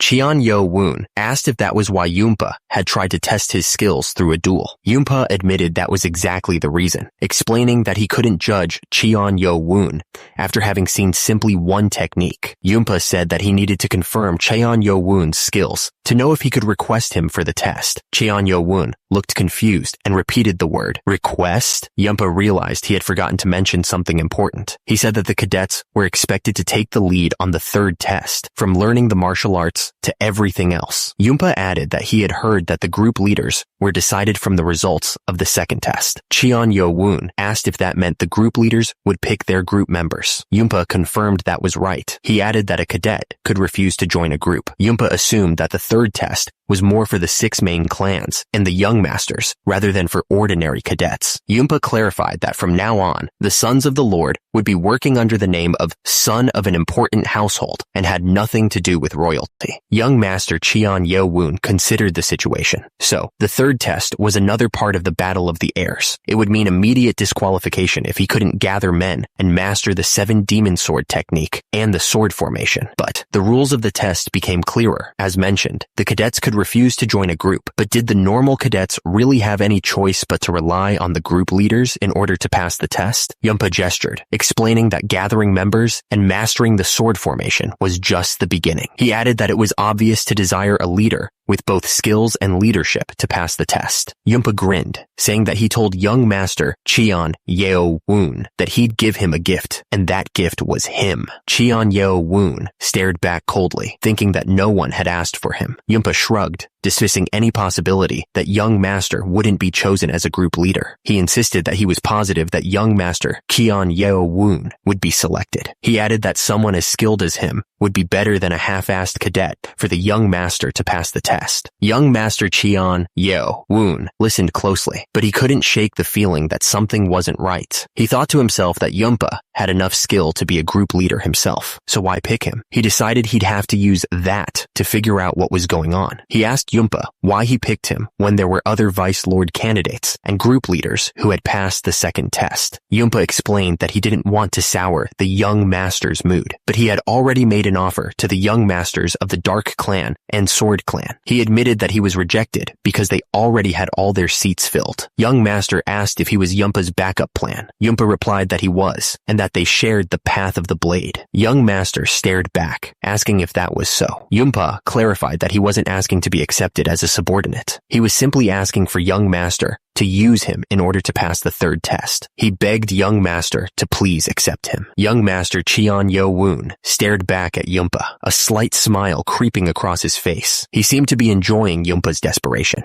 Yumpa thanked the Young Master, but then immediately refused his request. He asked what he meant by that. Young Master Cheon Yo Woon looked down at Yumpa and repeated that he refused. There was no room for argument. The wind blew through the trees above, carrying the scent of distant rain. The forest seemed to hold its breath, waiting. Young Master Cheon Yo Woon called out to Nano to start a facial analysis. He knew it wasn't perfect, but it was the right move to activate it when he thought something was off about Yumpa. He saw the analysis results. Nano reported that there was a small change in Yumpa's facial muscles, indicating a 45% chance he was lying. But as he continued to speak, Nano revealed that the chance had gone up to 62%. Young Master Cheon Yo Woon was not fooled. He knew that Yumpa was hiding something. He thought to himself that he was only playing it safe, since it was still just a chance that Yumpa was lying. Meanwhile, Yumpa was talking to another man. The man said that they were walking the path of the blade. He added that they even shared the path of the blade, whatever that meant. Young Master Cheon Yo Woon realized that Yumpa was pursuing the blade, yet he only went to the Dark and Sword Clan candidates. He thought that Yumpa must think he's a fool for cleverly omitting the Blade Clan. Yumpa and the man were laughing like crazy. Yumpa couldn't believe that Young Master Cheon Yo Woon had refused after listening to the information on the third test. The man thought that Young Master Cheon Yo Woon was such an interesting fellow. He added that Young Master Cheon Yo Woon got what he wanted and dipped. He knew that Young Master Cheon Yo Woon wouldn't fall for such an obvious trap. The man questioned Yumpa's next move, asking if he was going to crawl back and beg Young Master Cheon Yo Woon to take him in. He didn't think the Young Master was stupid enough to fall for that. The man continued, explaining that the plan was to join Young Master Cheon Yo Woon's group and then disqualify him by leaving the group on the day of the test. He thought it would have been funny if it went as planned, but it'd be a waste for the Young Master to get disqualified over something so small. He added that if the Young Master wasn't a rival in the Battle of the Airs, he would do whatever he could to recruit him. Yumpa, now kneeling, begged the man to give him another chance, insisting that he still had other plans. The man dismissed Yumpa, saying that was fine, and he didn't have to do this anymore. He told Yumpa to find a group to join before it was too late, or maybe he'd even become a group leader. Yumpa was confused, asking what about something, but he didn't get to finish his sentence. The man cut him off, saying that there were already a few guys besides Yumpa that he needed to sort out. Yumpa was on the ground, still trying to figure out what had just happened. He was completely outmatched. The man stared down at Yumpa with a cruel smile, telling him he had no use for someone that was useless. He told him to get lost. Yumpa was sweating bullets, realizing his situation was getting worse. He was completely terrified. The man watched Young Master Cheon Yo Woon walk away, thinking about how he had defeated Yumpa in one blow. He remembered his skills from a few days ago weren't at that level. The man crossed his arms, admitting that it was definitely confusing, but he guessed only time would tell if it was luck or skill. He was definitely the man was thinking about the prodigies, wondering if the rumors were actually true. He knew some people in Group 8, but it wasn't enough, and there was no guarantee they'd even listen to him. He stared at his hand, thinking he should just finish his training for the day. He figured he could think about it more back at the dorms later. The man asked Nano if it had finished analyzing the martial arts books they scanned yesterday on the first and second floors of the library. Nano confirmed that it had completed the analysis of the 55 beginner martial arts books on the first floor and the 56 intermediate martial arts books on the second floor. He then asked Nano if it would be possible to make a hologram of a specific person after analyzing their QI and body movements, and then make the hologram reenact martial arts. Nano responded that it was possible if he selected the person as an avatar and specified the martial arts. He thought for a moment, deciding to go with the 5-art sword mastery for the martial arts. He wondered who he should use as the person for the hologram. The system was constructing a hologram of a martial artist, analyzing their movements and QI. It was almost time to test his skills. The hologram of Cheon Mugyum appeared, pointing a knife at him. He shouted at him, calling him a bastard commoner, and demanding he come at him. Cheon Yo Woon thought to himself that the insult was going to be stuck in his head all day. Cheon Mugyum's hologram lunged forward, screaming that he still didn't know his place and needed to die. He was really going all out. Cheon Yo Woon barely managed to block the hologram's attack. Sparks flew as their weapons collided. Cheon Yo-woon struck back with a powerful blow, sending the hologram flying. The hologram coughed, clearly damaged by the hit. Cheon Yo-woon looked completely shocked. He couldn't believe it. Cheon Moo-gyum's avatar had died from a neck fracture. What the hell? The system confirmed that Cheon Moo-gyum's avatar couldn't take the full force of his attack. Cheon Moo-gyum's hologram laughed, saying that 4 days ago, he would have only been pushed back. He added that Cheon Yo-woon would regret this. Cheon Yo-woon wondered if he had surpassed Cheon Moo-gyum because of this realization. He thought to himself that this wasn't what he had in mind. He figured that even if he assigned an intermediate martial art to the avatar, it wouldn't make much of a difference. He stared ahead,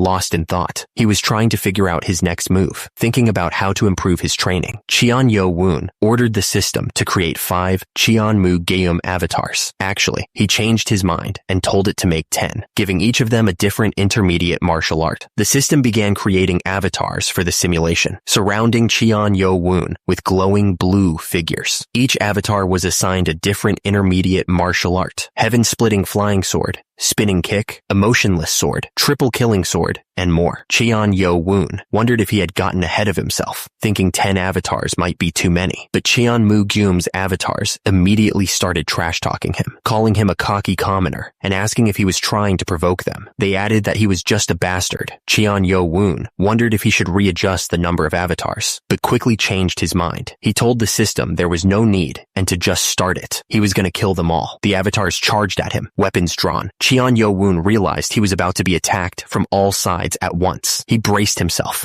knowing this was going to be tough. Cheon Yo-woon managed to block the first wave of attacks, deflecting blades and kicks. But as he prepared for the next attack, he looked surprised. Something unexpected was coming. Cheon Yo-woon came down hard, his kick aimed right at the avatar's head. The force of the blow sent the avatar crashing to the ground, the impact shaking the entire training room. The system announced it was temporarily suspending augmented reality. Cheon Yo-woon fell hard, the sudden shift throwing him off balance. Cheon Yo-woon groaned, feeling the pain from the fall. He realized he'd forgotten just how small the training room was, without the augmented reality making it seem bigger. Cheon Yo-woon looked up, his eyes widening at the sight of the cracked ceiling. The room was a mess, a clear sign of the battle that had just taken place. Another man stumbled into the room, holding his head in pain. He asked what the hell had happened to the ceiling, clearly not happy about the damage. The instructor scolded Cheon Yo-woon, reminding him that he had been warned. He declared that Cheon Yo-woon was banned from the individual training facility from now on. Cheon Yo-woon could only apologize, feeling a little embarrassed. The instructor turned and started walking, gesturing for Cheon Yo-woon to follow. Cheon Yo-woon followed quietly, wondering where he was being led. They walked for a few minutes, arriving at another building. The system noted that the building appeared to be about half the size of the individual training facility, but the width of the door was much larger, which was weird. The instructor gestured towards the entrance and told Cheon Yo-woon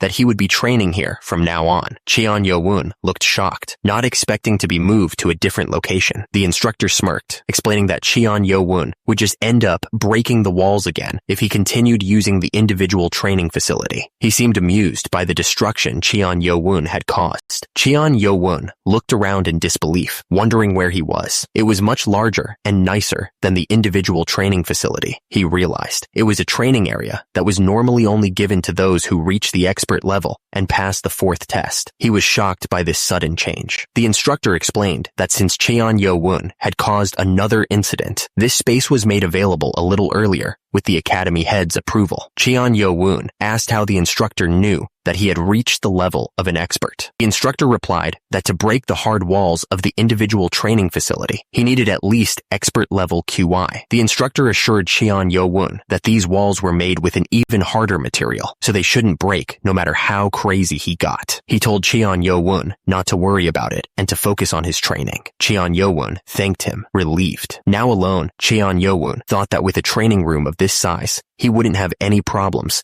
using augmented reality. He asked Nano what time it was. Nano replied that it was a little past 8 p.m. He realized he still had time to train. Cheon Yo-woon wondered if he should continue dueling against 10 Cheon Moo-gyum avatars, since a single advanced martial artist was too weak. Suddenly, an idea sparked in his mind. Cheon Yo-woon wondered if he could duel against Sob Maeng Sensei's avatar. He asked Nano if it was possible to create one based only on the movements of the butterfly dance that Seob Maeng had shown them in the infirmary. Cheon Yo-woon figured that even with limited data, Seob Maeng would be more helpful than Cheon Mugum. Nano initiated augmented reality in Cheon Yo-woon's vision, asking him to select a martial art. For now, Nano would use the butterfly dance and create an avatar for the simulation, targeting Seob Maeng. Even though it was just an avatar, Cheon Yo-woon felt more tense than when he fought Seob Geum's avatar. Suddenly, Seob Maeng's avatar appeared, pointing a finger at Cheon Yo-woon. The avatar called him a rookie, asking if he was now revolting against his sensei. The avatar laughed, saying that Cheon Yo-woon was beyond laughable. Cheon Yo-woon asked Nano to mute Seob Maeng, finding him annoying. Nano acknowledged. The system also informed him that Seob Maeng was among the top 10 martial artists within the demonic clan. Cheon Yo-woon knew he was no match for Seob Maeng in terms of martial skill. He decided to aim for Seob Maeng's weakness with a preemptive attack, but the avatar blocked his techniques with ease. How could he block them so easily? The avatar's attack slammed into Cheon Yo-woon with incredible force, sending shockwaves through the air. He winced in pain as blood trickled down his face from the impact. The avatar of Seob Maeng didn't let up, pressing the attack. It moved with blinding speed, each strike carrying the full weight of its martial skill. The avatar's attack sent Cheon Yo-woon flying back, slamming him against the hard floor. He coughed, feeling the pain shoot through his body. Cheon Yo-woon lay on the ground, spitting blood. He thought to himself that he knew he would be no match for the avatar, but he didn't think he'd be taken down with a single technique. Cheon Yo-woon stared at the blue outline of the avatar. So, this was the skill of one of the top 10 martial artists in the demonic cult. He realized. The system asked him if he wanted to change the martial arts of the avatar. Cheon Yo-woon shouted, denying the offer. The system announced that combat was resuming. The Seob Maeng avatar asked if he wanted to try again, chuckling at the thought. The Seob Maeng avatar grinned, ready to finish the fight. He shouted that he was going to try out his absolute technique, asking if Cheon Yo-woon was even ready for it. Cheon Yo-woon stared intently, his eyes narrowed. He was trying to process the technique, to understand the flow of energy. Cheon Yo-woon raised his hands, trying to block the incoming attack. The force of the avatar's technique was overwhelming, and he could feel the pressure building. The avatar moved with impossible speed, striking from every direction. Cheon Yo-woon was desperately trying to keep up, but he was being pushed back further and further. Cheon Yo-woon's eyes widened as he felt something click into place. He realized that it was working, that he was starting to understand the technique. Cheon Yo-woon prepared to unleash everything he had. He knew this was the final movement, the last chance to turn the tide. But even as he moved, the Seob Maeng avatar was faster. The avatar's attack landed with brutal force, sending Cheon Yo-woon flying. Cheon Yo-woon crashed to the ground, coughing up blood. He could feel every bone in his body aching, every muscle screaming in pain.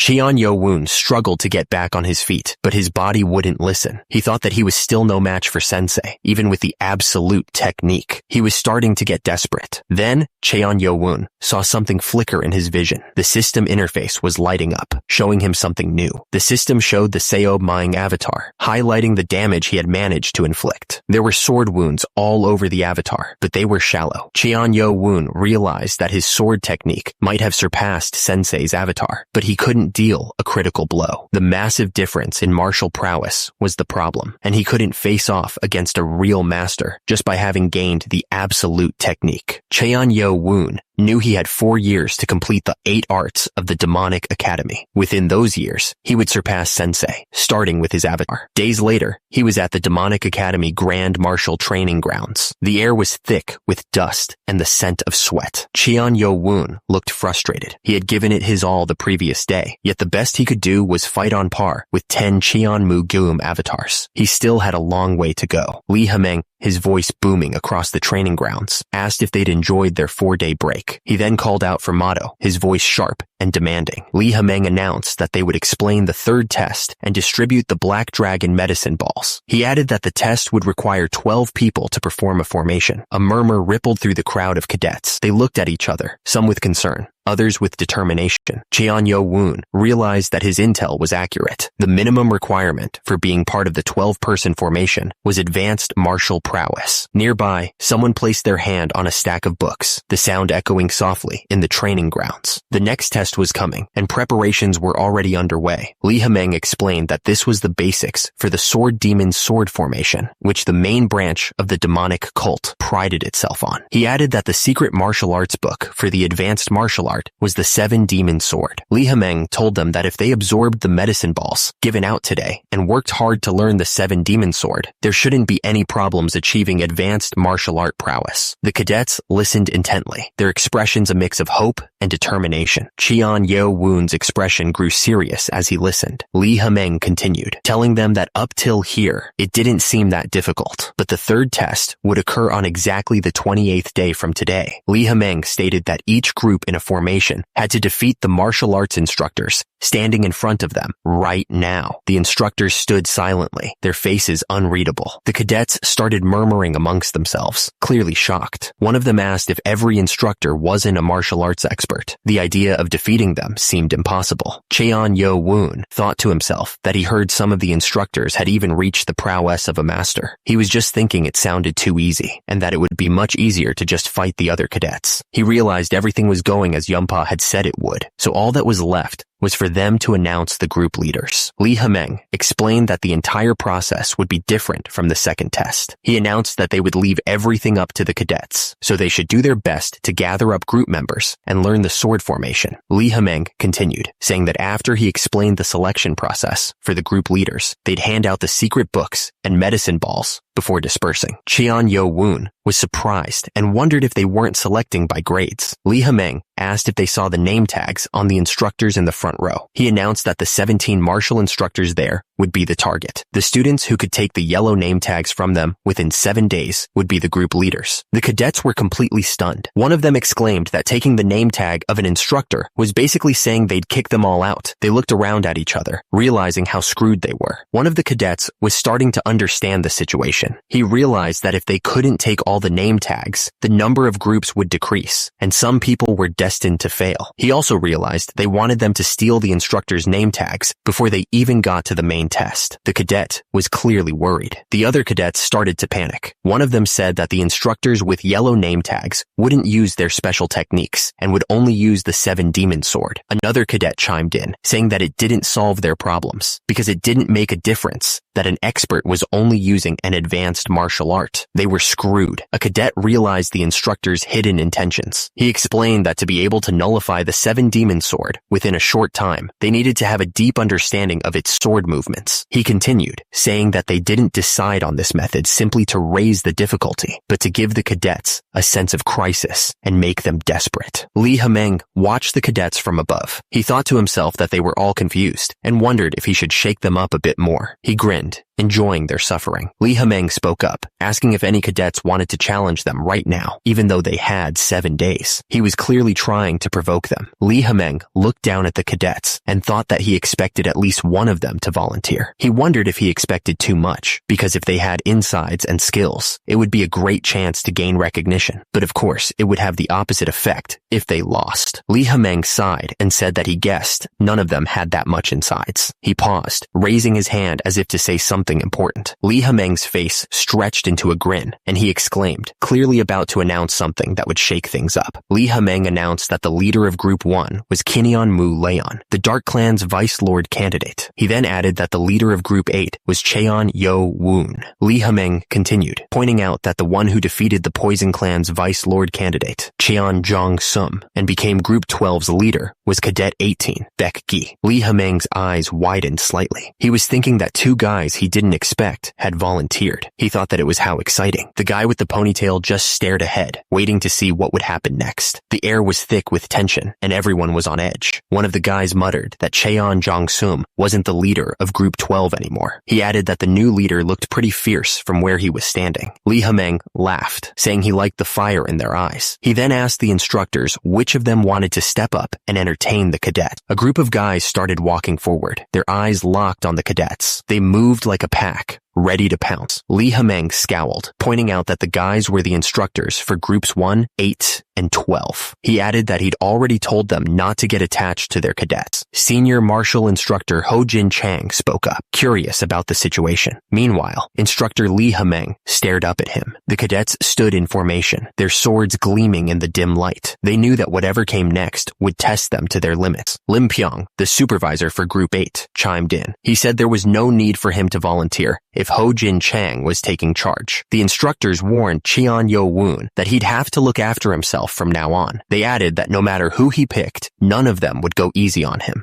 Lee Hameng figured that each instructor was planning on facing off against a different group's cadet to deny them the position of group leader. He added that thanks to Ho Jin Chang, it wouldn't be as unfair of a bout, and suggested they start with the leader of Group 1, Cadet Number 1. Instructor Yo Soon stepped forward, raising his voice to be heard. He insisted that he should be the one to fight, addressing the academy director directly. Another instructor was furious that Yo Soon had volunteered. He thought to himself, how dare Yo Soon try to take this fight? He had a vested interest in this cadet. He was worried that Cheon Ma Yun would be humiliated, and he couldn't allow that to happen. Another instructor raised his hand, volunteering to fight Cadet Number 18. He figured that the cadet shouldn't have tested Ho Jin Chang's patience. Lee Hameng approved the offer. Sang Moon Yo smirked to himself, revealing that he was planning on facing Cheon Yo Woon anyway. He would let the others fight it out, and then he would take the prize. The cadets stood in formation, ready to face whatever challenges lay ahead. The air was thick with anticipation as the instructors finalized their plans. The cadets watched, ready for the fight to begin. Cheon Yo Woon focused all his attention on the upcoming battle, telling the nano to record everything. Lee Hameng's face was twisted in excitement as he yelled, "Begin!" The instructor didn't waste any time. He immediately unleashed the flowing cloud palm. The instructor smirked, confident in his attack. He thought to himself that it was the flowing cloud palm, one of the 3 best techniques of the main branch, even stronger than Lan's striking dragon wave. He was surprised that he had to use the 7 demon sword on a junior like Cheon Yo Woon. He then unleashed the 5th sword of the 7 demon sword, but he was shocked that the sword movements felt so familiar. The instructor continued his assault, but Cheon Yo Woon blocked every move. The air crackled with energy as the two fought. The instructor couldn't believe it. Cheon Yo Woon wasn't even shaken up despite his attacks being blocked. The instructor could tell from the flowing movement of his palm technique that Cheon Yo Woon was highly skilled, with expert martial prowess. In terms of martial technique, he had reached the level of a clan elder. He'd have to stop treating him as a mere cadet. Even though the flowing dark cloud palm was a higher level martial art, Cheon Yo Woon was blocking his attacks like it was nothing. The instructor was shocked. How could an advanced martial art block his attacks so easily? Cheon Yo Woon couldn't believe it. The techniques might be different, but the sword movements that made up this technique were exactly the same as the ones in the effective sword techniques left on the sapphire. The only real difference was that the 7 demon sword only had 12 sword movements, which was 1/2 of the 24 sword movements of the destructive sword techniques. There was no way to be certain, but the sword demon might be the one who left all those countless sword marks. The clash of their techniques sent sparks flying. Each strike was met with an equal and opposite force, neither giving an inch. The air around them crackled with raw power.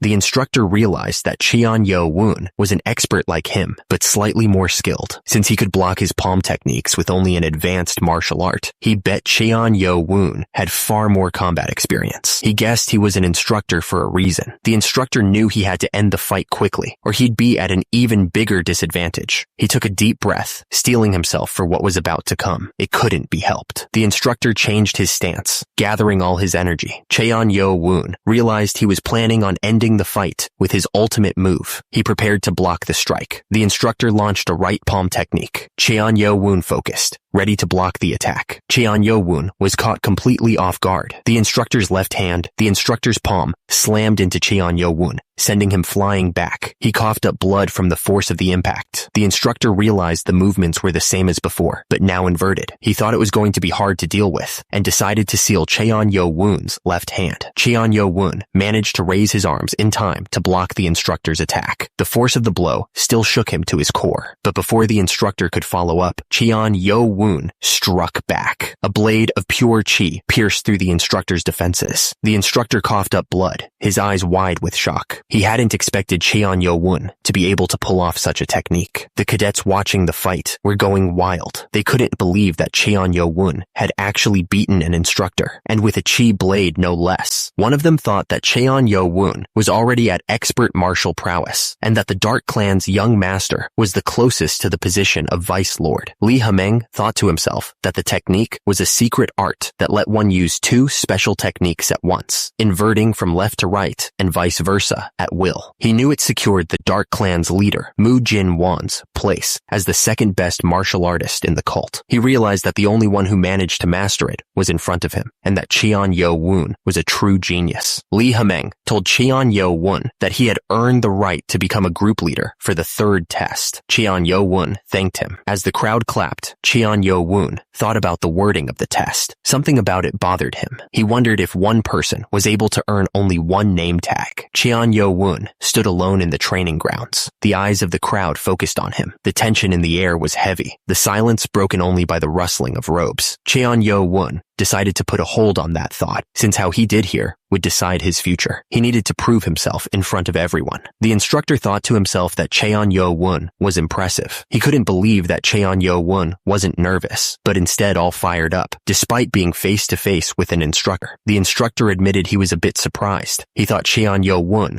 wouldn't even make it past the first test. However, the instructor thought something was still bothering him. Cheon Yo-woon focused, getting ready to use the butterfly dance. His eyes narrowed, and he steeled himself to face his opponent. The instructor smirked, a green glow surrounding his hand. Will it be the butterfly dance? You may have the first move. Cheon Yo-woon knew he had to be careful. He thought to himself, I may have arrived at expert prowess, but I still lack internal energy compared to a true expert. Cheon Yo-woon saw his chance. Letting me have the first strike is proof that he is underestimating me. The instructor moved with incredible speed, unleashing the 10-star key technique. He yelled, previously 10-star defensive technique with the 10-star key technique. I'll finish this in one attack. Huh? Cheon Yo-woon could barely believe how fast the instructor was moving. So fast, he thought. The instructor's fist came crashing down, surrounded by a green glow. The force of the blow was immense. Then, a kick slammed into Cheon Yo-woon, sending him flying backwards. The impact was like being hit by a truck. Cheon Yo-woon coughed up blood as he was pushed back, to be pushed step by step backward with the 7-star key technique. He thought, he has great internal energy, but his key is too energetic and powerful. Cheon Yo-woon was getting frustrated. Damn it. So he's not going to just let me have this one, he cursed. The instructor felt the sting of humiliation. He was being completely outclassed, right here, right now. The two fighters blurred into a whirlwind of motion. Each strike was faster, each block more desperate than the last. The instructor yelled, trying to intimidate Cheon Yo-woon. Your key is still a bit shy of that of a true expert. You think you can run away? He taunted. The instructor pressed his attack, swinging his sword wildly. Take this. 7 demon sword, 4th sword, 6th sword, he shouted. Cheon Yo-woon watched the instructor's attack, analyzing every flaw. I can see it, he thought. Even without Nano's help, I can tell his sword techniques are unstable. Compared to the destructive techniques on the Sapphire, this is child's play. The instructor thought Cheon Yo-woon was a fool for closing the gap. I'll finish him with my second technique, the instructor thought, confident in his victory. But Cheon Yo-woon blocked the attack with ease and countered with a basic move. The force of the block sent the instructor flying backwards. Lee Ha-meng watched with disbelief. I can't believe it. He annulled the techniques of the 7 demon sword with just the basic moves of the butterfly dance, he exclaimed, stunned. The instructor's face twisted in fury. Damn it. To be pushed back by this brat's technique, he thought, his pride wounded. Since it's come to this, I'm going to knock you out with the 10-star key technique to internally injure you. Lee Ha-meng's eyes widened in alarm as he understood the instructor's intentions. A lethal technique? That crazy bastard, he shouted, worried for Cheon Yo-woon's safety. The instructor's eyes widened in shock as he felt the impact of his own technique. My internal energy is, he thought, realizing the damage he was inflicting. His attack was forcefully injecting energy into Cheon Yo-woon's body, tearing apart his organs. Cheon Yo-woon felt his insides burning, but he didn't give in. "Nano! Nano!" he screamed, calling on the machine for help. Immediately, Nano began the process of regenerating his damaged organs, flooding his body with healing energy. The system continued its work, flooding Cheon-Yo-woon with power, activating regeneration, activating regeneration, activating regeneration. The system repeated, repairing the damage as quickly as possible. The instructor couldn't believe what he was seeing. Why? He wondered, his face contorted in confusion. How can this be? I'm sure he is receiving internal injuries. The instructor's frustration grew with each passing second. So why is he not falling down? He thought, his voice laced with disbelief. He had poured everything into that attack, yet the brat was still standing. The instructor realized he was in deep trouble, his eyes widening in panic. Oh shit, I just need to withstand it with my Kai armor, he thought, desperately trying to reinforce his defenses. But it was too late. Cheon-Yo-woon's Kai blade ripped through the instructor's defenses, slamming into him with incredible force. The impact sent blood spraying from the instructor's mouth as he was sent flying backwards. The crowd watching the fight couldn't believe what they were seeing. Their faces were contorted in shock, murmuring about the sheer power of Cheon-Yo-woon's attack. The instructor, battered and broken, could barely choke out a response. You, he stammered, blood dripping from his mouth. Cheon-Yo-woon held the instructor up, his eyes filled with cold fury. The instructor could only gasp, his voice filled with terror. Monster, he whispered, realizing the true nature of his opponent. Cheon-Yo-woon stood tall, his gaze fixed on the instructor lying defeated at his feet. The silence was heavy, broken only by the sound of ragged breaths. Blood trickled from the corner of Cheon-Yo-woon's mouth, but his eyes burned with an unnerving intensity. He didn't seem tired at all. High above, the academy director watched Cheon-Yo-woon's display with narrowed eyes. So Yumpa wasn't exaggerating, he thought. Might become a problem. The academy director turned away, deep in thought. The Seven Demon Sword, created by the other legend of the demonic cult, the Sword Demon. It is a collection of plain sword movements, but their countless combinations makes it a very difficult move to annul. Yet he managed to do just that. He's beyond just excellent. He is a martial arts genius. The academy director frowned, a hint of regret in his eyes. I shouldn't have let that drunken scumbag have him, he muttered. One of the men shouted to the academy director that they needed to get Instructor Sang to the infirmary right away. The guy added, with a grimace, that the instructor's ribs were broken, and, even worse, bones were poking out. The academy director thought back to when Cadet 7 had punched through the fortified walls. He realized he forgot to warn the instructors about that. He ordered them to take Instructor Sang to the infirmary right away. Cheon-Yo-woon stared at the yellow ball in his hand, a sense of triumph washing over him. He'd actually done it. The cadets looked worried, realizing that their reputation was on the line. They were thinking that they'd already lost twice, which was not a good look. The man with the beard watched the events unfold, his expression unreadable. He was clearly deep in thought, considering the implications of what he had just witnessed. The academy director realized that the instructors were more worried about saving face than celebrating the rise of new talent. Turns out, he wasn't in a position to judge, since he'd also been too caught up in the moment to notice Cheon-Yo-woon's skill. He added another regret to the pile. Meanwhile, the cadets were waiting for the final duel to begin. The man stepped forward, raising his hand to silence the crowd. He announced that the final duel was about to begin, his voice booming across the training grounds. The crowd of cadets stood in eager anticipation. A palpable tension filled the air as they waited to see who would emerge victorious. The cadets started whispering amongst themselves, hoping instructor Ho Jin Chang could pull off a win and save them from further embarrassment. One of them said that they couldn't even imagine him losing. Another cadet reassured him, stating that it wasn't just anyone. It was instructor Ho Jin Chang, their senior officer. Another cadet wondered if an upset could happen again. He pointed out that there was no rule that said Cheon-Yo-woon couldn't win. The cadet then stepped forward and asked the instructor to grace him with his teachings, acknowledging his own shortcomings. The instructor smiled, calling him a humble cadet, and agreed to try their best together. Instructor Ho Jin Chang focused all of his energy, getting ready to strike. The power radiating from him was intense. The instructor was overwhelmed by Cheon-Yo-woon's presence. He thought to himself, is this the same person that was smiling just a moment ago? Cheon-Yo-woon charged forward, ready to unleash his full power. He screamed that he would not leave behind any regrets. Cheon Yo-woon's kick landed with incredible force, sending the instructor flying through the air. Cheon Yo-woon smirked, thinking about how he was gaining more training avatars from the fight. He was getting stronger with every move. Cheon Yo-woon was fascinated by Cheon Mu-yeon's ability to perform different techniques with both hands. He knew it was only a fraction of his skills, but he hoped it would be enough for Nano to analyze. If he ever had to face Cheon Mu-yeon again, it would definitely come in handy. The attacker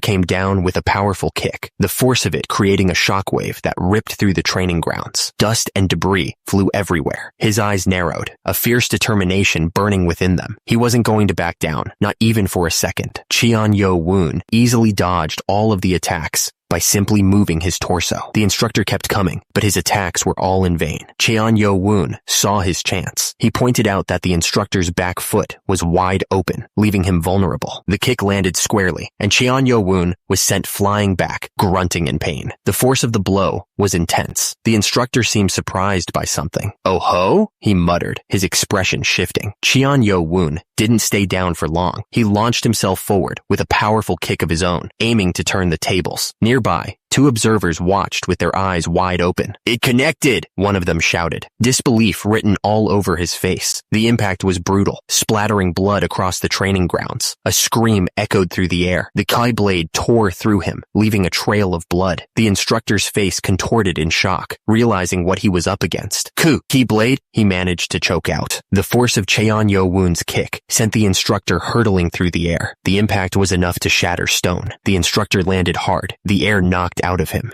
He gasped, struggling to get back to his feet. The instructor looked up in disbelief, realizing the extent of Cheon Yo-woon's power. To have created a keyblade so quickly, he must be a master, he thought, fear creeping into his voice. He's much stronger than the previous instructors. Nearby, an observer's eyes widened in disbelief. "Oh," he muttered, completely stunned by what he had just witnessed. Cheon Yo-woon knew the skill difference was significant. He thought that it might be a stretch, but he needed to try and finish the match in a single technique. The instructor watched Cheon Yo-woon intently. He thought that the young man had quite the fighting spirit.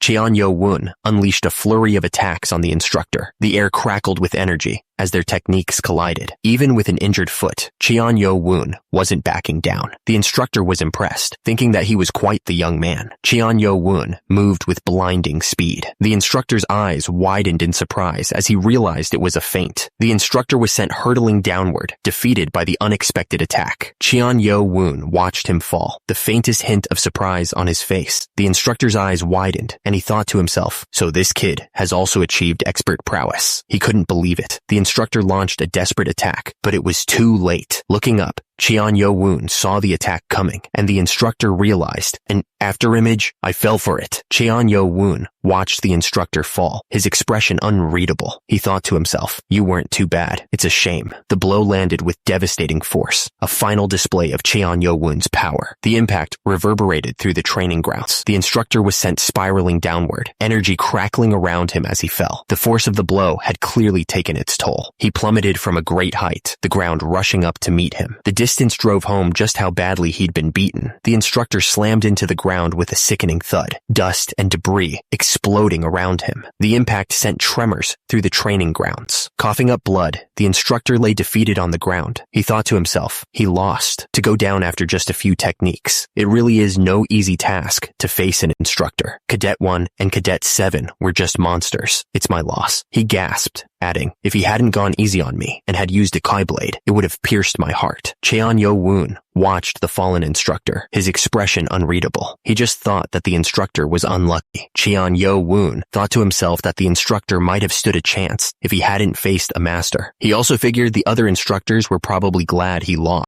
The instructor told Cheon Yo-woon that if he could connect his feint and technique more smoothly, he would be able to confuse his opponents even more. He added that he was looking forward to his progress. Cheon Yo-woon thanked him for his guidance. The instructor coughed, his body still aching shaking from the beating he'd just taken. A crowd of people stood around, watching the instructor. The air was thick with tension, the silence broken only by the sound of his ragged breathing. Someone in the crowd noticed that the instructor's face was unusually pale, and his neck was also tinted red. It didn't look good. Cheon Yo-woon asked Nano to do an in-depth on Cadet 18. He wanted to look through it as soon as the third test announcement was over. Nano confirmed that it would be ready. Two men opened the boxes, revealing rows of wooden swords. They announced that the swords would be handed out for the third test. Each person would get one, so they warned everyone to be careful and not break them. The instructor announced that anyone who could take a yellow name tag within 7 days would become a group leader. He made sure they understood, shouting the order to the crowd. The training grounds stretched out before them, filled with countless figures. The air was thick with anticipation, everyone eager to prove themselves and become a group leader. Cheon Yo-woon looked down at the black dragon medicine ball in his hand. He thought to himself that he should consume it first. He also had something else he needed to check afterward. A man in uniform stood before the crowd, holding a book. He looked down at them with an unreadable expression. The crowd waited in silence, wondering what he was going to say. The man looked up, his face set with determination. He knew that this test would be brutal, but he was ready to do whatever it took to become a group leader. He was not going to fail. The man stepped forward, his eyes narrowed. "What business do you have with my liege?" he demanded, his voice sharp and challenging. The group stood together, their faces grim. They were ready for whatever came next, their hands gripping the hilts of their swords. They had to protect their liege at all costs. Cheon Yo-woon smirked, his eyes lighting up with recognition. "Calling me liege? Heo Bong, you rascal," he said, a hint of amusement in his voice. The previous night, back at the Group 8 dormitory, a discussion was taking place. They had all entertained the idea that Cheon Yo-woon could change things. Wong Chun asked if it wasn't too dangerous of a gamble. He wondered if they weren't afraid of the 6 main clans. He admitted that he was. Heo Bong declared that if he was always going to be looked down on, he'd gladly risk it all. He believed that with Cheon Yo-woon, there might be hope for people like them. One of the men asked Heo Bong if he truly trusted Cheon Yo-woon. Heo Bong answered with a resounding yes. The 3 men stood together, a silent understanding passing between them. They had made their choice, and now they would face whatever came next, together. Under the dim light of the lantern, the men spoke with determination. Ma Chil, Wong Chun, and Ho Dae-myung declared that they would partake in Cheon Yo-woon's gamble together, placing their loyalty and their lives in his hands. Go Wang-hul stepped forward, acknowledging Cheon Yo-woon as his liege. He said it was a pleasure to see his great martial performance. Cheon Yo-woon thanked Cadet 857, Go Wang-hul, for his kind words. Go Wang-hul didn't waste any time getting to the point. He told Cheon Yo-woon that he wanted to become a member of his group. Cheon Yo-woon looked surprised by the sudden request. He asked Go Wang-hul if he wanted to join his group. The other cadets cheered, saying it was expected of their liege. They said the sooner they gathered members, the more time they'd have to practice. But then one of them pointed out that since they were 7 people short, they'd have to reject 3 of them. A cadet from the Dark Fist clan stepped forward, saying he was an advanced martial artist and wouldn't be a nuisance. Cadets began to throw themselves at Cheon Yo-woon, hoping for a spot in his group. Hawk Hyung from the Dark Horse clan promised not to be a burden, saying he'd reach advanced prowess soon. Won Il from the Gentle Sword clan declared he was already at that level. Ja Woo Min from the Golden Gate clan offered his advanced spearmanship,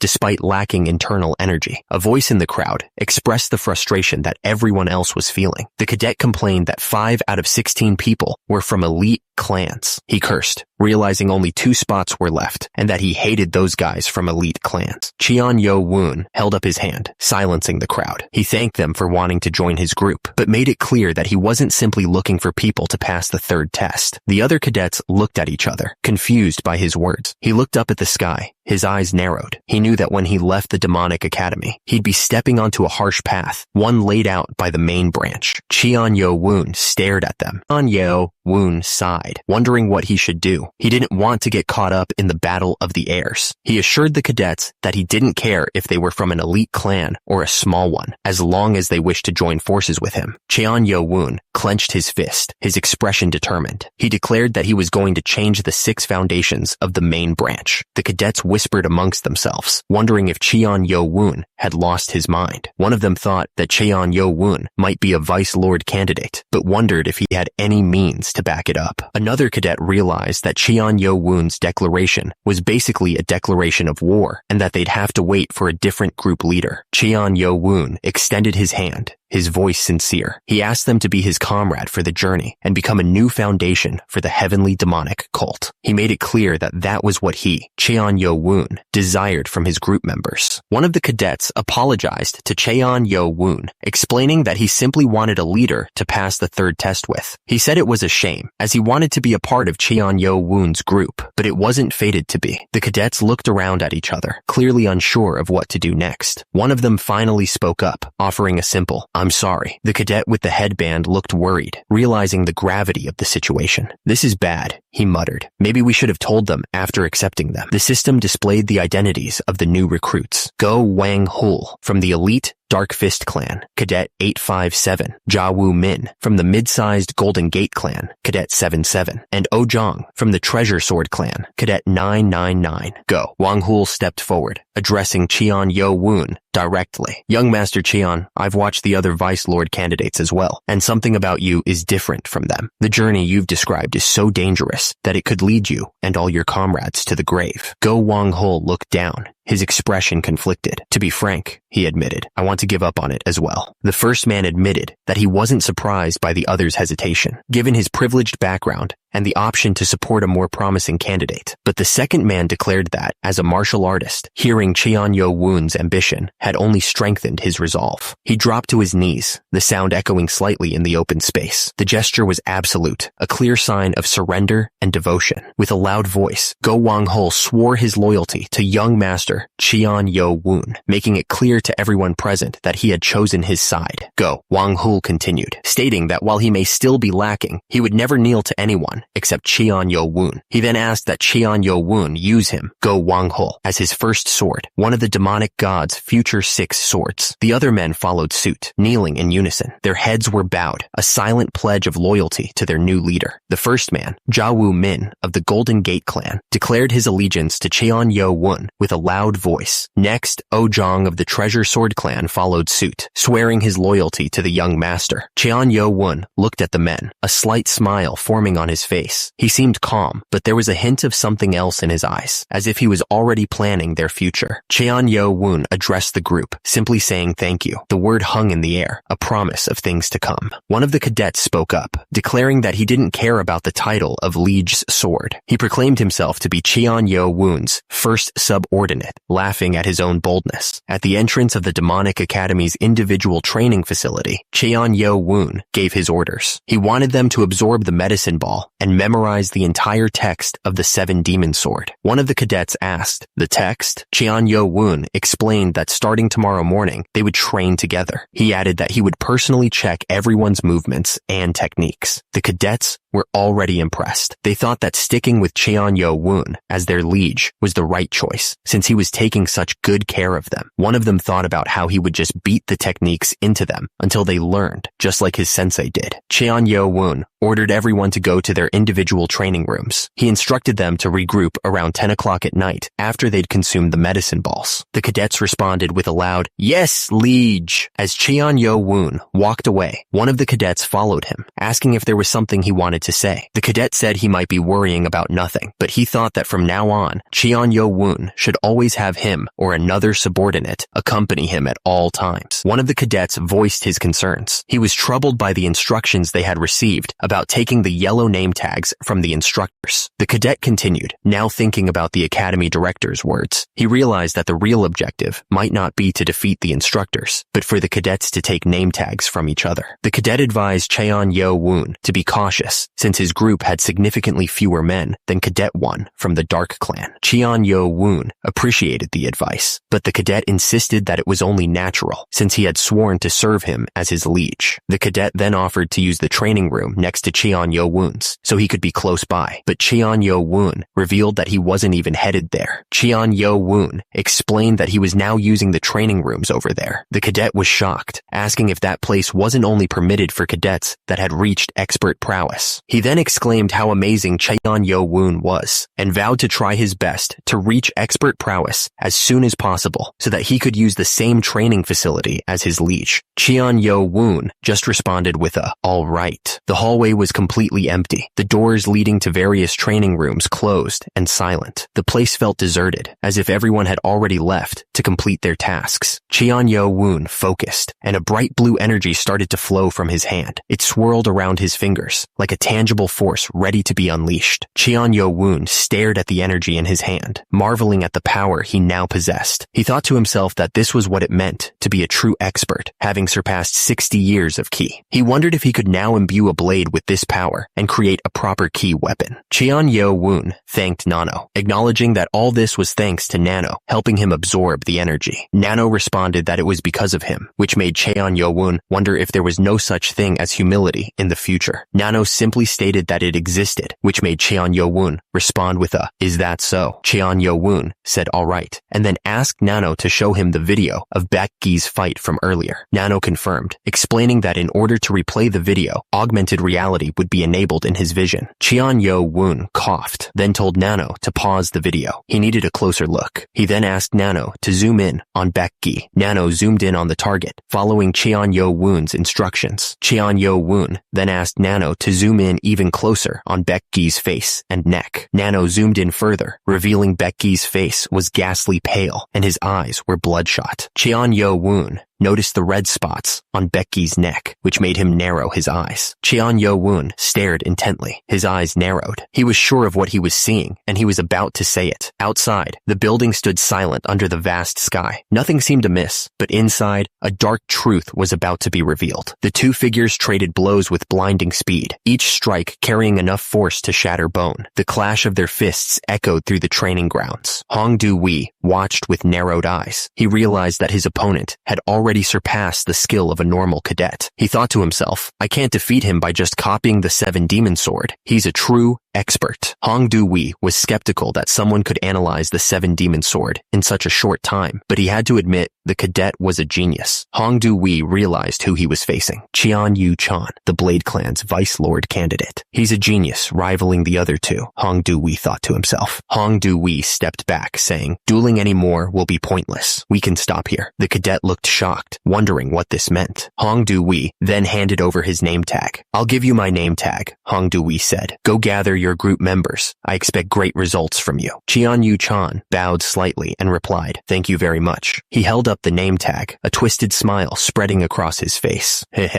that's one, he muttered to himself, his eyes gleaming with ambition. He wondered to himself who he should target next. Over at the Demonic Academy restaurant, cadets were grabbing a bite to eat. The air was filled with the clatter of bowls and hushed conversations. Suddenly, Cheon Kyung-woon, the Sword Clan Vice Lord candidate and Cadet 2, approached Cadet 18. Hey, Cadet 18, Cheon Kyung-woon said with a smile. I enjoyed your duel against the instructor earlier. Cadet 18 glared up at Cheon Kyung-woon, his face contorted in annoyance. I'm eating, Cadet 18 snapped. Don't disturb me. The recruiter tried to butter up Cadet 18, telling him he was impressed by his skills. He wanted to know if Cadet 18 was interested in becoming a group leader, but wondered if he wanted to climb even higher. Cadet 18 slammed his chopsticks down, the sound echoing in the room. He was pissed. The recruiter forced a smile, trying to keep his cool. If he got angry, it would ruin his plan to gather talented people, he thought to himself. He told Cadet 18 to think about the offer, saying it would be a great opportunity. Cadet 18 ignored the recruiter and continued eating. That was the second time he had been interrupted. The recruiter thought about how the Blade Clan jerk had asked him to be his right-hand man. He wanted Cadet 18 to be his. He shivered, cursing the G-Clan scumbags under his breath. Baekgi stared down at his food, his expression firm. He didn't care about being a group leader or climbing higher, he thought. He wasn't interested in being under anyone's command either. His only goal was to become stronger. Suddenly, a voice interrupted Baekgi's thoughts. Someone was asking if they could talk to him for a moment, apologizing for bothering him while he ate. Baekgi sighed, clearly annoyed by the interruption. Again? He thought. He told them he wasn't interested and to scram, but then he paused, adding that if they didn't talk now, they might die later. Baekgi's eyes widened. What? He thought, completely caught off guard by the warning he had just been. Across Across the room, a figure sat quietly. He stared directly at Baek Gi, his expression unreadable. This guy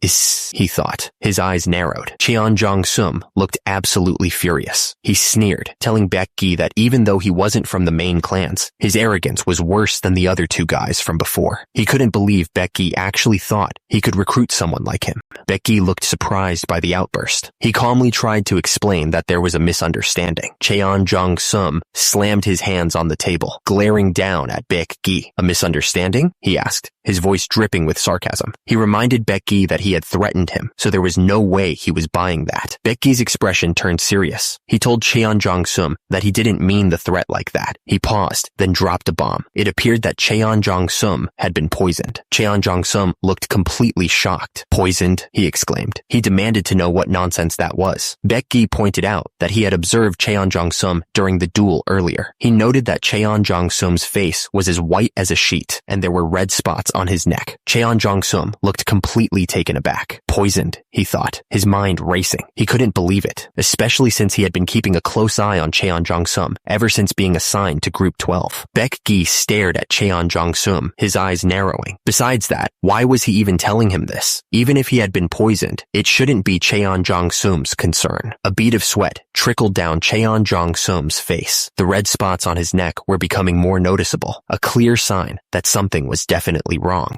Baek Gi apologized for misunderstanding Cheon Jong-sum, but, he added, if he had been poisoned, he should have noticed it during Kai meditation. He asked if Cheon Jong-sum felt fine even during Ki meditation. Baek Gi wondered aloud if Ki meditation allowed one to sense poison. He admitted that he didn't know much about martial arts, but he was pretty sure those were symptoms of micro-poison, which he had seen before when the MC's mom had food poisoning. Somewhere else, a man was cooking. He suddenly thought about a doctor, wondering what they were up to. The cook cheerfully greeted Baek Gi, saying it had been a while. He asked if Baek Gi had eaten yet, adding that he was glad to hear that he hadn't. The cook stirred the pot, mentioning that he didn't want to eat by himself. But before that, he had something else to ask. The cook apologized, but asked if the doctor could check up on his friend, Cheon Jong-sum. He thought Cheon Jong-sum had been poisoned. Cheon Jong-sum looked absolutely shocked, exclaiming, "Poisoned?" The Demonic Academy's infirmary was on the second floor. Two guards stood silently outside, watching anyone who came or went. The cook held out a bowl filled with steaming smoke. "Inhale this smoke by breathing with your mouth," he instructed. Baek Gi looked at the bowl suspiciously. "With my mouth?" he asked. The cook smiled. "Just inhale it deep." Baek Gi hesitated for a moment, then closed his eyes and inhaled deeply. "I understand," he said, right before he started to choke. Baek Gi erupted in a fit of coughing. "Cough, cough! Ak, cook, cough!" His face turned red as he stumbled backward, clutching at his throat. Baek Gi coughed violently, barely able to stand. "It's definitely micropoison. Cough, cough," he choked out, realizing the gravity of the situation. Cheon Jong-sum, standing beside him, confirmed his fears. "Yes, I'm sure you've been poisoned." Cheon Jong-sum explained how the poison worked, a diagram appearing to illustrate his point. "Micropoisons don't flow through your veins," he said. "Instead, their effects appear as they accumulate in your lungs or stomach." Baek Gi looked shocked, clutching at his neck. "The lungs," he muttered, realizing the implications. Cheon Jong-sum continued, "It can be used by putting it in food, but it can also be used by crushing it into a fine powder and making you inhale it in your sleep." Cheon Jong-sum's eyes narrowed. "In small doses, it's hard to notice that you've inhaled it while sleeping," he said. "Are you perhaps sharing a dorm with a poison user?" The Demonic Academy dorms stood silent under the night sky. It was the first night for Group 12, and danger already lurked in the shadows. The guys around Cheon Yo-won were furious. "Get a hold of yourself. Young master, you jerk. How dare you, when you're only from the Gentle Kick clan? Do you think you'll be safe after attacking Cheon Jong-sum of the Poison clan?" Cheon Yo-won looked down at them, not impressed at all. "Does it matter who I am or who he is? At the Demonic Academy, strength is everything. Now that I've won, I'll be in charge of Group 12. Cheon Jong-sum watched from above, a sinister smile spreading across his face. "You're so full of yourself. Enjoy your victory for now. The claws of the Poison clan are like poison liquor. They grow stronger over time." Baek Gi's eyes widened, understanding dawning on his face. So this is what he meant back then. Cheon Jong-sum, that scumbag. One of the men spoke with concern. I'm glad we discovered it so soon. If you take an antidote for 7 days, you'll be as good as new. Isn't it pretty serious if red spots are appearing on his neck? The man leaned in, explaining the poison's effects with a serious expression. Right, you said you got hit on the chest during your duel, right? So the symptoms became pronounced for a moment because your lungs were stimulated. If the symptoms were present all the time, not even a godly doctor could save them. The man tilted his head, a hint of suspicion in his eyes. But how do you know so much about this poison? Cheon-Yo-Woon's face darkened, a shadow passing over his eyes. My mother passed away from being poisoned with micropoison, and I was poisoned by it for a while as well. He paused, his voice softening. I'm sorry. I haven't shown you my gratitude yet. You've saved my life. Thank you very much. Cheon-Yo-Woon looked away, a determined glint in his eyes. I just didn't want anyone to die from such a cowardly poison. The man's eyes widened in shock, his face paling. Something about Cheon-Yo-Woon's words had triggered a realization. Also, what? Baek-gi grinned, his eyes gleaming with a dangerous light. I've been looking for the source of that poison, he muttered, a dark excitement building within him. What? Is this intense bloodthirst? Cheon-Yo-Woon suggested. Why don't you rest in the infirmary for today? Baek-gi looked at him, surprised by the sudden concern. Pardon? Cheon-Yo-Woon warned. If you return to the dorms, they'll just poison you again. Baek-gi listened intently, considering the warning. Cheon-Yo-Woon pressed. You weren't planning on taking your revenge right now, were you? You even have a foot injury. Baek-gi hesitated, looking down. No, sir. But deep down, he really wanted to. Cheon-Yo-Woon said with a serious expression. Cleansing the poison should come first, so get some rest like the doctor ordered. You can leave Cheon-Jong-sum to me. Cheon-Yo-Woon asked the man what he was planning. His eyes narrowed with suspicion, but the man just scoffed, thinking to himself that it was total garbage. He was shocked by Cheon-Yo-Woon's sudden question. Cheon-Yo-Woon smiled, his eyes glinting with a strange light. He told the man that he'd be able to find the guy he was looking for in the forest near the 5th dorm. If what he was saying was true, he'd let him have the spot next to him. The two men stared at each other, both looking completely shocked by what they had just heard. They were clearly caught off guard. The man just grinned, a creepy smile spreading across his face. It was clear that he was enjoying the chaos. The man started to panic, his eyes wide with terror. He couldn't believe it, thinking there was no way. He hoped that Cheon-Yo-Woon and that crazy scumbag from the Poison Clan would fight each other to the death. He realized that Cheon-Yo-Woon had looked him in the eyes and he was losing it. Actually, he hoped Cheon-Yo-Woon would die. The mountains loomed in the distance, their peaks shrouded in mist. It was the kind of place where danger lurked behind every tree. A lone figure walked deeper into the forest, a lantern his only guide. The darkness seemed to press in around him, swallowing the light. The man grinned, holding up a lantern. He thought to himself that because the instructors stayed in the 5th dorm, there was no one else around. He was in the perfect place to collect poisonous plants, and thanks to the medicine realm, he now had the internal energy of a near expert. The man's smile widened, his eyes gleaming with malice. He thought to himself that without even using something like micropoisons, he'd be able to make that cocky Baek-gi kneel in front of him. He was going to kill him with his own hands before the micropoison made him croak. But then, a voice interrupted him, asking what had him so happy. The man spun around, his eyes wide with alarm. He demanded to know who was there, his voice laced with fear. The voice didn't sound like a martial arts instructor, which made him nervous, but the lantern was too weak to see who it was, so he squinted, trying to make out the figure in the dark. Suddenly, Cheon-Jong-sum stepped out of the shadows, his voice dripping with anger. He demanded to know if the man was feeling good after messing with micropoisons. He then called him a bastard, asking what he was doing there. Cheon-Jong-sum's eyes widened as he realized he'd just mentioned micropoisons. He wondered if he'd been overheard, but then he remembered the red spots on Baek-gi's neck, and his expression turned to disbelief. He stammered, asking how the man had figured it out. Cheon-Jong-sum's face twisted in pure terror. He knew he was in deep trouble. A twisted smile spread across Cheon-Jong-sum's face, and he began to laugh like a maniac. He was screwed, and he knew it. Cheon-Jong-sum smirked, his expression oozing with false innocence. Heh, right, that's how you figured it out, he said, acting impressed. Now that you mention it, suddenly Cheon-Jong-sum's face was a mess of blood and pain. Before he could even finish his sentence, he was sent flying backwards. He crashed into the ground, leaving a trail of blood and shattered wood. An Jong-sum and Cheon Yo-woon lay on the ground, surrounded by a pool of blood. The fight had taken a nasty turn, and neither of them looked like they were getting up anytime soon. Cheon Yo-woon's face was a mask of pure rage. He was not going to hold back. Spinning through the air, Cheon Yo-woon unleashed a flurry of attacks. The force of each blow echoed through the forest. Under the silent gaze of the moon, the battle raged on. Cheon Jong-sum's fingers twitched, barely able to move. Cheon Jong-sum's eye flickered open, staring up at his attacker. Cheon Yo-woon was relentless, his movements a blur of deadly force. Cheon Jong-sum went flying backwards, crashing through the trees. Cheon Yo-woon lay on the ground, blood trickling from his mouth.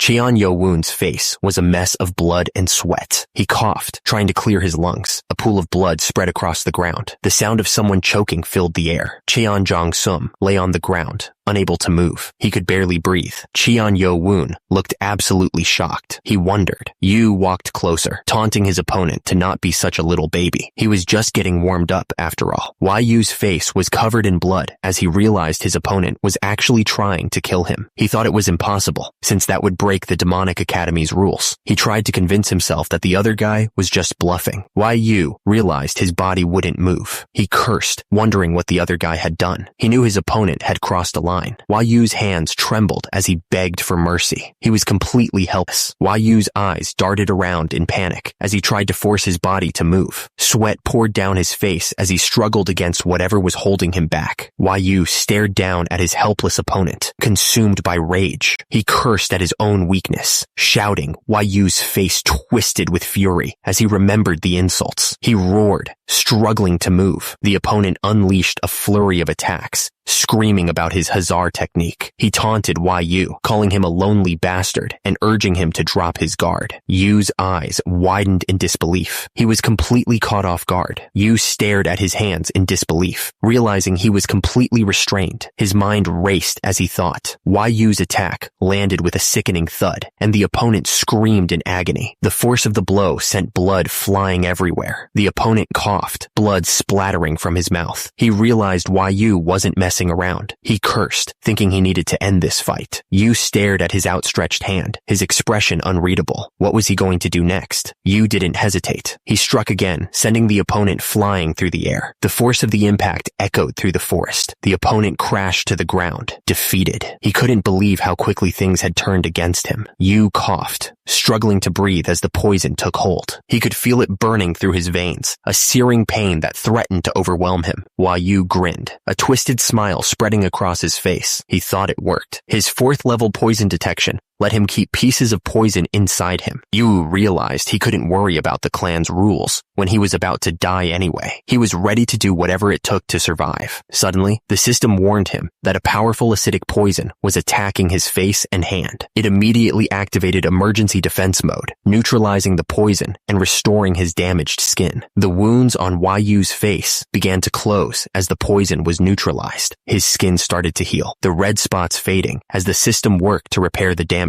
The system announced that his damaged skin would soon be fully restored. Yu was shocked, wondering what was going on with his body. He couldn't believe what he was feeling. Yu stared at his hands in disbelief. Not only had he neutralized the poison, but his melted skin had healed as well. He couldn't understand it. This shouldn't be possible, even for a master martial artist. Yu took a step forward, his eyes narrowed with determination. He planted his foot firmly on the ground, ready to face whatever came next. The force of his step cracked the earth. Yu's opponent, covered in blood, looked up at him with hatred. He spat out the insult, calling Yu a bastard. He was desperate and in pain. Looking up at Yu, his voice filled with fear, the man asked if he was a monster. He was terrified by the power Yu possessed. He couldn't believe what he was seeing. Yu glared down at the bloodied man, his voice filled with disgust. He went on about poison, how the guy was from the Poison Clan, and how he was done letting scumbags like him live any longer. The Poison Clan member struggled to breathe, his body trembling on the ground. He was clearly in a lot of pain. In a flash, Yu struck. The Poison Clan member's head snapped back, blood splattering everywhere. The force of the blow was devastating. Yu didn't stop there. He followed up with a powerful kick, sending the Poison Clan member flying through the air like a ragdoll. The Poison Clan member landed hard on the ground, unmoving.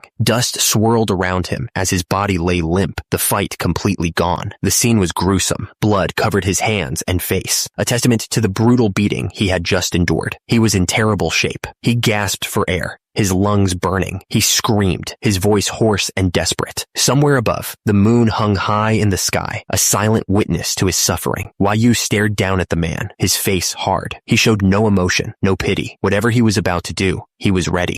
The Poison Clan member groveled, tears streaming down his face. He begged, his voice cracking. He continued to beg, his voice weak and fading. He whimpered, his body trembling. He was running out of time. The Poison Clan member begged, barely able to speak. He pleaded, gasping for air, begging for just one more chance. Yu stared down at the man, his expression unreadable. He asked if the man wanted to live. The Poison Clan member looked up, his face covered in blood. Yu's question hung in the air. Did he want to be spared?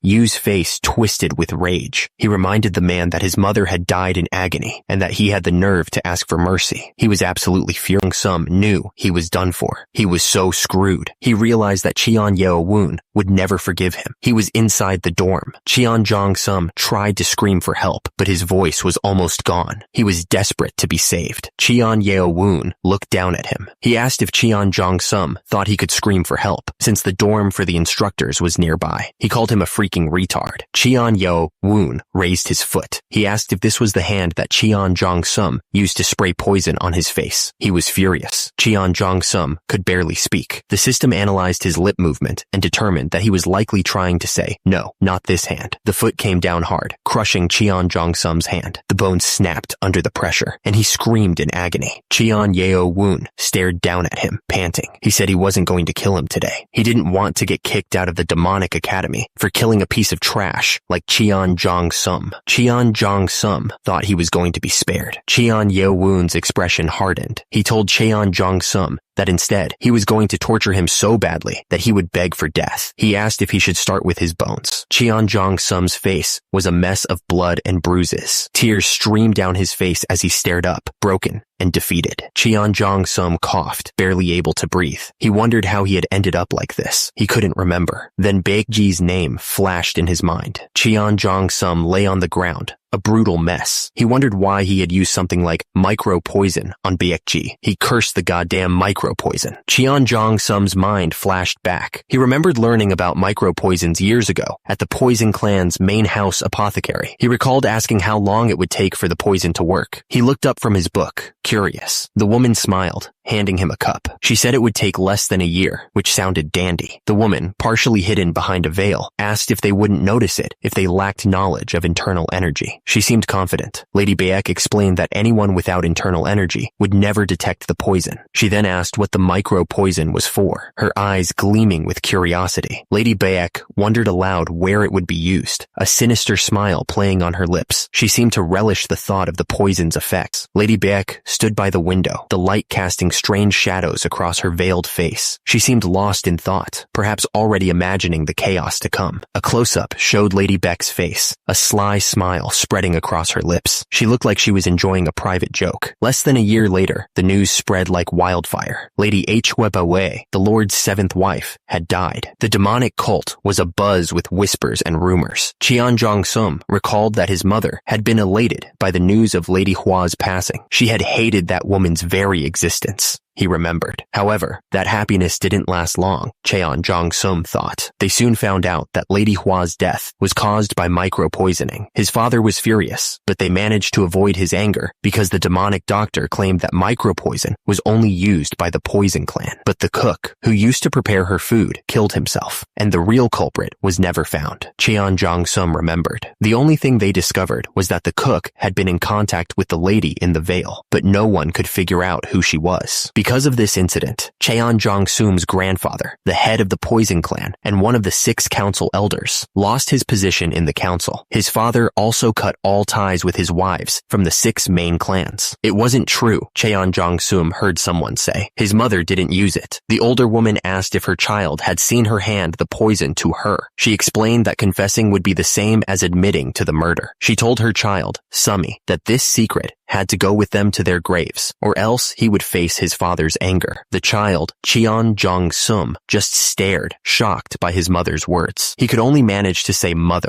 Years later, Cheon Jong-sum's mother passed away, consumed by guilt. He had wanted to tell everyone the truth, but he couldn't break the promise he made to her. That's when Cheon Jong-sum swore to take revenge. He vowed to become the Lord, the most powerful figure in the heavenly demonic cult, and punish the real culprit and their entire clan for what they did to his mother. And because that woman was the source of all his pain, Cheon Jong-sum vowed to kill her offspring, Cheon Yeo-woon, with his bare hands. Tears streamed down Cheon Jong-sum's face, mixing with the blood. He whispered an apology to his mother, consumed by regret. Cheon Jong-sum's body glowed with power, but doubt filled his mind. No matter how hard he trained, he didn't think he could beat this monster. Cheon Yeo-woon looked down at Cheon Jong-sum. He figured that if Cheon Jong-sum remained in the demonic academy, he'd use his poison against the other cadets sooner or later. Since he couldn't kill him, he'd just destroy his dantian. Cheon Jong-sum struggled against the paralysis, but he couldn't move. Cheon Yeo-woon was surprised. He wondered if Cheon Jong-sum had something to say and considered releasing the mute chai pressure point. Cheon Jong-sum gasped for air, his body paralyzed. He was completely helpless. Cheon Jong-sum gasped for air, barely conscious. At that moment, the nano began its analysis, trying to make sense of the situation. Cheon Yeo-woon revealed a shocking truth. It wasn't the Poison Clan that killed his mother. The words hung in the air, heavy with implication. Cheon Jong-sum, still on the ground, looked up in disbelief. He asked what Cheon Yeo-woon was saying. Cheon Yeo-woon declared that one of the ladies from the other 5 clans was the true culprit. Desperate, Cheon Jong-sum begged Cheon Yeo-woon to spare his dantian. He started to say his mother was. Cheon Jong-sum cursed inwardly. He realized that if he revealed everything, he'd be exposing his own mother's role in providing the micro-poison. He couldn't let that happen. Cheon Yeo-woon was suspicious. He ordered the nano to run a facial analysis on Cheon Jong-sum. He wondered if the real killer was hiding among the other 5 clans. The nano reported back. There was almost no tell in Cheon Jong-sum's face. The probability of him lying was less than 5%. Cheon Yeo-woon was confused. Was it really the Poison Clan? Cheon Yeo-woon's mind raced. Had he just vented his anger on an innocent man? Was Lady Baek really unrelated to his mother's death? Suddenly, the nano gave a different reading. There was a change in Cheon Jong-sum's pupils and facial muscles. The probability of him lying was now 75%. Cheon Yeo-woon realized that he was right. Cheon Jong-sum started to panic. He stuttered, trying to deny that he was lying, but it was too late. Cheon Jong-sum screamed at him to shut up. Blue energy erupted from his body, a desperate attempt to stop the inevitable. The world turned into a blur of pain. All he could do was scream, his face covered in blood.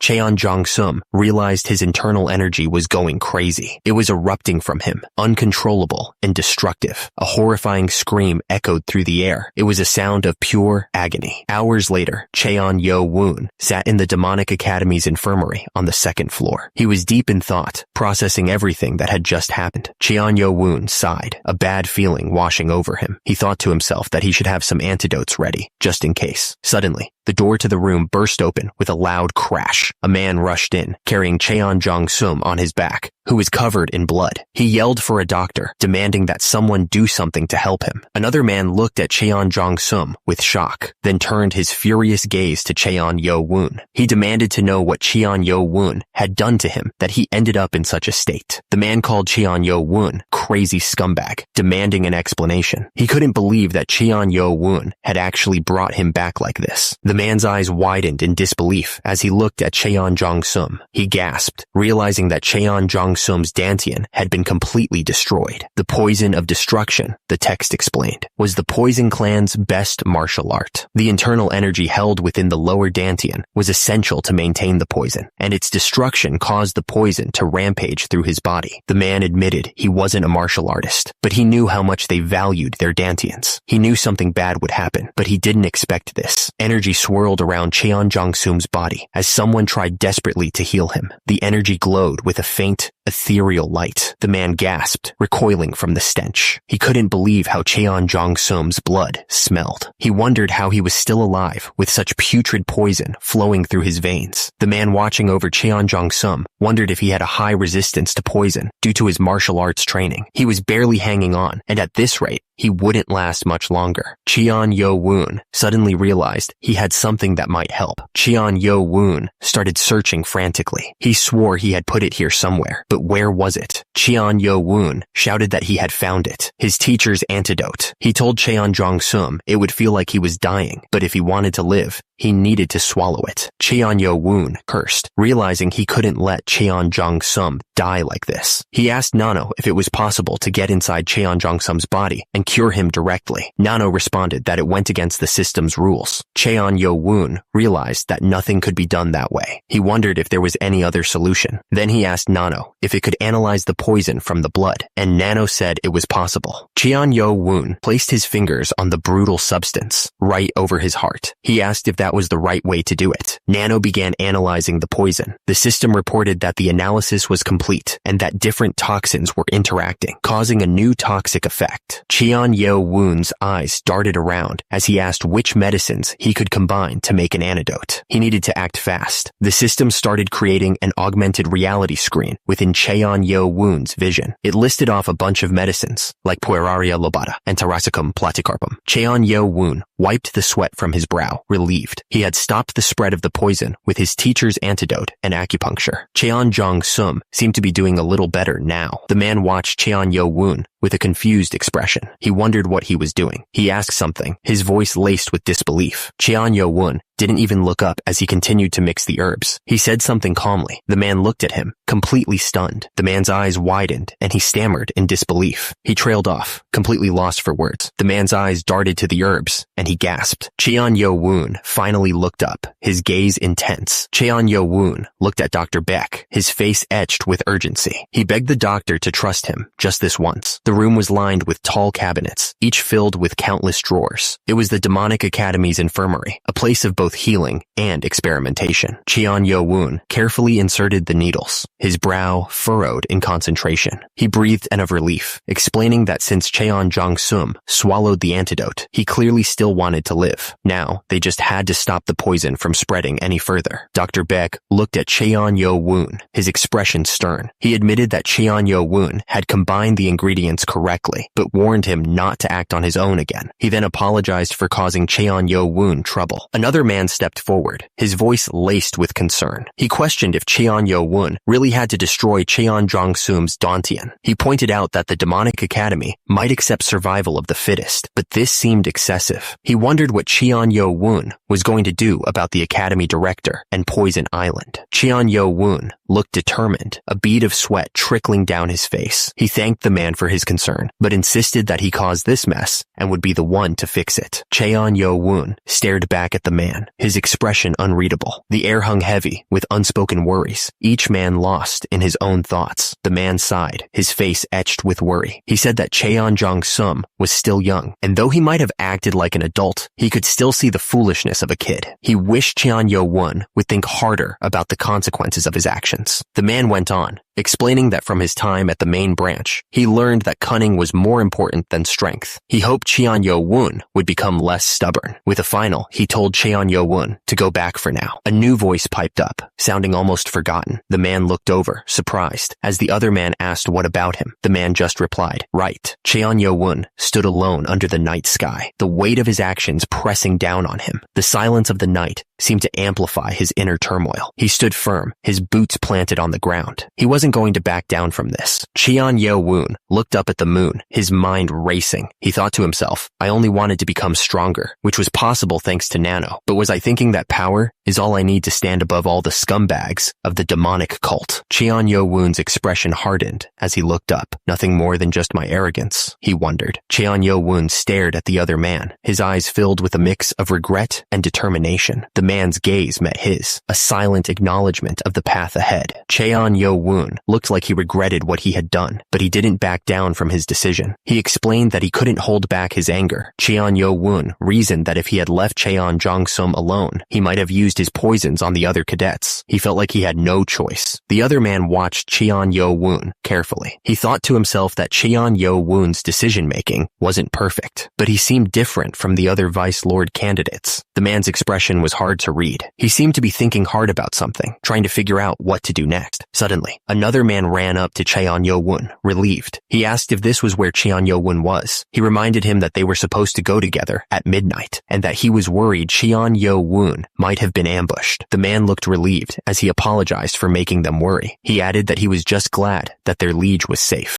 The man watched Cheon Yo-woon, thinking that he had actually managed to find people who were truly loyal to him. The man's face fell as he thought about how alone he was. He didn't have anyone he could count on, not even back at the dorm. With it, the man turned to Cheon Yo-woon and said he'd be going now. The man quickly brushed aside the fact that he was about to say something earlier, claiming it wasn't important. He then suggested to Cheon Yo-woon that they head to their new dorm. Cheon Yo-woon started to speak, acknowledging the situation. He seemed to be thinking about everything that just happened. The others listened intently as Cheon Yo-woon explained what had happened. It was clear they were all trying to understand the implications of his actions. One of the men spoke up, explaining that while he understood Cheon Yo-woon's reasons, they needed to become stronger. He reminded them that there was supposed to be no outside interference for 4 years, but the Poison Clan was one of the central powers of the demonic cult. Another man agreed, saying that since they didn't know how the Poison Clan might come after them, Cheon Yo-woon should be cautious and focus on becoming stronger. Cheon Yo-woon listened, realizing they were right. They needed to be prepared, since they had now officially become enemies of the Poison Clan. A different man spoke up, expressing his worry about how the director would deal with the incident. He hoped that nothing bad would come of it. Cheon Yo-woon sat alone, deep in thought. He knew that the rules didn't exactly say he couldn't destroy another student's dantian, but he also knew that the dantian was everything to a martial artist. He realized he'd messed up, giving in to his anger and not thinking things through. The next day dawned, but the weight of what had happened still hung heavy in the air. The demonic academy stood silent, waiting for what was to come. Standing outside the director's office on the 3rd floor of the demonic academy, Cheon Yo-woon realized his worries had come true. He could feel the tension in the air. A voice called out, announcing that Cadet 7 had arrived. The voice requested permission to enter the director's office. Cheon Yo-woon stepped forward, bowing respectfully. He announced formally. Lee Ha-meng sat at his desk, deep in thought, a pen held tightly in his hand. He looked like he was trying to figure out the best way to handle a very bad problem. The room was silent, the air thick with tension.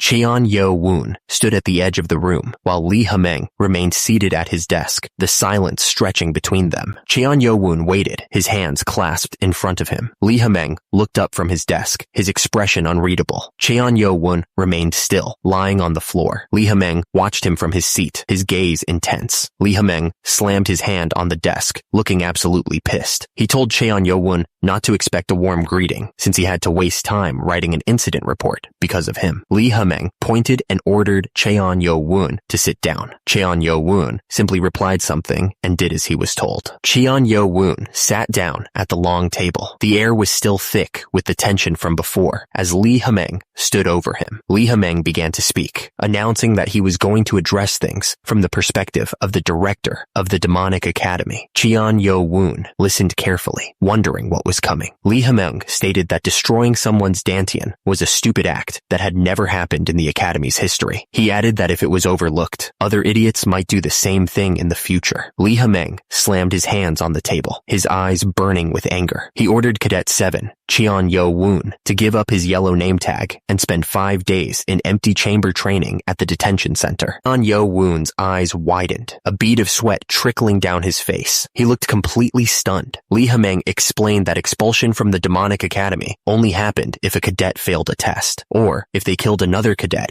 outside an official test or duel. Cheon Yo-woon slumped back in his chair, and of relief escaping his lips. He had dodged the worst-case scenario, it seemed. Lee Ha-meng clicked his tongue, warning Cheon Yo-woon not to get too happy just yet. There were still consequences to face. Cheon Yo-woon realized that forfeiting the name tag meant he'd lose his position as a group leader. Being locked up in the detention center for 5 days would leave him only 1 day to get a yellow name tag again. The director wondered if there would even be an instruction instructor left with a name tag by then. According to the rules, the instructor should be locked up for 7 days, but that would rob him of all chances. This was a small opportunity he was giving Cheon-Yo-woon. The director paused, the silence hanging heavy in the air. It was time. Suddenly, a powerful blue aura erupted around the director. The energy crackled in the air, making the hairs on the back of Cheon-Yo-woon's neck stand up. Cheon-Yo-woon stared in disbelief, sweat beading on his forehead. He couldn't even fathom the director's power with his abilities. The director looked down at Cheon-Yo-woon, his eyes filled with disappointment. He suggested they discuss Cheon-Yo-woon's foolishness, not as the director, but as a senior in the demonic cult. Lee Ha-meng blocked all sound from the outside with his powerful aura. He didn't want what he was about to say to be leaked to anyone. Lee Ha-meng looked at Cheon-Yo-woon with anger. He told Cheon-Yo-woon that he had great hopes for him, but he did something that not even a scumbag would do, and he was extremely disappointed. Cheon-Yo-woon apologized, but Lee Ha-meng didn't buy it for a second. He asked if that was really the best Cheon-Yo-woon could do, causing a mess, but not cleaning it up. Lee Ha-meng knew everything. He said that Cheon-Yo-woon thought that Cheon Jong-sum had a connection to his mother's killer because of the micro-poison, so he destroyed his Dantian as revenge. But then he was worried he might die, so he brought him to the infirmary because he didn't want to be expelled. Lee Ha-meng was furious. He screamed that if Cheon-Yo-woon was going to do it, he should do it properly. He called him an idiot and asked why he kept someone that might take revenge alive. The director's words hit hard. He warned that being sloppy with the aftermath only results in death, and what Cheon-Yo-woon just did was put a target on his own back. To survive, he needed to become more cunning. The director continued, telling Cheon-Yo-woon not to just think one move ahead, but at least 3 or 4. Cheon-Yo-woon understood. Cheon-Yo-woon thought back to Dr. Beck's similar advice, but it only felt like he was scolding him. The director, on the other hand, was explaining how he was rash and lacking. Lee Ha-meng leaned forward, his expression intense. He asked Cheon-Yo-woon for what reason he had joined the demonic academy. Cheon-Yo-woon looked up, his eyes filled with determination. He declared that it was to become stronger than anyone else. The director stared intently, questioning if anger and revenge were the only things pushing Cheon-Yo-woon to become stronger. He reminded him that first of all, he was a Vice Lord candidate. He waited for an answer. His eyes narrowed. The director continued, questioning if Cheon-Yo-woon really planned on letting anger and revenge decide everything until he reached his goal. Cheon-Yo-woon looked stunned, realizing the weight of the director's words. He started to think about his future. The director warned that Cheon-Yo-woon's current emotions weren't just going to burn down a single tree, but the whole damn forest. He added that, in the end, he'd also be nothing more than just ashes. Cheon-Yo-woon quietly said that he thought he understood. The director exploded, demanding to know what Cheon-Yo-woon meant by, "you think." He yelled that he'd be lucky if he and the people around him didn't meet a tragic end from his recklessness. The room was silent. The director addressed him as Cadet 7, then corrected himself, calling him Cheon-Yo-woon. He said that if he truly desired to make it through there and become the future of the cult, he needed to listen. He paused, waiting for a response. The director's words hung in the air, a challenge and a warning all in one. He stressed that to succeed, Cheon-Yo-woon needed to be both passionate and rational. Otherwise, he'd be crushed before he could even get his revenge. Cheon-Yo-woon realized the director was right. He had only been thinking about revenge, about wiping out the 6 clans that led to his mother's death. But what would happen after that? Cheon-Yo-woon understood that revenge should only be a stop on his journey, not the final destination. What he was lacking was rationality, a clear path forward. The room was silent, the air thick with unspoken tension. Cheon-Yo-woon stood face to face with Lee Ha-meng, the weight of his past actions heavy on his shoulders. Lee Ha-meng knew that Cheon-Yo-woon wasn't too stupid to be reasoned with. If he understood his shortcomings and improved himself, the greatest monster in the history of the heavenly demonic cult might be born. Lee Ha-meng smirked, convinced that his guidance would be the foundation for Cheon-Yo-woon's success. He scoffed at the idea of anyone else influencing the young man, especially some useless drunk. The room felt heavy with unspoken words. Cheon-Yo-woon sat quietly at the table while Lee Ha-meng loomed over him, his presence filling the space. Cheon-Yo-woon placed his hand flat on the table, a silent gesture of acceptance. He was ready to face the consequences of his actions and to learn from the director's guidance. Cheon-Yo-woon bowed slightly, expressing expressing his gratitude to Lee Hameng. He said that he would take the director's advice to heart, ready to face whatever came next. Lee Hameng immediately ordered the guards to take Cheon-yo-woon to the detention center. The guards responded with a quick, "Yes, sir," and moved to escort him away. Cheon-yo-woon asked the director for a moment before being taken away, but Lee Hameng refused without hesitation. Cheon-yo-woon asked if he could at least explain things to his group, but the director shut him down immediately. Lee Hameng told him that his punishment would be announced for everyone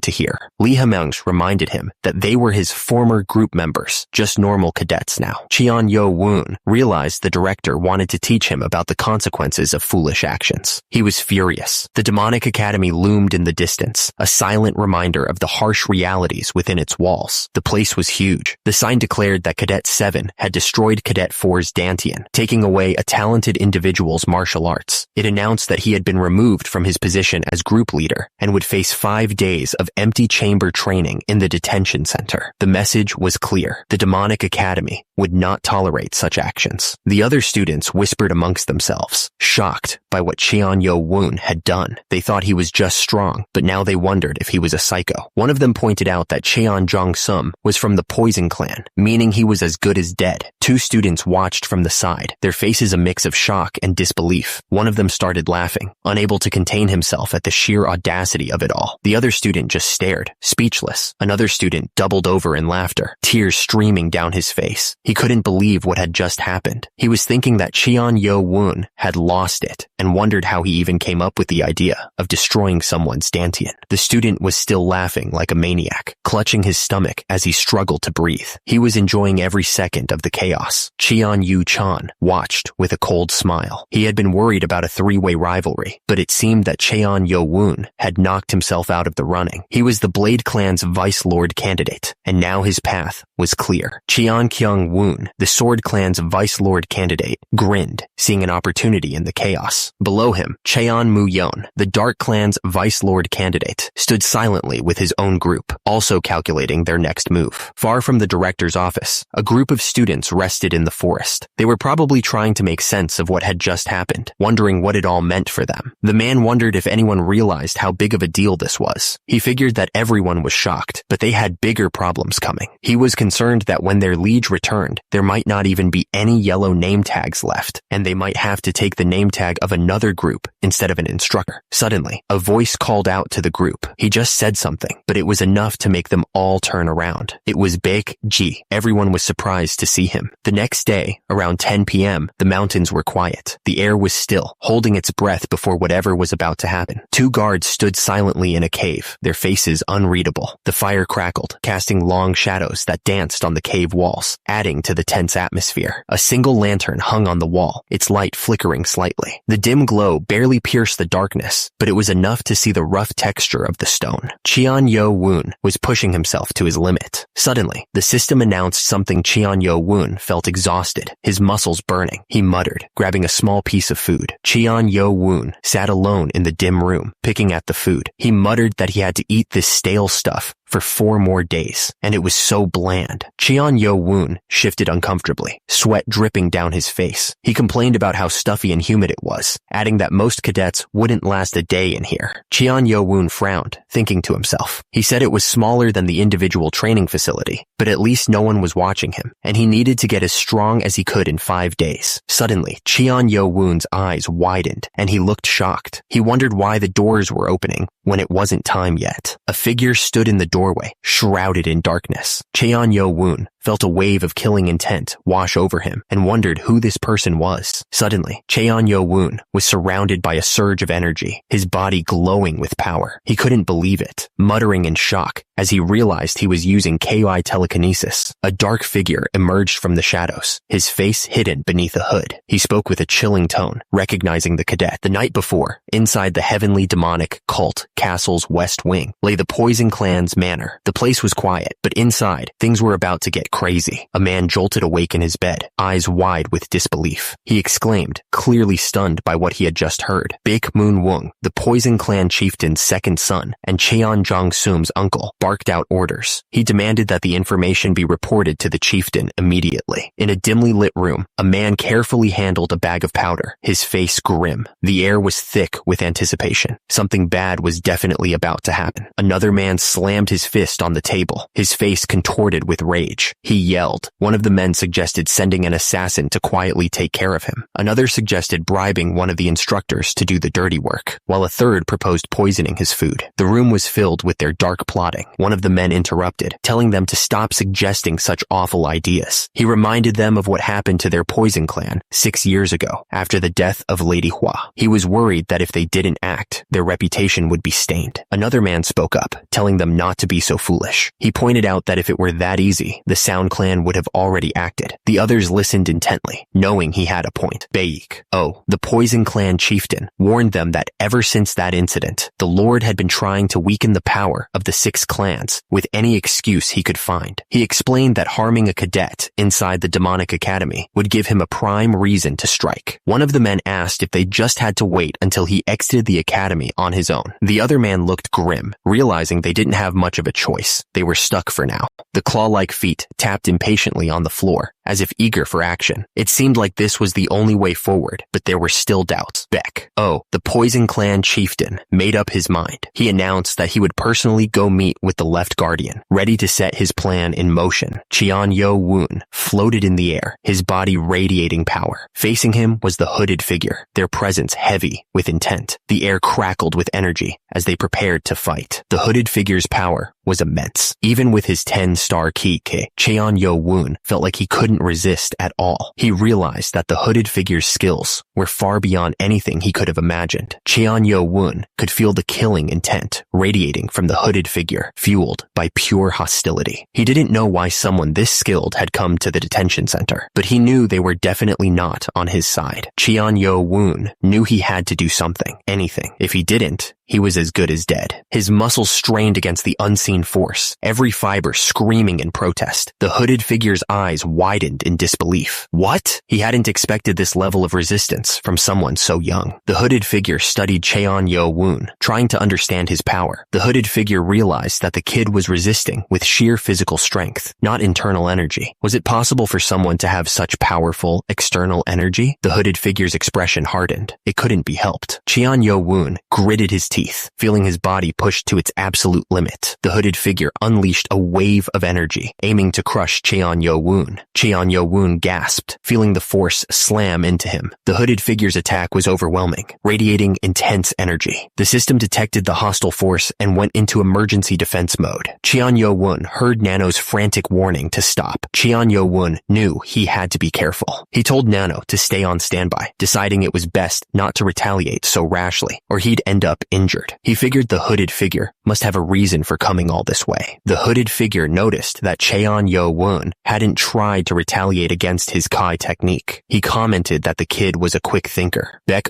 admitted he had come to see the face of the one that hurt his grandson, but Cheon Yo Woon seemed useful. Cheon Yo Woon realized he was talking about Cheon Jong-sum. Was this man the chief elder of the Poison Clan? The uncanny demonic poison staff? Baek added that Cheon Yo Woon was surely aware of why he had come to see him. Cheon Yo Woon wondered if Baek had come to kill him himself. How could he get out of this situation? With just a bit of force, Baek could snap his neck. Was he going to die like this, even though he hadn't been able to get his revenge yet? Baek tightened his grip around Cheon Yo Woon's neck, surprised by the kid's defiance. Despite being just 15 and staring death in the face, Cheon Yo Woon glared right back at him. Baek decided he needed to teach him a lesson, and fast. Baek unleashed his force, sending Cheon Yo Woon flying through the air. Cheon Yo Woon grunted in pain as he crashed against the far wall. Baek watched Cheon Yo Woon fall, expecting the arrogant look to be wiped off his face. But when he looked down, Cheon Yo Woon was still glaring at him, full of hatred. Cheon Yo Woon coughed, blood dripping from his mouth, but his eyes never left Baek. The uncanny demonic poison staff was shocked. Even after that attack, the kid was still glaring at him. Baek realized Cheon Yo Yo-woon would be a problem if he let him live. He knew the depth of Cheon Yo-woon's hatred after what he did to Jong-sum. Baek-oh tilted his head and wondered if Cheon Yo-woon was seriously considering breaking the cult's rules and trying to kill him. He scoffed. The nerve of this kid, threatening an old soul like him. Baek-oh spoke with a chilling calmness, asking who would ever find out if he killed Cheon Yo-woon and dissolved his body in acid. He added that he might be able to get rid of all the proof. Cheon Yo-woon, bleeding from his mouth, realized that if he disappeared from the demonic academy, the Poison Clan would immediately be suspected. Baek-oh thought about Cheon Yo-woon's martial skills and how he was thinking far beyond his age. He also noted his persistence in not cowering in fear, even in a life or death situation. Baek-oh wondered what would happen if he were to grow even stronger. Baek-oh admitted that if it weren't for the demonic academy, he would end Cheon Yo-woon right then and there. He said that Cheon Yo-woon was quite smart, but the fact that he hurt his grandson meant he was still lacking. Baek-oh acknowledged that even he couldn't kill Cheon Yo-woon there, but he promised that the moment Cheon Yo-woon left the demonic academy, he would face pain beyond his wildest imagination. He swore to crush every single bone in his body, skin him alive, and feed his flesh to wild animals. Cheon Yo-woon's eyes burned with rage. He promised to destroy his enemy's Dantian and torture him until his last breath, never stopping, no matter how much he begged for mercy. The intent to kill was intense. Above, Baek-oh raised his hand, preparing to strike. Below, Cheon Yo-woon screamed in pain, blood flying from his mouth. Something had hit him hard. Baek-oh's hands glowed with power. He said it would be a shame to leave without a small present. He was using sound telepathy. Baek-oh touched Cheon Yo-woon's face, a dark energy flowing from his hand. He whispered that Cheon Yo-woon might reunite with the old man sooner. Then Cheon Yo-woon grunted in pain. Cheon Yo-woon was sweating, his face contorted in agony. The attack had left him in bad shape, and he could barely move. Baek-oh warned that the poison wasn't lethal, but if Cheon Yo-woon dared to reveal what he'd just been fed, ignoring the demonic cult's rules and raising suspicion, he would die. Cheon Yo-woon was resisting with all his might, his body straining against the power. The force of the attack sent Cheon Yo-woon flying, crashing through the air like a rag doll. He had no way to defend himself against such power. Baek-oh turned to leave, saying they would meet again someday. Far below, Cheon Yo-woon watched, his face a mask of pain and anger, as he saw Baek-oh walking away with the masked figure. High above, Baek-oh continued his escape, but below, his path was blocked by Lee Ha-meng, who looked absolutely furious. He demanded to know what was going on, reminding Baek-oh that they had a deal. Lee Ha-meng looked absolutely pissed. His eyes burned with fury, and his face was red with rage. Baek-oh stared intently, questioning if Lee Ha-meng could really hold back from punishing someone who hurt his own family. He looked like he expected an honest answer. Lee Ha-meng chuckled, apologizing for losing his temper and roughing up Cheon Yo-woon. He assured Baek-oh that he hadn't caused any serious harm, not enough to cause internal injuries anyway. He sighed, trying to contain his anger. Lee Ha-meng thanked Baek-oh for granting his request, pleading with him not to make his situation any harder. He explained that he'd only agreed to Baek-oh's terms because he swore not to harm Cheon Yo-woon during his 4 years at the demonic academy. Baek-oh promised that his secret was safe. He swore that until the day he died, no one would ever hear about what happened. Suddenly, Lee Ha-meng stomped the ground in frustration. Hours later, Lee Ha-meng stood alone in the forest, staring up at the moon. He was clearly frustrated by the situation. The weight of his promise hung heavy in the night air. The cave was damp and cold, the air thick with the smell of stone and something else, something metallic. Lee Ha-meng looked off into the distance, his expression hard to read. 2 guards stood silently near a small fire, their faces hidden in shadow.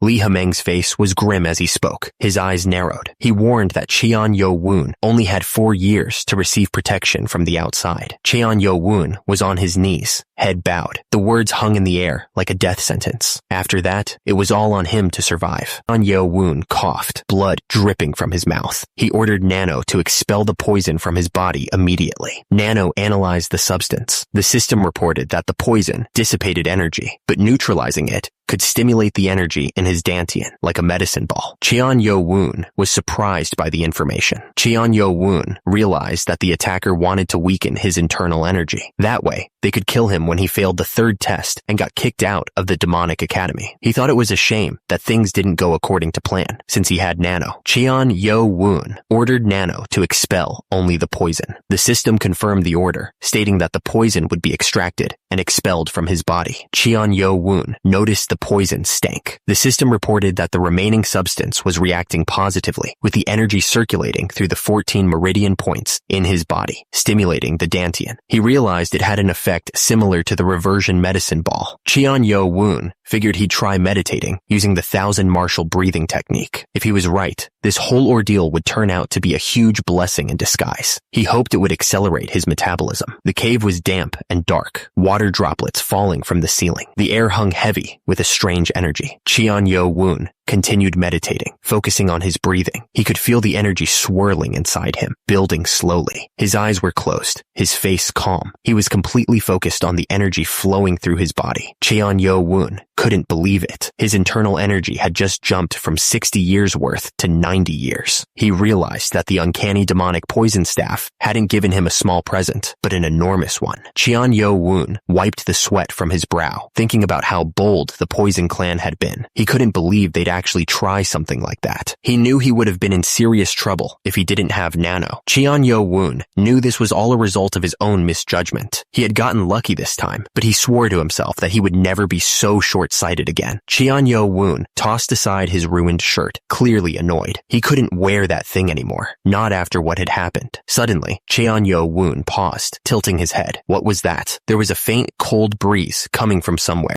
Yo-woon's eyes widened as he noticed something strange. There were cracks on the wall. What was going on? Yo-woon thought back to the strange sound he had heard. Now that he thought about it, it had sounded like the inside of the wall was hollow. He fell forward as the wall crumbled around him. Yo-woon started punching at the wall. He stared intently at the crumbling rocks. His eyes narrowed. Yo-woon figured the wall would crumble with just a bit of digging. He thought he should be able to get through it without too much trouble. Yo-woon started digging at the wall with his bare hands. Stone and dust flew everywhere as he worked to make the hole bigger. Yo-woon was surprised to find that he hadn't just found a bigger cave. Instead, it connected to a tunnel leading somewhere unknown. Yo-woon commanded Nano to activate night vision mode. As the system enhanced his sight, he wondered if someone had blocked the tunnel on purpose. If that was the case, something must be hidden here. Nano detected a faint light deeper in the tunnel. Yo-woon wondered if it was just luminous stones, but something felt different about this light. Yo-woon moved forward, his eyes fixed on the light down the tunnel. The air grew warmer as he walked deeper, a strange energy thrumming in the air. The light was getting brighter. Yo-woon told Nano to deactivate night vision mode. The system complied, adjusting his eyes to the increasing glow. Suddenly, a blinding light erupted before him. It was so intense that it filled his entire vision, making him squint. The tunnel stretched far ahead, the faint light barely cutting through the darkness. The place felt ancient, untouched by time, and he wondered where it led.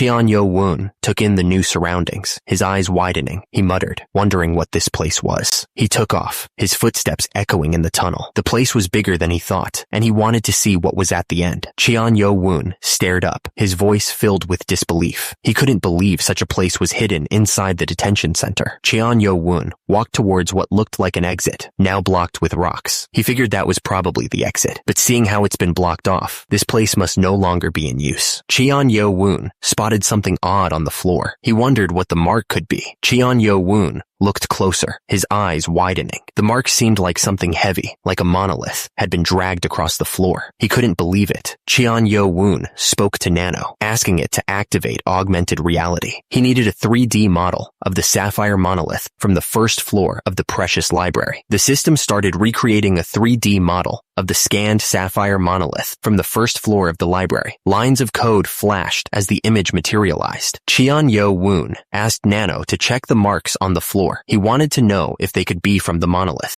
Yo-woon stood in the hidden chamber, the air thick with anticipation. The blue grid flickered around him, a digital ghost of what once was. Yo-woon stared at the ground, a realization dawning on him. He realized that after cross-examination, this location seemed to be the original site of the first floor monolith. Yo-woon thought it was a perfect fit. He told Nano to recreate and cross-examine the monolith on the second floor as well. The system confirmed that it understood. Cheon-Yo-Woon smirked, a glint in his eye. He realized that this really was the place where the sapphire monoliths originally used to be. Cheon-Yo-Woon wondered why they separated them by floors when they moved them, instead of keeping them in one place. He also wondered what the stone pillar was. Cheon-Yo-Woon stared intently, his mind racing. He was trying to understand what he was seeing and piecing together the clues. Suddenly, a name appeared on the pillar. Heavenly Demonic Sword Art. It was an ancient inscription, glowing faintly. Cheon-Yo-Woon considered the name. Everyone knew that the lord of the heavenly demonic cult was famous for the heavenly demonic god art. Even those outside the cult revered it as one of the greatest martial arts. But what the hell was the heavenly demonic sword art? Was it a breathing technique or a sword technique? Why hadn't he ever heard of it before? Cheon-Yo-Woon told Nano to cross-examine the handwriting with the ancestors' writing on the monolith. The analysis confirmed that the handwriting was identical. The unknown man wondered if it was unfortunate. He mentioned that there used to be rumors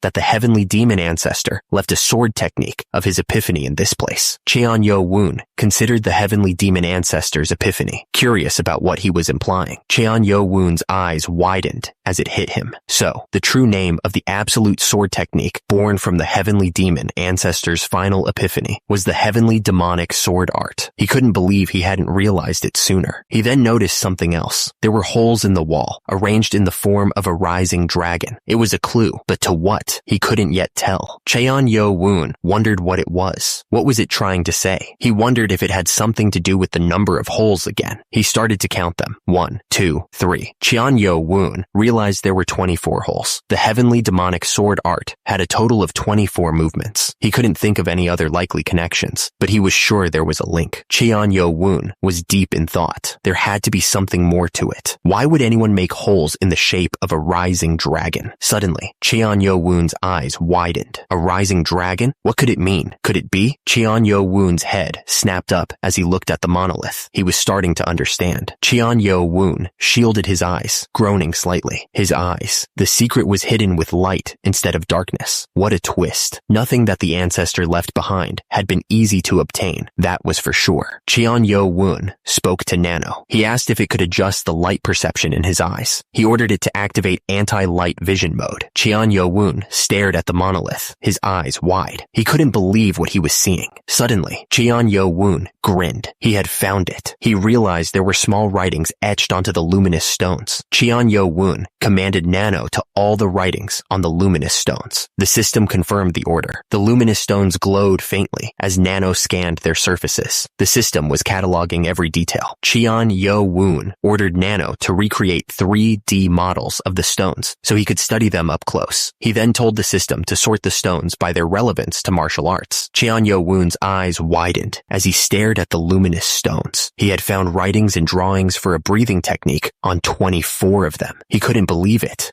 Realized that the holes on the stone pillar had a purpose. He told Nano to get rid of all the stones except for the 24 that mattered. Nano confirmed that it understood the order. The system began to reconfigure the chamber. Cheon-Yo-Woon examined the text and realized it described a breathing technique. But something was weird. It mentioned flowing internal energy through specific blood pressure points while moving in a certain way. The movements were identical to the sword technique from the sapphire monolith. He wondered what it could be. Cheon-Yo-Woon was shocked. He couldn't believe that he was supposed to perform the breathing technique using the exact same movements from the heavenly demonic sword arts techniques. Normal breathing techniques had you control your ki while sitting up with your legs crossed or while laying down so it was easier to breathe. Cheon-Yo-Woon thought it was odd. He figured he just had to try it out. Cheon-Yo-Woon ordered Nano to feed him the information on the stones, starting from the head of the dragon and going all the way to the tail. Nano confirmed that it understood and began inserting the information directly into his brain. He closed his eyes and began to breathe, carefully controlling his ki according to the breathing technique. He focused on every detail, not wanting to mess it up. A powerful energy rapidly flowed through his 14 meridians. The system started analyzing and compiling data on the energy flow. Elsewhere, others were training hard. They moved with precision and speed, each strike carrying immense power. The training had been going on for hours, and some were starting to feel the strain. One of the men yawned, trying to fight off the fatigue. Cheon Yo Woon moved with incredible speed, performing the breathing technique. Blue energy swirled around him as he continued his practice. Cheon Yo Woon paused, panting slightly. He asked something. The system informed him that he had been in motion for 2 hours. Cheon Yo Woon reacted in shock. Cheon Yo Woon was surprised. He had been moving for 2 hours, yet instead of feeling tired, he felt refreshed. It felt like his ki flowed faster the more he repeated his movements. The system confirmed that the circulation of his energy had indeed become faster. Cheon Yo Woon thought for a moment. Cheon Yo Woon continued the movements, his body surrounded by a vibrant blue aura. The energy pulsed around him, a visible sign of the technique's effects. The blue energy intensified, swirling faster around Cheon Yo Woon. He felt a surge of power with each repetition of the movements. Cheon Yo Woon's eyes widened. His ki was flowing faster than ever before. He realized he could release his ki much more freely, a level beyond the 1,000 martial arts swing technique. Cheon Yo Woon looked up at the pillar, a sense of awe washing over him. He finally understood what a true, absolute breathing technique felt like. The harmonization of sword movement and breathing was what made it a sword art. Cheon Yo Woon dropped to the ground, bowing deeply. He offered his respect to his ancestor, feeling unworthy in the face of such godly power. Days later, the situation had changed drastically. The system reported the current status. Cheon Yu Chan from the Blade Clan had 4 name tags. Cheon Kyung Woon from the Sword Clan had 2, and Sama Chak from the Nihility Clan also had 2. The system also warned that 7 other cadets each held 1 name tag, leaving only 11 group leaders in total. One of the men looked absolutely stunned. He couldn't believe that the only remaining name tag belonged to instructor Ho Jin Chang. The other man agreed, saying his worst worries were coming true. The man frowned, realizing that 3 people had gathered over half the name tags. He was worried that no one could challenge them because they were just too strong. The man explained that the rumors said they had reached proficient expert martial prowess, or even true expert prowess. He added that because they had been building their forces for a while, things could get real bad. The man scoffed, trying to look on the bright side. He said they'd sorted out the bad apples, those bastards Wung Chun and Ho Dai Myung. The speaker continued, saying this path just wasn't for them. His hands were clasped tightly, as if trying to hold on to something. The man with red hair spoke up, saying they acted weird as soon as they heard that their liege destroyed Xian Zhong Sum's Dantian. He looked worried. Another man apologized, saying they wanted to stay, but it just seemed too hopeless. He avoided eye contact. The man frowned, noting that they left the group without any hesitation as soon as their liege's punishment was decided. He wondered if they'd do okay in another group, being as opportunistic as they were. The remaining members sat in silence, the air thick with unspoken thoughts. The mood was heavy, each of them contemplating the meaning of the recent departures. One of the men tried to lighten the mood, asking if he had brought things down too much. He told them not to be such downers. Another man chimed in, saying that even though they lost 2 bad apples, they still had Baek Gi, who was as good as 100 men. Baek Gi told him to stop sucking up so much. The man insisted it was true. He told Baek Gi that if it weren't for him, both they and their liege would be in bigger trouble. One of the men agreed, stating that if Baek Gi hadn't defeated an instructor days ago and obtained a name tag, they would have all split apart. He expressed his gratitude. One of the men said he had a debt to repay Cadet 7 and hoped he would accept his help. The other reassured him that if their liege didn't like him, he wouldn't have bothered helping him out in the first place. He sounded confident. The sunlight filtered through the trees as the group decided to stop chatting and practice the 7 demon swords until dinner. They knew their liege would finally be out tomorrow, so they needed to master as much of the sword art as possible so they wouldn't be a burden. Dinner time arrived. The Demonic Academy cafeteria stood in the distance, ready to feed the hungry students. The group started walking towards the cafeteria, eager to get some food. The air smelled like a mix of spices and something unidentifiable. One of the men asked if the other was skipping dinner. He said he normally skipped lunch, but ended up eating because of them. The other guy replied that he guessed he should skip this meal as well, looking conflicted. Baek Gi smiled confidently, saying that even though it was temporary, he was the group leader, so he needed to protect him. He looked serious about it. Baek Gi told them he was headed straight to the training facility, so they shouldn't worry about him. He said they'd head back to the dorm together anyway, and told them to enjoy their meal. One of the guys watched Baek Gi leave, saying he was thinking about something. Heo Bong, on the other hand, was just thinking about food. Heo Bong and another guy offered to go with Baek Gi, so the rest could eat. Heo Bong was thrilled. One of the guys said that as Baek Gi was the group leader, they should take care of him. He thanked the others, leaving Baek Gi in their care. Baek Gi didn't seem to get a say in the matter. Baek Gi and Heo Bong took off running towards the training facility. They were determined to get stronger, no matter what. One of the guys asked if he wasn't having dinner with them. He pointed out that missing a meal wasn't going to kill anyone. They had come because he was the temporary group leader, and they couldn't have him getting beat up somewhere. They were worried about him. Cadet 7 told them that they were such worrywarts, and that he wouldn't even be able to have a meal in peace once he was out. He added that he was so hungry. He was clearly annoyed by their constant hovering. They arrived in front of the individual training facility. The place was quiet, but the air was thick with anticipation. Cadet 7 told them that they didn't have to follow him anymore, since he was using the expert training facility. He added that they were almost there, so, well, you never know. He seemed to be trying to hint that they should leave. One of the guys looked at Cadet 7, confused by his words. He asked what was wrong, sensing that something was off. The guy with the long hair stared up in disbelief, his eyes wide. The guy with the cap next to him looked just as surprised, wondering what the hell was going on.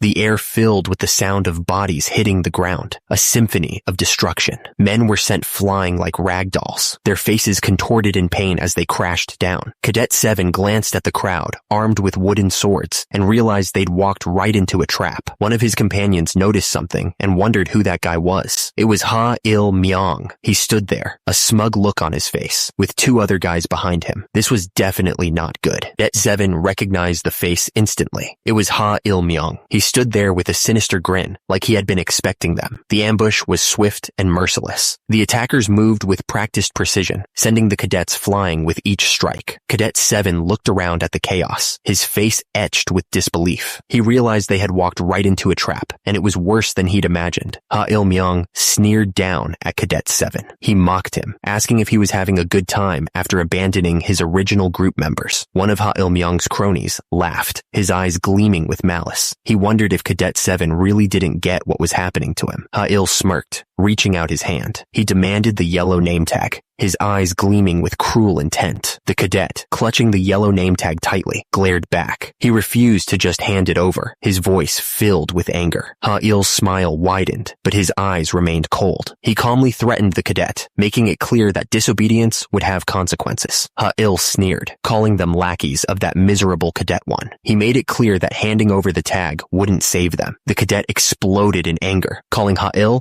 a son of a bitch. The cadet's face fell as reality hit him. He might be an inept expert, but that wasn't enough to fight against 30 cadets of advanced prowess. He figured that Ha-il-myong was probably around the same level as him. He had to be careful. Oh-jong told Haobong to get out of here, that he was going to pass the name tag over to him. Haobong was shocked and asked what about him, but Oh-jong explained that it was impossible for all of them to escape. He would do whatever it took to hold them back. Oh-jong snapped back, calling him an idiot. He explained that if they lost their name tag here, their group would be disbanded again, and everything would have been for nothing. He was determined to prevent that, even if it meant facing the senior instructor. Someone noticed them talking. He figured they must be scheming with sound telepathy, which was against the rules.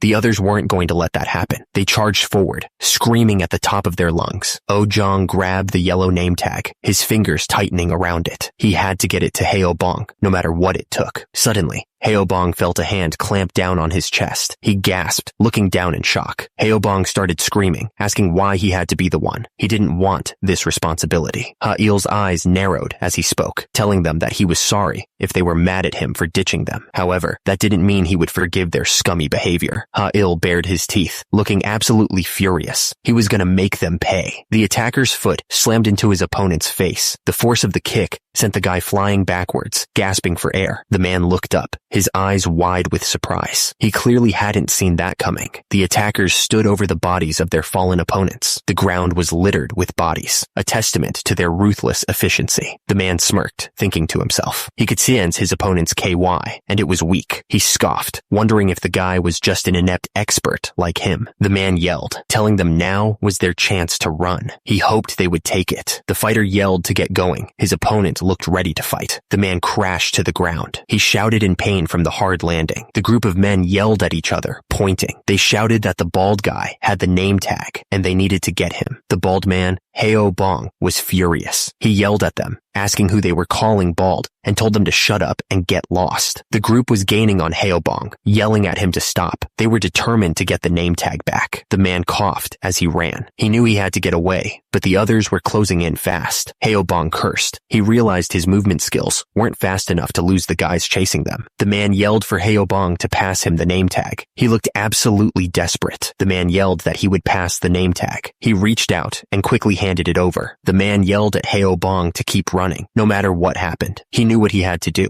Haobong knew if he got caught, they would destroy him. He had to somehow make it to the cafeteria and let Ko Wang-hul know what was happening. He urged himself to use everything he had to escape. Haobong could see it. The cafeteria was just ahead. He pushed himself harder, desperate to reach safety. Haobong ran as fast as he could, but something stopped him. He stumbled, the impact jarring him. Haobong cursed. Why the hell was no one chasing after him? He looked around, completely confused. Inside the cafeteria, 3 men ate their food. The sounds of their chopsticks hitting the bowls echoed in the room. One of the men noticed Haobong's panicked state. He asked why Haobong was sweating so much and why he didn't have his cap. He added that they needed to go to the training facility right away. Haobong, out of breath, told him that there had been an ambush. He blurted out that Baek Gi and Ojong were fighting. The other man looked shocked. The man yelled for them to move out. Haobong didn't wait and took off running, with the other man right behind him. The man's expression hardened, realizing that his worst fears had come true. He knew this was going to be bad. He sprinted across the rooftop, determined to reach his destination as quickly as possible. The wind whipped around him as he pushed himself forward. Baek Gi ran as fast as he could. He yelled out Baek Gi's name, hoping he wasn't too late.